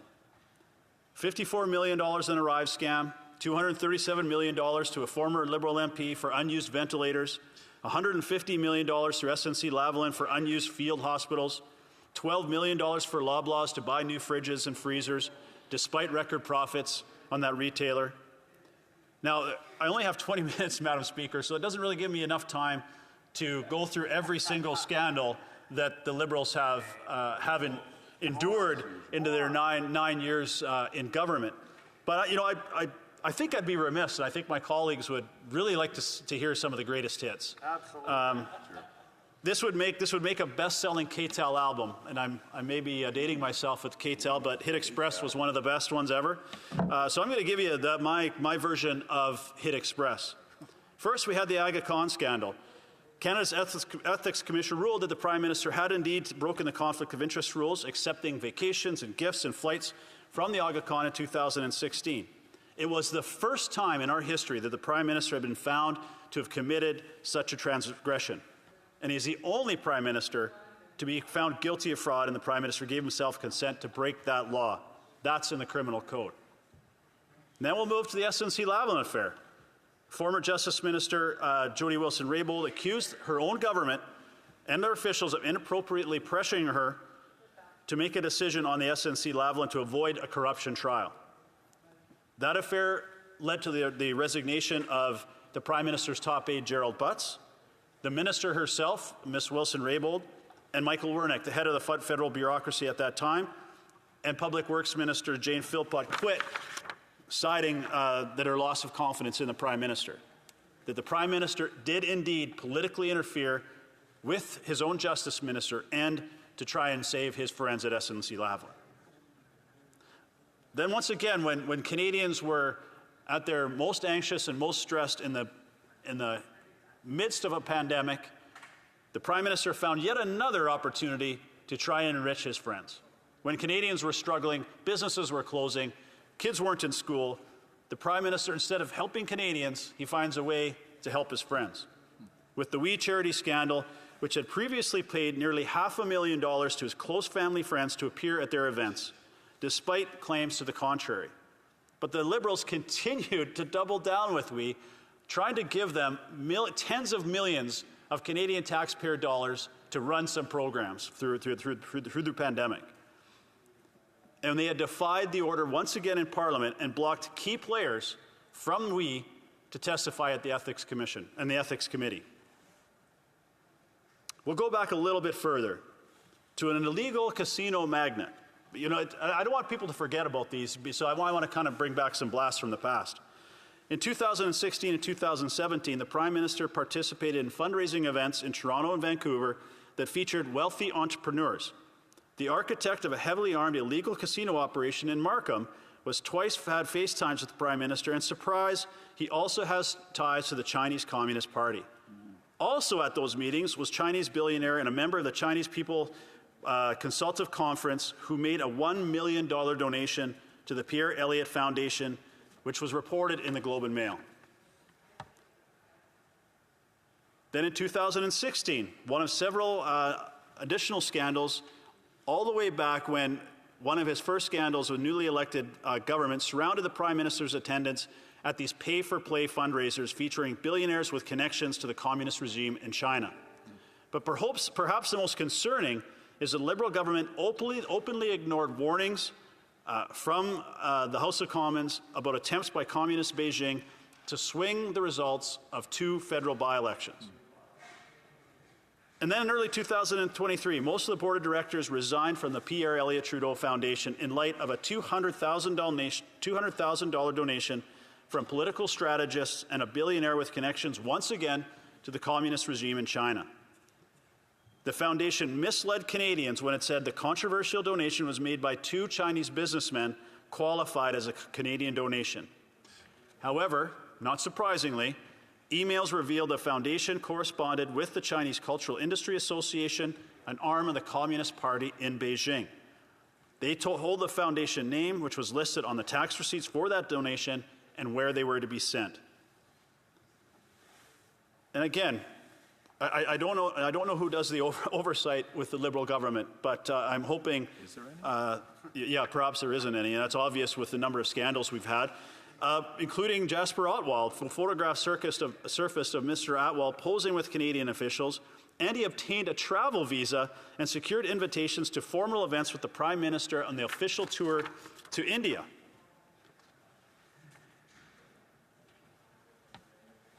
The Liberal Research Bureau, a taxpayer-funded office, pays $75,000 in public funds to Data Sciences, a company owned by Tom Pitfield, a Liberal strategist who ran the last 2 digital election campaigns for the Prime Minister and a childhood friend of the Prime Minister. Now, who could forget, Madam Speaker, the Arrive scam app? It's just another case of this government spending way more money on something that would have taken a reasonable amount of time and a reasonable amount of money to develop an app. But this glitchy, often criticized mobile app that was an absolute disaster and mandatory for Canadians during COVID-19, the initial budget was $80,000. This ended up costing, from what we know, it could be way more, it was at least $60 million. $60 million for an app. Can't even make it up. The ridiculous thing is, Madam Speaker, is when the company that was asked to build this app, GT Strategies, was only 2 employees, did no IT service whatsoever, and yet when the bills kept coming into the government and the bill kept getting higher and higher, no one said a thing. They just kept paying the bills. And I'm sure the folks at GT Strategies were like, I wonder how far we can push this. Like, how many times can we go to the well before we get our fingers tapped a little bit? Well, apparently they can go 60 million times before anyone within the Liberal government and the bureaucracy said, we started at 80,000, we're now at 60 million. Did we miss a zero somewhere? Or is this legitimate? Well, obviously it wasn't legitimate, and Canadians still haven't gotten their money back.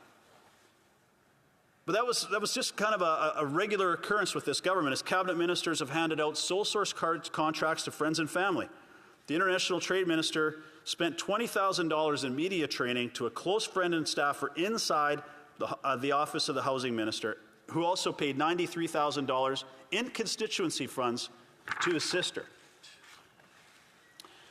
Liberals also awarded nearly $100 million in contracts to their good friends at McKinsey & Company, flouting procurement rules along the way. This report sparked serious concerns about cronyism in this government outsourcing their contracts. McKinsey management has a long-standing and deep ties to this Liberal government, and the company employed Dominic Barton as its global managing director from 2009 until his appointment as ambassador to where? To China in 2019.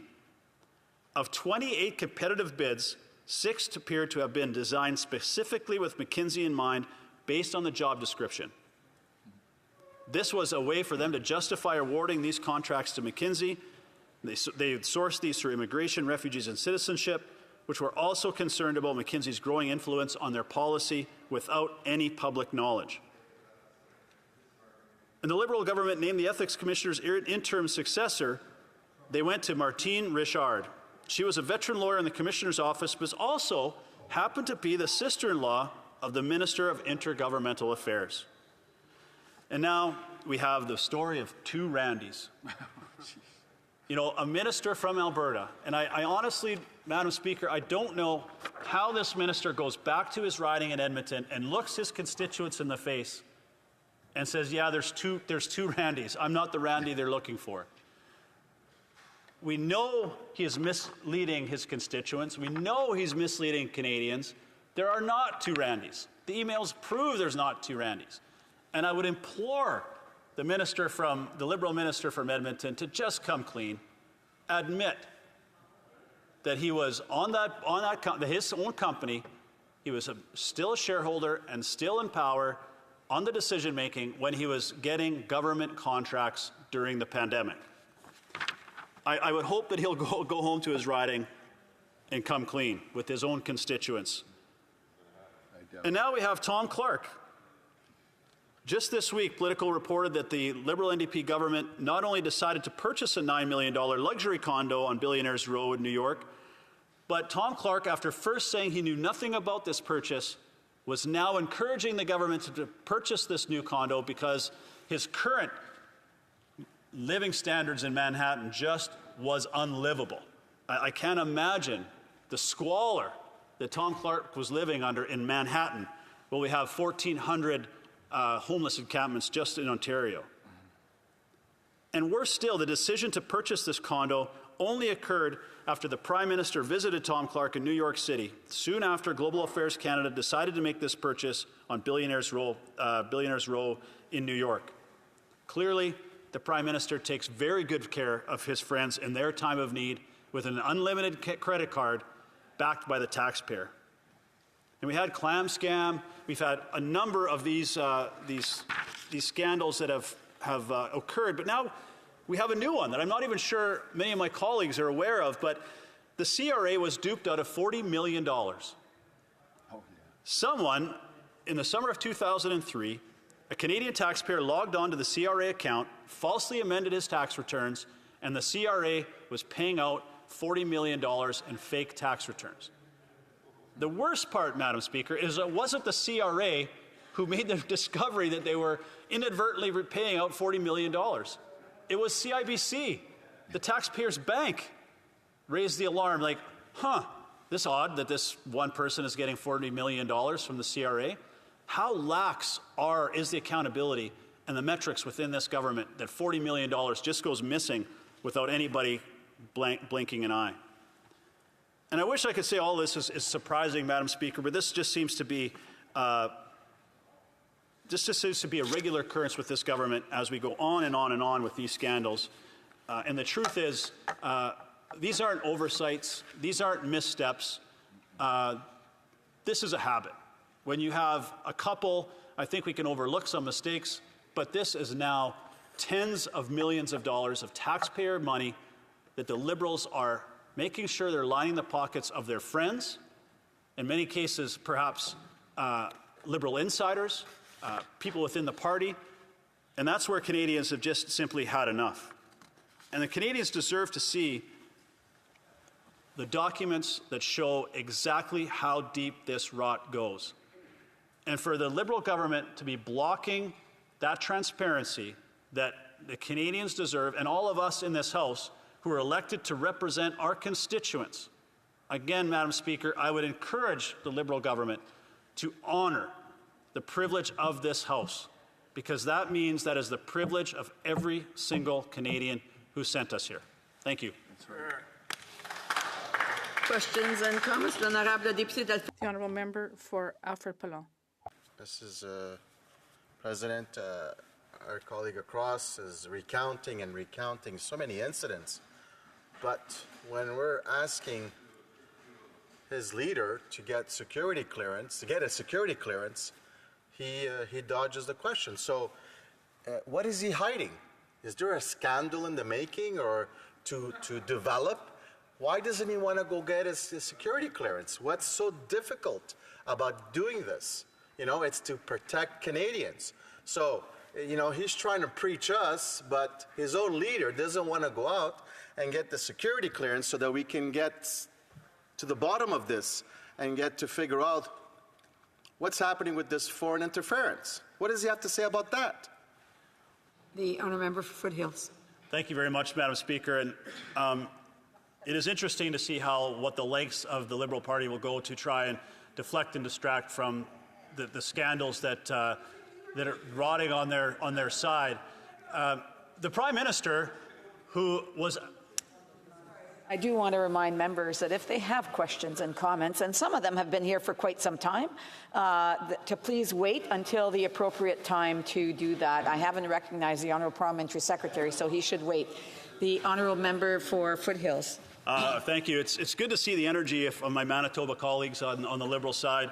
But, Madam Speaker, the Prime Minister was at the foreign interference inquest and made this claim that he knows of he knows the names of members of Parliament, past and present, who wittingly or unwittingly cooperated with foreign entities and foreign jurisdictions.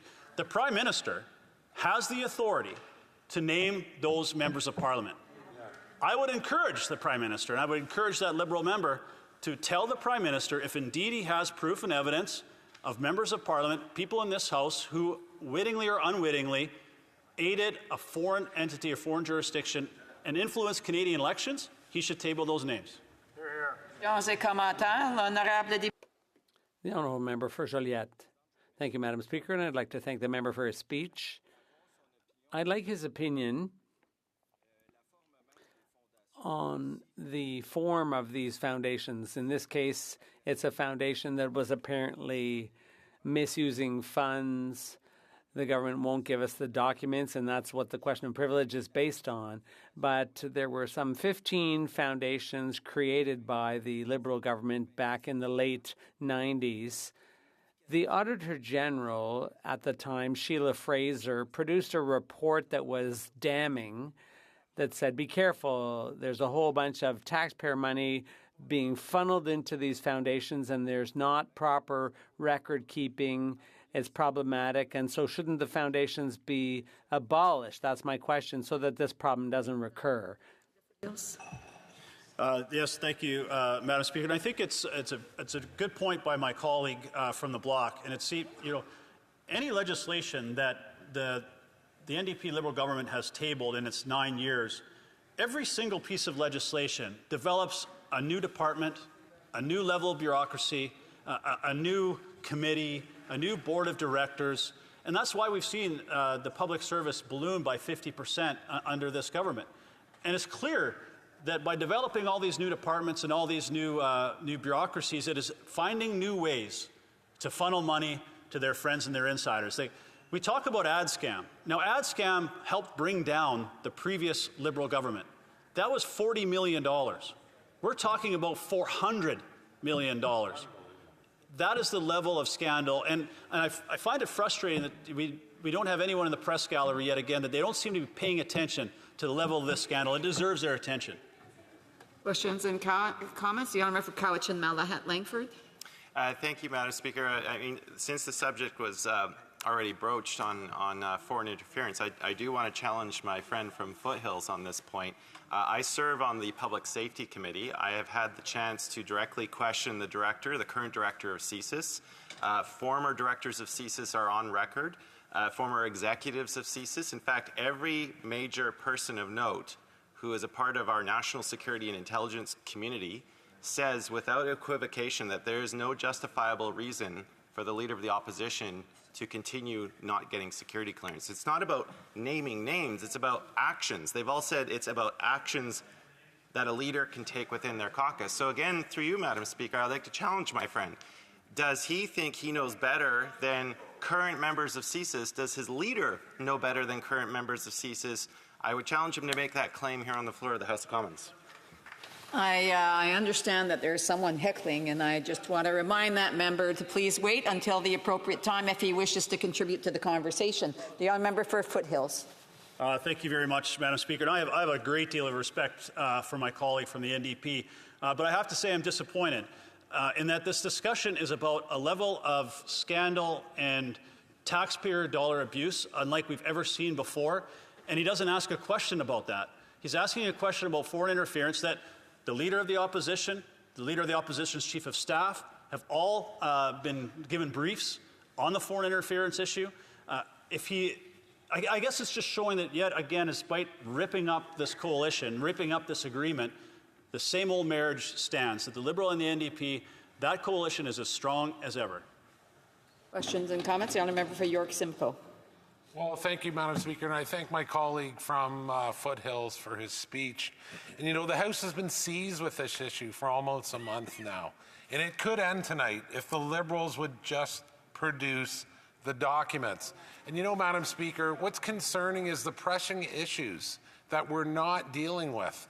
And for example, my colleague from Foothill knows, you know, that the carbon tax issue for my riding in York Simcoe, we're not eligible to the rural top-up. And we know this government loves to divide.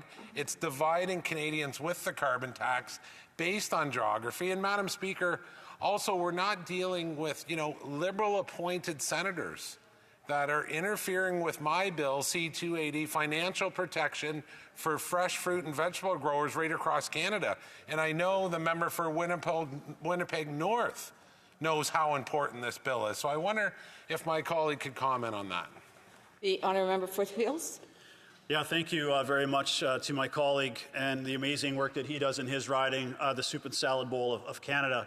And he brings up an excellent point where just this week I had a conversation with a potato farmer from PEI who was in tears with the Liberals destroying his family farm as a result of the carbon tax and decisions that are making farming that much more difficult. I had a conversation today with another farmer from BC who is organizing a ugly produce day where he had tens of thousands of people line up for hours in the pouring rain just to collect some misshapen potatoes and turnips and carrots and other vegetables because they can't afford to put food on the table. These are the issues that this House of Commons should be dealing with. The fact that we have 2 million Canadians lining up at a food bank in 1 month alone. Food insecurity up 111%. Our farmers at their very wits' end because of the carbon taxes making them uncompetitive and unsustainable. Those are the things that this House should be seized with. And it could end today if the Liberals would just swallow their pride, table the documents, and let Canadians make that decision on the level of the scandal that's in those documents. Questions and comments? The honourable member for Winnipeg South Centre. Thank you, Madam Speaker. I've got a tremendous amount of respect for my colleague across the way, and I know that one of the things he respects as a former journalist is the citation of sources. I've listened intently to him reference, as well as the Leader of the Opposition during debate in this chamber over the course of the past few weeks, a number that cites 36% as an increase in food inflation costs in Canada versus United States. I'm going to be a good educator and cite my source here. The OECD, OECD.org, members can go to. Here's what the graph says. Not only has food price inflation in Canada decreased from August of 24 to September of 24, whereas it has increased in the United States, but both countries' food inflation rates fall within 2 percentage points of one another. So my question for my honourable colleague across the way is very simple. Can he cite where he is sourcing the number 36% food inflation from? Thank you, Madam Speaker. Honourable member for Foothills. You betcha I can. The University of Dalhousie University and the food professor Dr. Sylvain Charlebois and other universities did a study that have measured food inflation compared to Canada and the United States. Wholesale food prices in Canada food inflation is 36% higher in Canada than it is in the United States. And the one factor that is making, you can look at the graphs that's there, I'd be happy to share it with my colleague, is every time the carbon tax increases every April, you see another spike in that difference between Canada and the United States in that food inflation. Because one of the factors is we have a carbon tax in Canada and the United States, they don't. Resuming debate. Reprise de débat. The honourable member for Brandon Sirs. Thank you, Madam Speaker, and I want to thank my colleague from Winnipeg South Centre for that question, and my colleague from the Foothills because he just got a lesson handed to him. Mr. Speaker, I rise to add my voice to this important discussion we're having here to hold the Liberal government to account for their refusal to provide documents in response to a House order. In particular, with this sub-amendment, we want to ensure that reasonable time is given to the Standing Committee on Procedure and House Affairs to hear from witnesses and report back to the House. That debate, as we all know, has been a long one. But the substance of the motion, amendments, and sub-amendments matter because of the crucial issue we're dealing with: accountability in handling public funds, specifically those allocated to the Sustainable Development Technology Canada, SDTC, as it's known in this House, Madam Speaker, but perhaps better known to Canadians or by Canadians as the Liberal Green Slush Fund. The aim of this debate, and the reason we must continue our efforts to hold the Liberal government to account, is transparency. It's to obtain files, agreements, conflict of interest declarations, and minutes of the SDTC's board and project review committee. This is not an unreasonable request. Ensuring that the public funds are managed with the highest standards of integrity is the role of all of us in this place. You, Madam Speaker, ruled that the Liberals have violated a House order to turn over evidence to the police for a criminal investigation into this $400 million Liberal scandal. However, compliance with this order has been far from acceptable. Many governments and entities either failed to produce the documents required or submitted versions so heavily redacted they are practically useless. The Liberals' refusal to table these documents has left Parliament paralyzed, hindering our ability to do the work of which we were elected. And I'll have more to say on that later. And right now, at issue is the question of why the Liberals have refused to comply with the binding House order to produce documents related to SDTC. We know the Auditor General conducted a thorough investigation into the SDTC's governance after a whistleblower came forward. She determined that these complaints were rooted in serious issues within SDTC, and her investigation uncovered a shocking nearly $400 million, as many of my colleagues have said, worth of contracts that were inappropriately awarded by the Board of Directors, all of whom had multiple conflicts of interest. The mishandling of the SDTC, or the Green Slush Fund, is stark. This program was designed to support innovation in sustainable technologies. Originally established in 2001, it operated with few issues under both Liberal and Conservative governments. That is, until this Prime Minister took office. The Auditor General released a damning report earlier this year which revealed that $123 million had been misappropriated by the board of SDTC. The report outlined serious governance failures, including 90 instances where conflict of interest policies were not followed.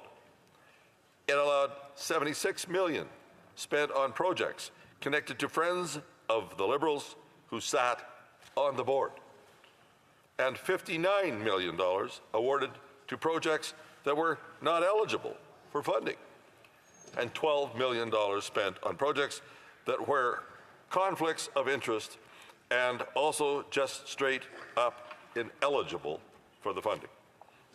This represents a real betrayal. The betrayal of public trust. It represents a failure of effective oversight. It represents a culture of corruption that has troublingly flourished under this Liberal government. I, like so many Canadians, am tired of watching this Liberal government drift from scandal to scandal, as just been outlined by my colleague from Foothills, wasting millions of taxpayers' dollars along the way, not to mention refusing to be completely transparent when they're finally caught and held to account. We were reminded of the lack of transparency and forthrightness at the Public Accounts Committee just the other day when the former Liberal minister overseeing SDTC made little effort in meaningfully answer even the simplest of questions. Throughout his testimony, Navdeep Bain said 16 times he, quote, could not recall, end quote, or, quote, did not know, end quote, or, quote, did not receive, end quote, details about the activities of SDTC. He was only the minister in charge. With so little attention given by the minister overseeing the fund, it is almost no wonder why so much mismanagement and so many conflicts of interest have been identified.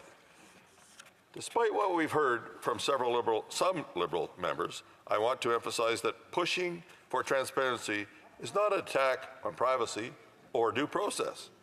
Instead, it's a call for accountability. Adding the Privacy Commissioner and other key figures as witnesses in this investigation is an important part or an important way to ensure a fair and thorough review. Former Minister Baines, choosing to ignore several warnings about her conflict of interest, proceeded with the appointment of Annette Vercheron as SDTC chair after removing the previous chair. Under the watch of this Liberal appointee, conflicts of interest were tolerated and, quote, managed, end quote, by the board. For example, board members would grant SDTC funding to companies in which they held stock or positions. Former Minister Baines appointed 5 more of the board members who engaged in similar behavior by approving funding to companies in which they held ownership or seats on the board. Meanwhile, officials from the Department of Industry, Science and Economic Development sat on the board as observers and witnessed 96 conflicts of interest, but did not intervene. In January 2021, former Minister Baines was replaced by the current minister. And on November 2022, whistleblowers began raising internal concerns with the Auditor General about the unethical practices of SDTC.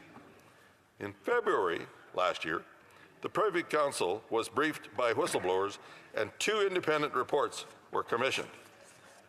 Then later in September 2023, the allegations became public. But it took the industry minister a month to move to suspend funding to the organization.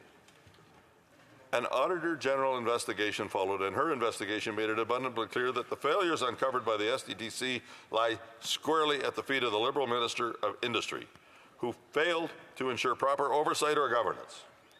Instead, he turned a blind eye when it was revealed that public money was being funneled to Liberal insiders. Which brings us to today. The Liberals continue to cover up this scandal by not tabling the requested documents to the SDTC.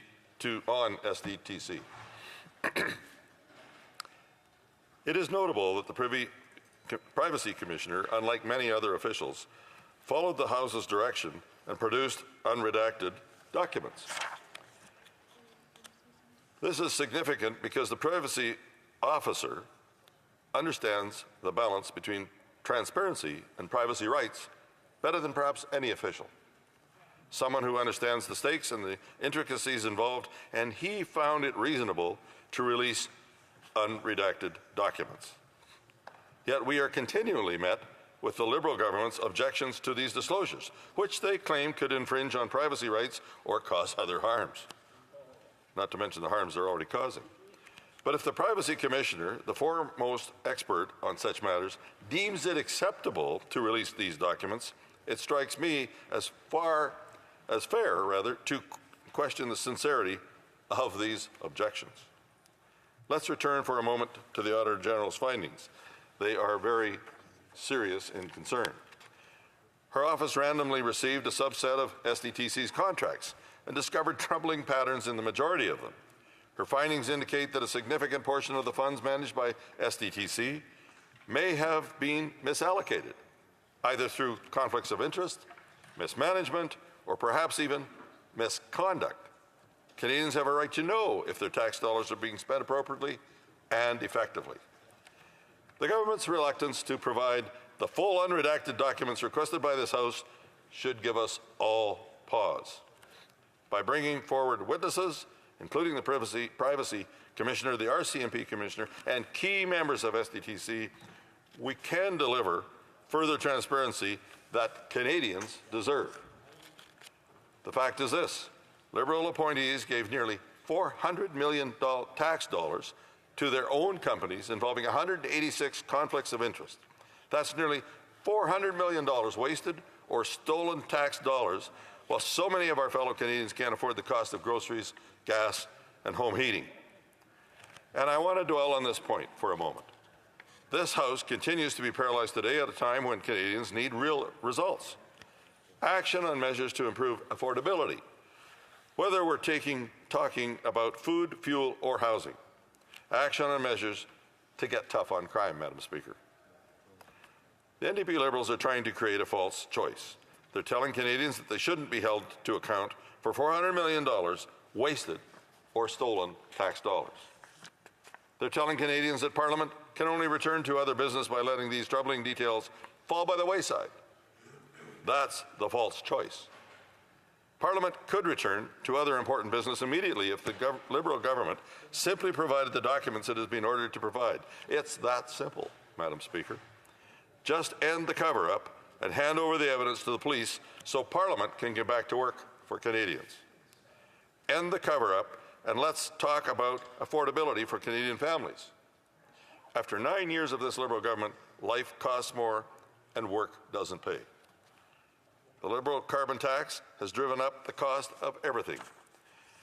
Families are left to pay $700 more for food this year than they did in 2023, forcing them to eat less, skip meals, or buy less food, healthy food, just to make ends meet. End the cover-up, and let's discuss what happens when you tax the farmer who makes the food, the trucker who ships the food with a carbon tax. Spoiler alert, you end up taxing the Canadians who have to buy the food. The Canadian Trucking Alliance says the Liberal carbon tax added $2 billion to trucking costs this year, a number that will rise to $4 billion by 2030. These figures, however, only account for long-haul trucking. The total cost to the trucking industry is likely significantly higher, and these higher costs are inevitably passed on to consumers. Sorry, the honourable member will have 7.5 minutes the next time this matter is before the House.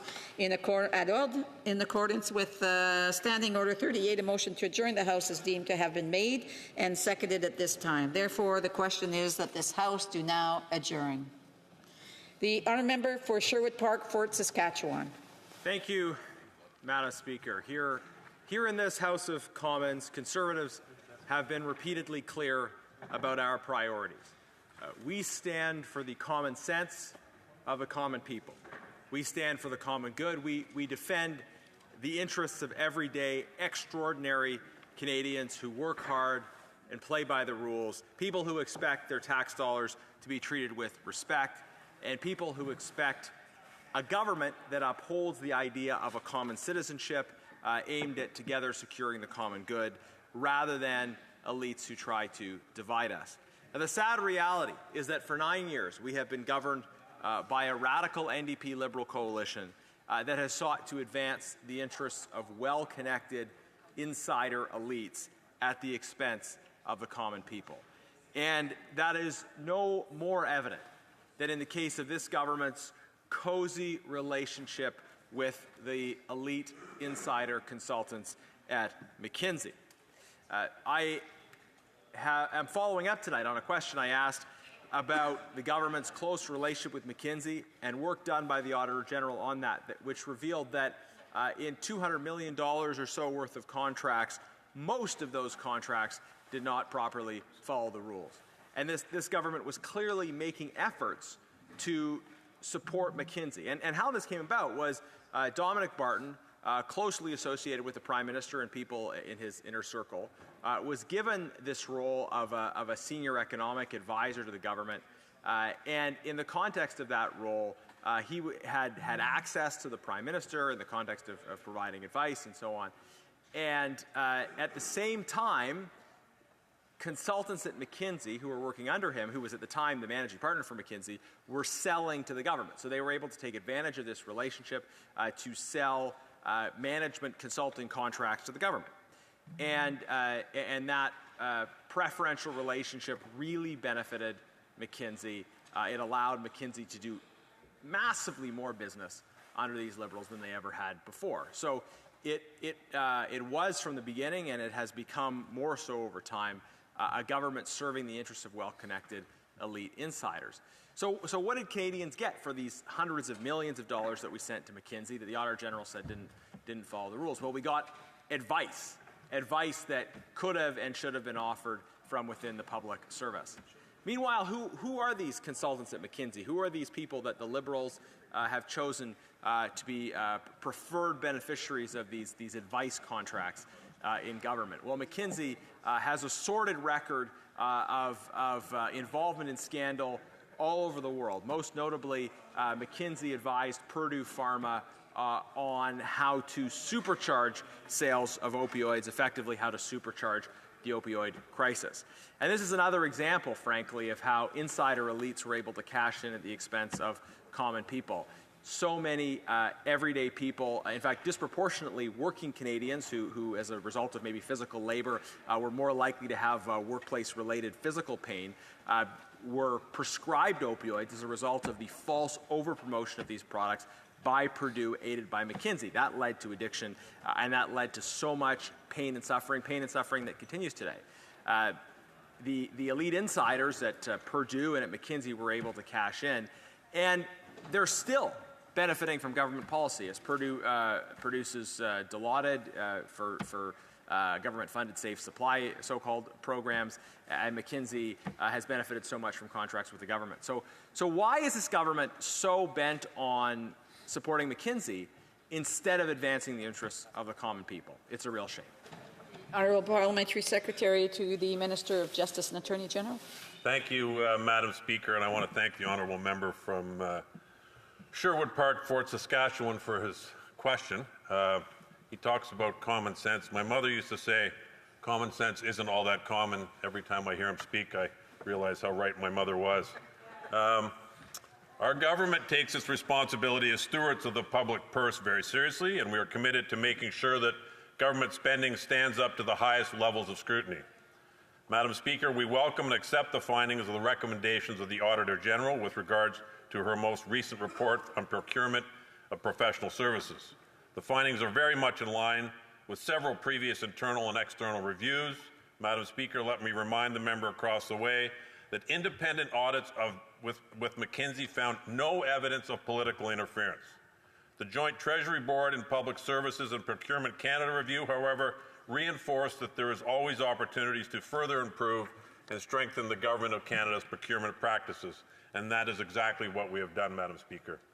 Madam Speaker, PSPC is the federal government's central purchasing agent and is committed to conducting procurements in an open, fair, and transparent manner. Of course, the Government of Canada already has solid regulations, procedures, and guidelines in place to make sure that happens in every department.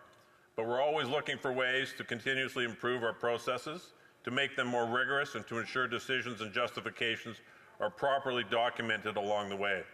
To that end, PSPC has already instituted several changes. These include introducing a mandatory requirement for all contracting authorities to retain all and any documents related to contractual decisions for professional services. They also include changing how the department administers non-competitive national master standing offers by ensuring justifications are on file and a challenge function occurs.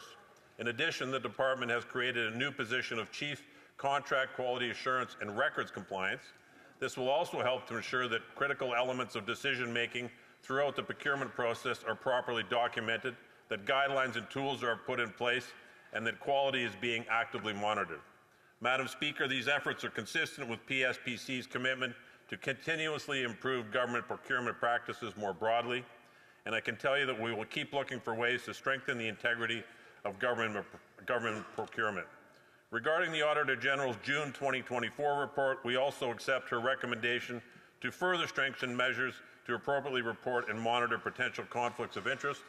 The Treasury Board of Canada Secretariat now has new mandatory procedures that provide an additional check and balance for managers to reinforce their responsibilities and accountabilities when undertaking professional services procurement activities.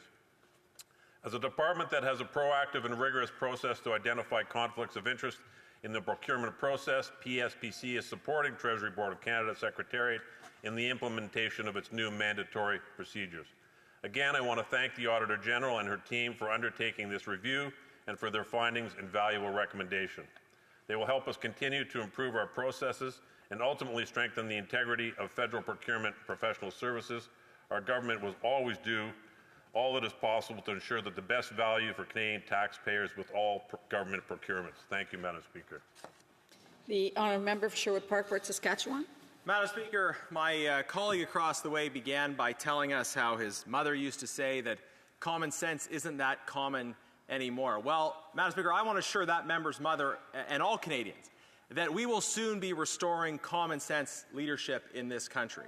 That right now, if you listen to the announcements coming from the government, you'd think common sense had gone out of fashion. But I think that after the next election, we will have a government that once again listens to the common sense of the common people. Now, what you hear from the government in order to defend the outrageous misuse of taxpayer dollars that we've seen throughout government contracting is they say, well, sure, we can always do better. You know, better is always possible, as the Prime Minister used to say. Well, the fact is things have gotten so much worse in the last 9 years. Better is indeed possible. It is necessary. It's what Canadians are demanding. So will the member agree that it has been 9 years of failure and we need a new common sense government that will fix these challenges? Parliamentary Secretary. Since we're determined to talk about family tonight, Madam Speaker, I will remind this member that his aunt not only lives in my riding, but she has my sign on her lawn and is a big supporter of mine. So she will not agree with anything he just said, just to be perfectly clear. But I will leave that there. Look, the government takes its responsibility with respect to procurement very seriously. This government takes its responsibility to responsibly spending taxpayers' dollars very seriously. This allegation and notion made by the member opposite is just utter rhetoric, which comes as no great surprise. I think I'm accurate in saying that he generates more eye rolls on his own side of the House than he does on this side of the House most days. But I do want to thank him for his passion and bringing this issue to the attention of the House again tonight. Thank you. The honourable member for Calgary-Shepherd. Thank you, Madam Speaker. So I'm rising to follow up on an immigration question I had asked the Minister just a few weeks ago. And I want to quote directly from the immigration levels plan that was tabled. It's from page 8. Canada is in the midst of a housing crisis highlighted by the insufficient supply of rental units and family homes. In this context, any population growth, which generally necessitates a corresponding increase in housing supply, puts additional strain on the overall supply and affordability of housing. It goes on to quote how deep the housing crisis has become over the last few years. It's an interesting quotation because it's the first time I've seen publicly the government admit that they have created a housing crisis in this country through their own policies. In fact, if you go back to October 2015, the month before the Prime Minister took power, you only needed 39% of the median pre-tax household income to afford home ownership costs to be able to purchase and get that home. Now it's almost 60%. CMHC reported, and it shows that housing starts continue to decline, and the 6-month trend reveals a 1.9% decrease from 246,972 units in August to 243,759 units in September. Now, housing starts are down 15% year to year. Why did I talk about housing, Madam Speaker, when I'm talking about immigration? Because 2 years ago, in a briefing note prepared by IRCC officials to the Minister of Immigration, they warned him that repeat record highs of immigration levels in previous target plans would lead to a housing crunch. It would lead to a housing crisis.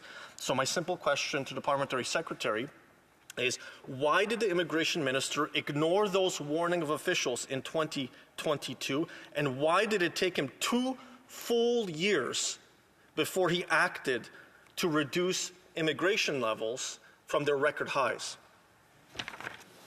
The Honourable Parliamentary Secretary to the Minister of Immigration, Refugees and Citizenship.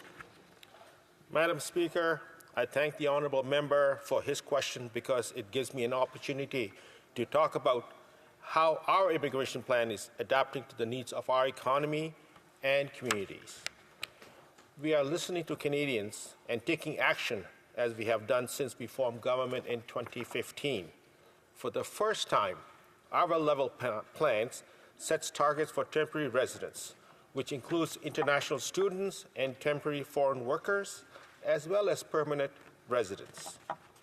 This approach to welcoming newcomers will help preserve the integrity of our immigration system while responding to community needs and positioning newcomers for success by having adequate resources to support them. Immigration is essential for our economy and accounts for nearly all of Canada's labor force growth. Following the pandemic, we brought in temporary measures when we faced severe labor shortage.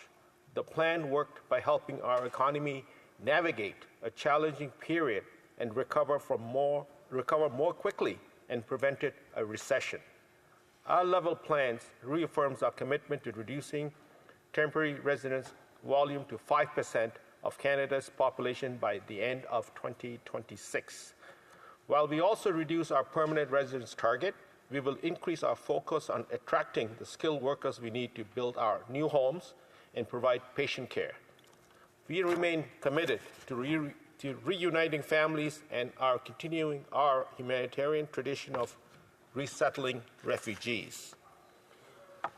These lower targets for both temporary and permanent residents are expected to reduce the housing supply gap by roughly 670,000 units by the end of 2027. On that side of the House, the leader of the official opposition speaks from both sides of his mouth. 2 years ago, during the pandemic, he said he would remove gatekeepers to allow faster immigration. And just this year, he went to a community event and said, we need to end deportations. We have a worker shortage in Canada. We have a demographic problem. Our population is too old. We need these workers in our country. A few months later, he went to a different community and said the opposite. He promised different things to different people. Canadians can't trust a word he says. Madam Speaker, on this side of the House, we will always listen to Canadians all across the country. We are aware of the existing challenges, and we are acting to address Canada's evolving needs. Our immigration plans will supply our economy while responding to the pressure faced by families and communities. Thank you, Madam Speaker. Calgary Shepherd. Thank you, Madam Speaker. So the Liberal government has destroyed Canada's immigration system. And I want to draw the Parliamentary Secretary's attention to the Institute for Canadian Citizenship, which just completed a survey of 20,000 newcomers and immigrants. It found that 1 in 4 newcomers are planning to leave Canada, that the likeliest of those newcomers to leave are the economic class immigrants. And the top reason for leaving, Madam Speaker, is housing. They can't find housing in this country, so they're going to leave. The top 3 urban centers they're going to be leaving from: Toronto, Brampton, and Vancouver. So, to the Parliamentary Secretary, now that Canadians and newcomers are suffering from this Liberal-made housing crisis, what is the government's plan going to be now? Can we expect even further desperate, chaotic flip-flops from their side? The Honourable Parliamentary Secretary. Thank you, Madam Speaker. I want to thank the honourable member for raising this issue, though I do take issue with his tone. We are addressing the challenges facing Canadians through our latest immigration levels plan. For the first time, it sets targets for temporary residents as well as permanent residents. The reality is that the leader of the official opposition has no plan for the future of Canada, and his made-up mad formula on immigration just isn't adding up. The only plan he has is to cut, cut, cut, and cut. While the Conservative Party focuses on slogan, we will remain focused on building a stronger, more sustainable immigration system that works for everyone. We are supporting newcomers' immigration and giving them a fair shot in Canada. Thank you, Madam Speaker. The honourable member for Battleford, Lloydminster. Madam Speaker, we know that the cost of living in Canada has never been higher. Life has become unaffordable for far too many Canadians, and this historic cost of living crisis is not by chance. It's a direct result of this NDP Liberals government's inflationary taxes and their reckless spending. Their costly and punishing carbon tax is significantly adding to the cost of gas, groceries, home heating, and all basic necessities. Their failed carbon tax is pushing Canadians to the brink. And still, this NDP Liberal government is hell-bent on making things worse for Canadians. The NDP Liberals' plan to quadruple their carbon tax by 2030 is only going to further drive the cost of everything up. Well, they dive deeper and deeper into the pockets of hardworking Canadians. They have the audacity to stand in this place and tell Canadians over and over again that they are making them richer with their carbon tax. And this is simply not true. And Canadians know that this is not true. Parents who are skipping meals or who are lined up at food banks know that it's not true. Canadians who are living at unsafe or uncomfortable temperatures to save on energy costs know that it is not true. And seniors who are reportedly going without medicine to keep their heat on certainly know that it is not true. Because no matter how many times the NDP Liberal government tells them they're putting more money in their pockets, Canadians know the realities of the bills that they are facing. The NDP Liberals may want to turn a blind eye to the suffering they are causing Canadians, but the numbers will not let them. The Parliamentary Budget Office has once again confirmed that the NDP Liberal carbon tax is impoverishing Canadians. The PBO's latest report on the carbon tax proves this, and it proves it using the NDP Liberal government's own numbers. Now, of course, we all recall that these were the numbers that they desperately tried to hide. This NDP Liberal government literally tried to silence the Parliamentary Budget Officer from exposing the truth about the impact of their carbon tax with a gag order. That is the length that this Prime Minister is willing to go in his effort to hide the fact that his carbon tax is nothing more than an expensive scam. Despite what members of this NDP Liberal government say, the indisputable truth is that the carbon tax is making most Canadians poorer. The PBO has confirmed that Canadians will suffer a net cost, and that Canadians are paying more in carbon tax than they will ever get back in rebates. And in Saskatchewan, Madam Speaker, that is about $894 more for the average person. It is absolutely shameful that Canadian families who are already struggling to make ends meet are facing additional added financial pressures because of this costly coalition. In the midst of an ongoing affordability crisis, the NDP Liberals hiked their carbon tax by 23% last spring, and they remain hell-bent on quadrupling it. Canadians are desperate for some relief. The reality is Canadians need help now. The Liberals and their NDP partner just don't get it. Conservatives will restore the Canadian promise that hard work is rewarded so that families don't have to decide between keeping a roof over their head or putting food on the table. Madam Speaker, it is time for a carbon tax election so that common sense Conservatives can offer Canadians some much needed relief. The Honourable Parliamentary Secretary to the Minister of Environment and Climate Change. Thank you very much, Madam Chair. It's nice to be here in a adjournment debate. I'd like to thank my friend and colleague from the Conservative Party who I've co-hosted events with here on the Hill. I'd like to thank her for her work for parents, and I enjoy the opportunity to talk about poverty elimination measures because it's a topic of policy that I'm interested in personally. So I'm going to focus my responses through two poverty elimination experts, economists from my colleague's province of Saskatchewan. The first is Brent Dolter, who's an assistant professor in the Department of Economics at the University of Regina. He said in a recent article, even when you overlook the modeling omissions in the PBO report, the results still actually show that 20% of households with the lowest incomes still get an average of $720 more back. And the next 20% of households still get $412 back. What he's trying to indicate is that rebates are higher than the carbon tax for all poor folks in Saskatchewan. People on a lower income receive a lot more back through the Canada Carbon Rebate than they pay, and that's well documented in Saskatchewan by people that are working with folks that visit food banks. Another well-known Saskatchewan-based economics professor said that the misleading information has led to the belief that most Saskatchewan residents pay more, which is false. In addition to that article, Madam Chair, I read an anecdote from Alan Holman, who is a man from Saskatoon who is on disability assistance, and he says that without the Canada Carbon Rebate, he'd have to scale back on spending for his everyday needs. He says that the Canada carbon rebate that he receives 4 times a year from the federal government is crucial for his household budget. And also from Regina, Madam Chair, is Peter Gilmer, who's an advocate with the Anti-Poverty Ministry in Regina. And he says that those on low incomes rely on these rebates to pay for the essentials. For the vast majority, this is a quote, for the vast majority of low-income people, whether they're on income security programs or earn low wages, they're actually better off in terms of the bottom line when receiving the rebate and paying the carbon levy.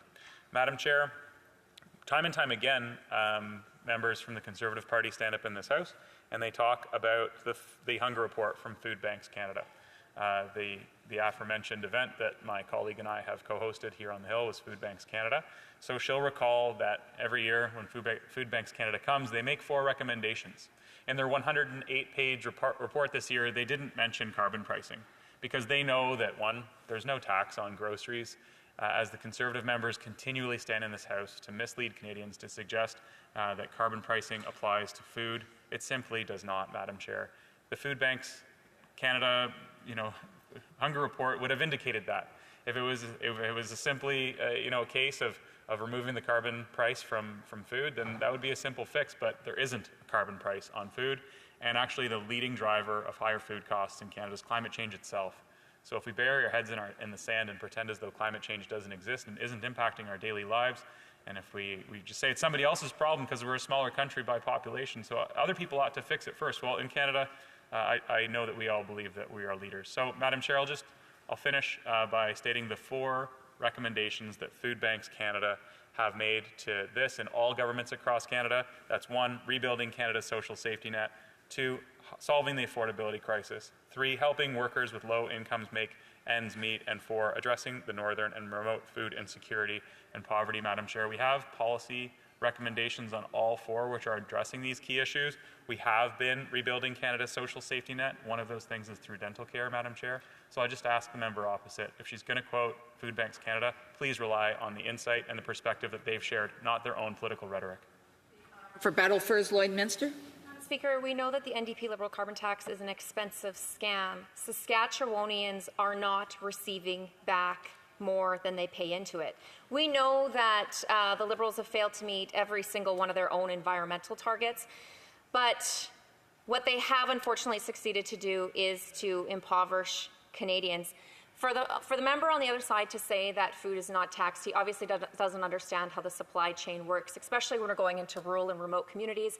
Anything that needs to be shipped by train, truck, car, there is a carbon tax on the fuel usage that is used for that. So that is simply untrue to say that food is not taxed, let alone all other goods and services. When you're going to the grocery store, for example, diapers. We're paying GST on diapers. We're paying carbon tax on those things. So I would just suggest that the member look at the facts. Carbon tax is on the whole of the supply chain, from the seed to the store. Thank you.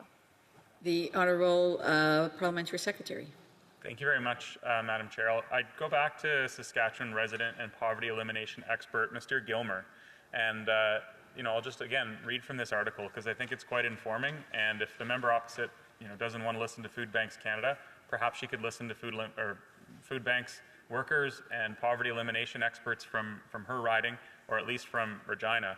And in this case, the advocate says that politicians who are disregarding the impact that the Canada carbon rebate has on household finances, particularly for lower income families, are being reckless and irresponsible.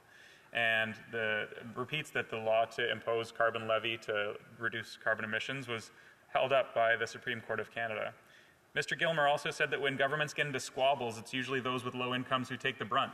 And as we've seen time and time again, the Conservatives are using lower income Canadians as a prop. They're suggesting that policies that are designed to lower our emissions are hurting them when they're not.